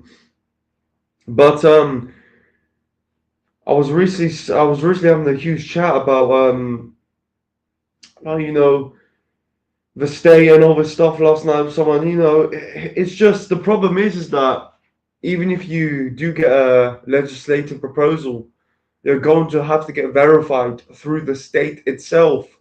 And well, the upper state. No, I have a whole plan. I'm not going to talk about it on YouTube because I don't want to be sabotaged, but I know exactly what I'm doing. Okay. The problem is to do these types of things, you have to know certain people. You have to have certain connections with certain people in the government. That's the problem. You have to understand how the system works. You have to understand the holes in the system and use them to your advantage. And if you are trained in the law and you have studied the system, then the problem is that this isn't the first time I've presented real solutions. The problem isn't that there aren't solutions. The problem is that most people are too afraid to actually do it. You can't do it by yourself, but there are things that you can do that does not require a significant amount of people. Well, I mean, the problem is if you don't give the actual plans out, then how enough of people are going to, you know, realize what to do here? Because it's I don't think that assisted dying is a solution necessarily, because as long as this system still exists, as long as this realm still exists, you have a very high chance of reincarnating due to these nativist breeders. So reincarnation. Well, I mean, have you ever studied about it? Have you ever seen evidence for it, or have you done your research about it? There's no evidence. It's just a bunch of stories and philosophy. There's no proof. Speculation, you mean? Yeah, just all speculation, theoretical speculation then, to you? Right, it's completely speculative. Yeah, I think to break the cycle of rebirth or reincarnation, you have to be in a state of signless awareness before you die. Otherwise, you're coming back into this present. I mean, yeah, I'm not having any children because I know that this is samsara, that this is all just dog eat dog world and shit like that. So, but yeah, it does feel like a prison. Yeah, like a metaphysical. I mean, metaphysical prison and crap like that. Yeah. And there are well, different. so pretty much, JC, you don't believe in any metaphysical realities. You don't believe in any of this, right? No, I do believe it. I just told you that you're coming back unless you like go into a signless awareness prior What to I believe is that, because I've had near-death experiences.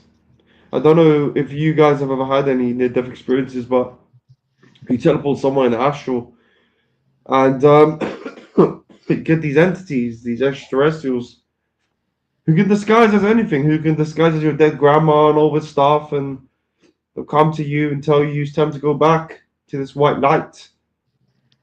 Yeah, I There's had a that clerical experience. room. It's like if you've ever watched the Matrix movies where Morpheus and Neo in this white room with a TV screen and stuff. That's what I mean. That's exactly what it felt like Yeah, me too. when I had a near-death experience.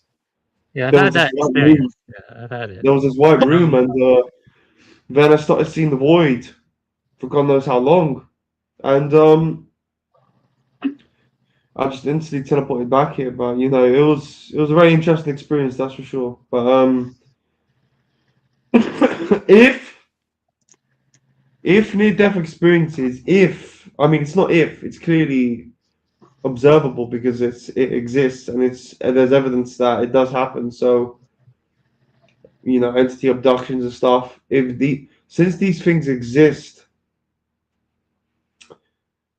then there's a possibility that there is a metaphysical reality out there, JC, because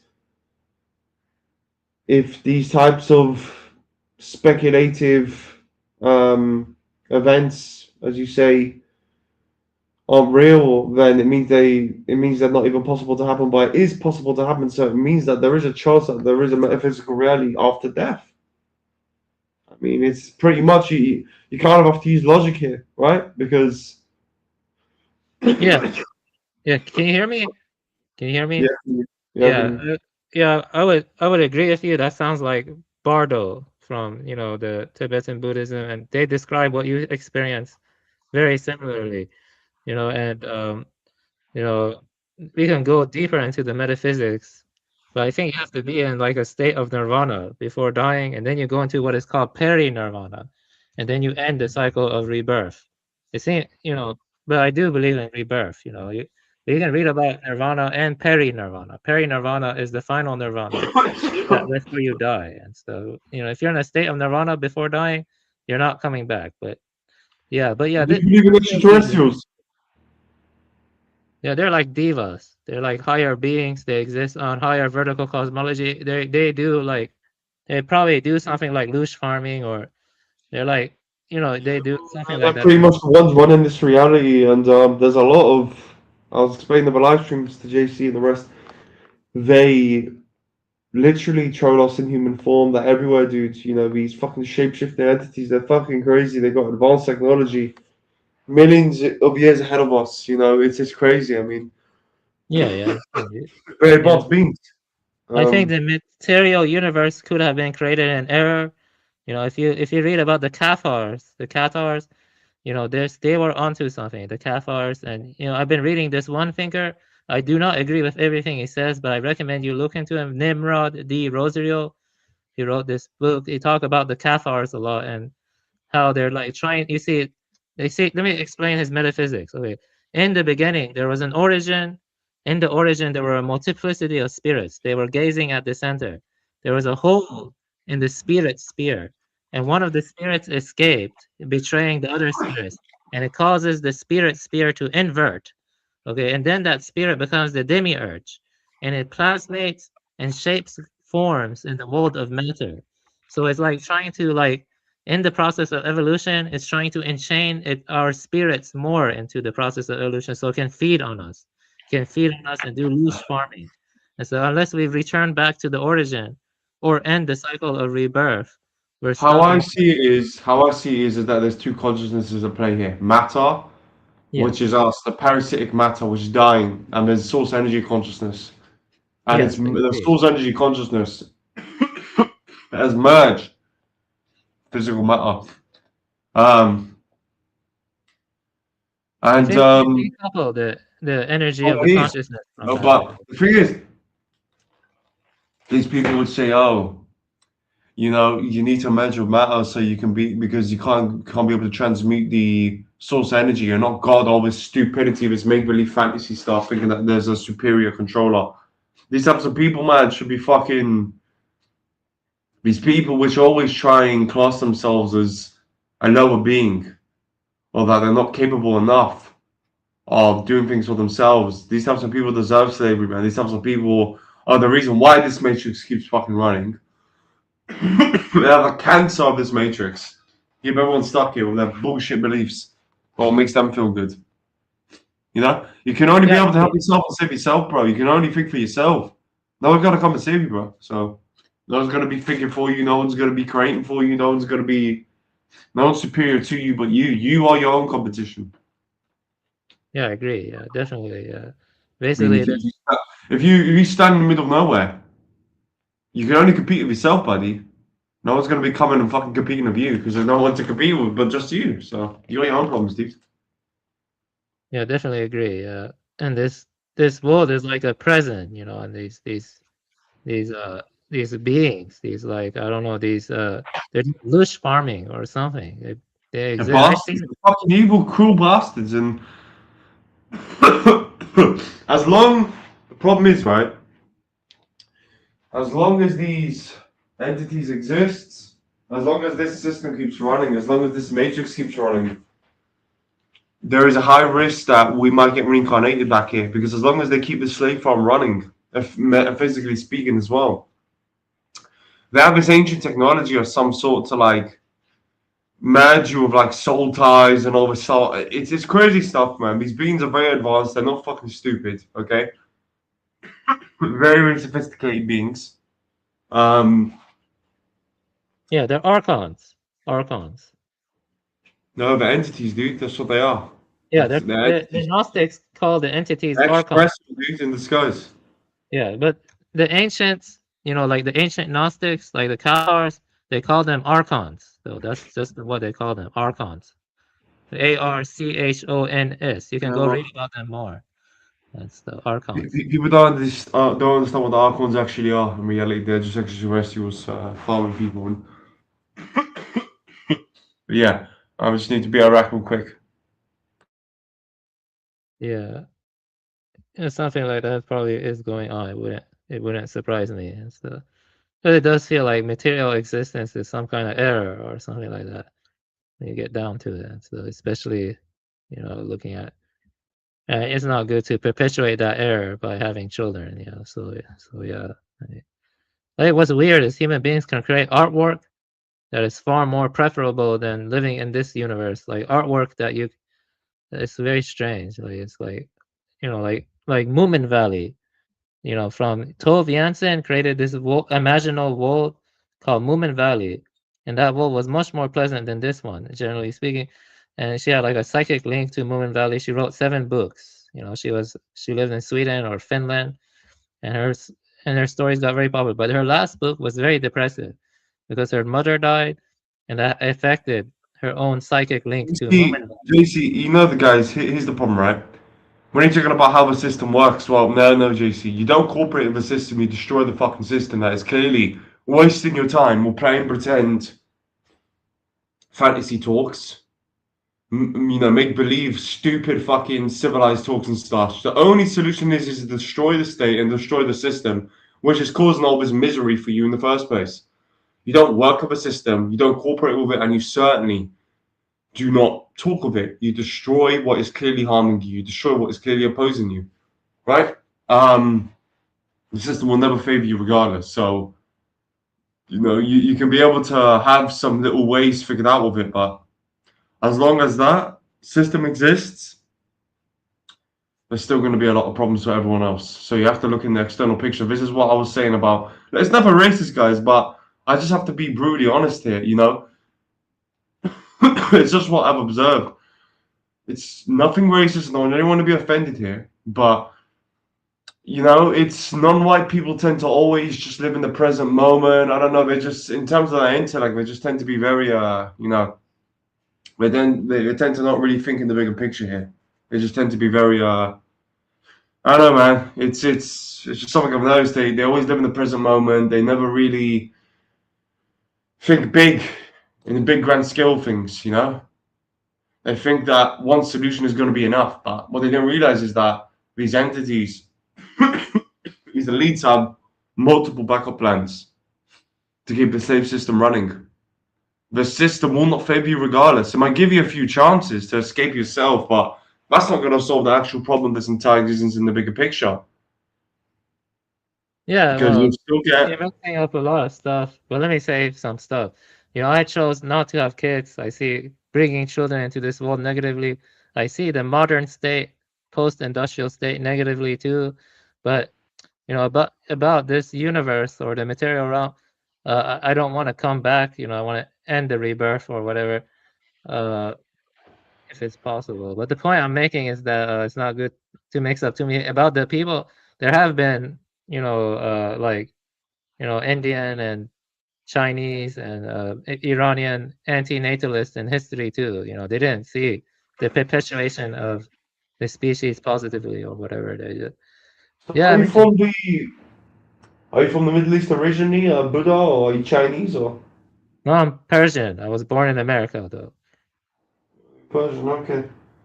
I mean, in terms of IQ, I mean, a lot of Arabs are very fucking stupid people, man. They're very, they tend to be very rowdy and very, animalistic in a way. They're very basic people. I don't know, man. It's what I've noticed, but Yeah, I'm not an Arab though. Yeah, I'm not an Arab. I mean, they're all from the Middle East, so technically, they're the same people, but whatever. Well, not really. They have some differences, but ultimately, the species has been a failure, and for numerous reasons, and also the material world does feel like a prison to a large extent. I mean, there was a guy who was named Mari. People just don't think in the bigger picture. That's the fucking problem. People don't think in the bigger picture here. Certain races don't think in the bigger picture. It's just what I've noticed personally. Not personally, it's just objectively. Everyone just wants to deal with their own little bubble. They don't want to actually deal with the bigger picture here, right? Yes, these parasites are in the numbers, and they need to be dealt with, the external problems, because they will still be there. You can run away from it all you want. You can ignore the facts proven to you. You can ignore the fucking external problems, but those external problems will keep coming to you wherever you go. So that's the problem with a lot of people I've noticed. People don't want to actually look in the bigger grand scale of things and deal with the problems and wipe out the parasites. They just want to say, "Oh, I'm just going to escape on my own terms." To my little bubble, I get that, but at the same time, you got to deal with the external because they're going to be your issue. They are your fucking issue. So yeah, these entities aren't stupid. They really are very sophisticated. Do not underestimate your opposition and your enemies, because there's a reason why we're still here. They are not stupid. So they will try their best to keep you enslaved as much as possible. They need slaves. Yeah. This ancient system running for billions of years, and people like JC think that, yeah, man, there's no afterlife, bro. It's all gonna be okay, but that's a make-believe fantasy. You need to be prepared for anything to come after death, man. That's the problem with most people in this community. They just want to hear what makes them feel good, and they just want to ignore the possibilities and the chances. That's the problem. It's a big issue I've noticed with this community. Yeah, life Right, is well, suffering. I'm going to be ending this live stream. Is there anything else you guys wanted to say? I mean, if nobody else wants to be proper talkative here, then I guess it's best to just end it, because it seems like it's just us two talking, you know what I mean? Yeah, I would just say that life is suffering. It's best not to have kids. Best not to have kids. And the modern state is technicized, and it uses all its means to better enslave you. And so it is not good to be naive about the future of humanity. It's best to give up on mankind, stop having kids, realize that there's just more and more slavery going on, and you are enslaved to the state. And life isn't pretty. If you look at human history, it's not pretty, and all of that. We're just moving towards greater enslavement and a potential cataclysm. I mean, that's The only solution is absolute destruction of matter, destruction of this realm, destruction of other external NPCs and the state itself. Destroy the system itself physically, violently, not fucking thinking wait, that, wait. I don't want to say that on my channel. I don't want to, yeah, but JC, this is the issue, you know. These things will have to be talked about eventually. no, not on my channel though. people- 'Cause my whole channel will be taken down, and it's not going to serve any good to do that. Well, unfortunately, I mean, I just want to say for how it is, you know. All right. Well, I'm going to end this live stream. You guys have a good morning or night wherever you're located. Thank you. Yeah. It was nice talking to you.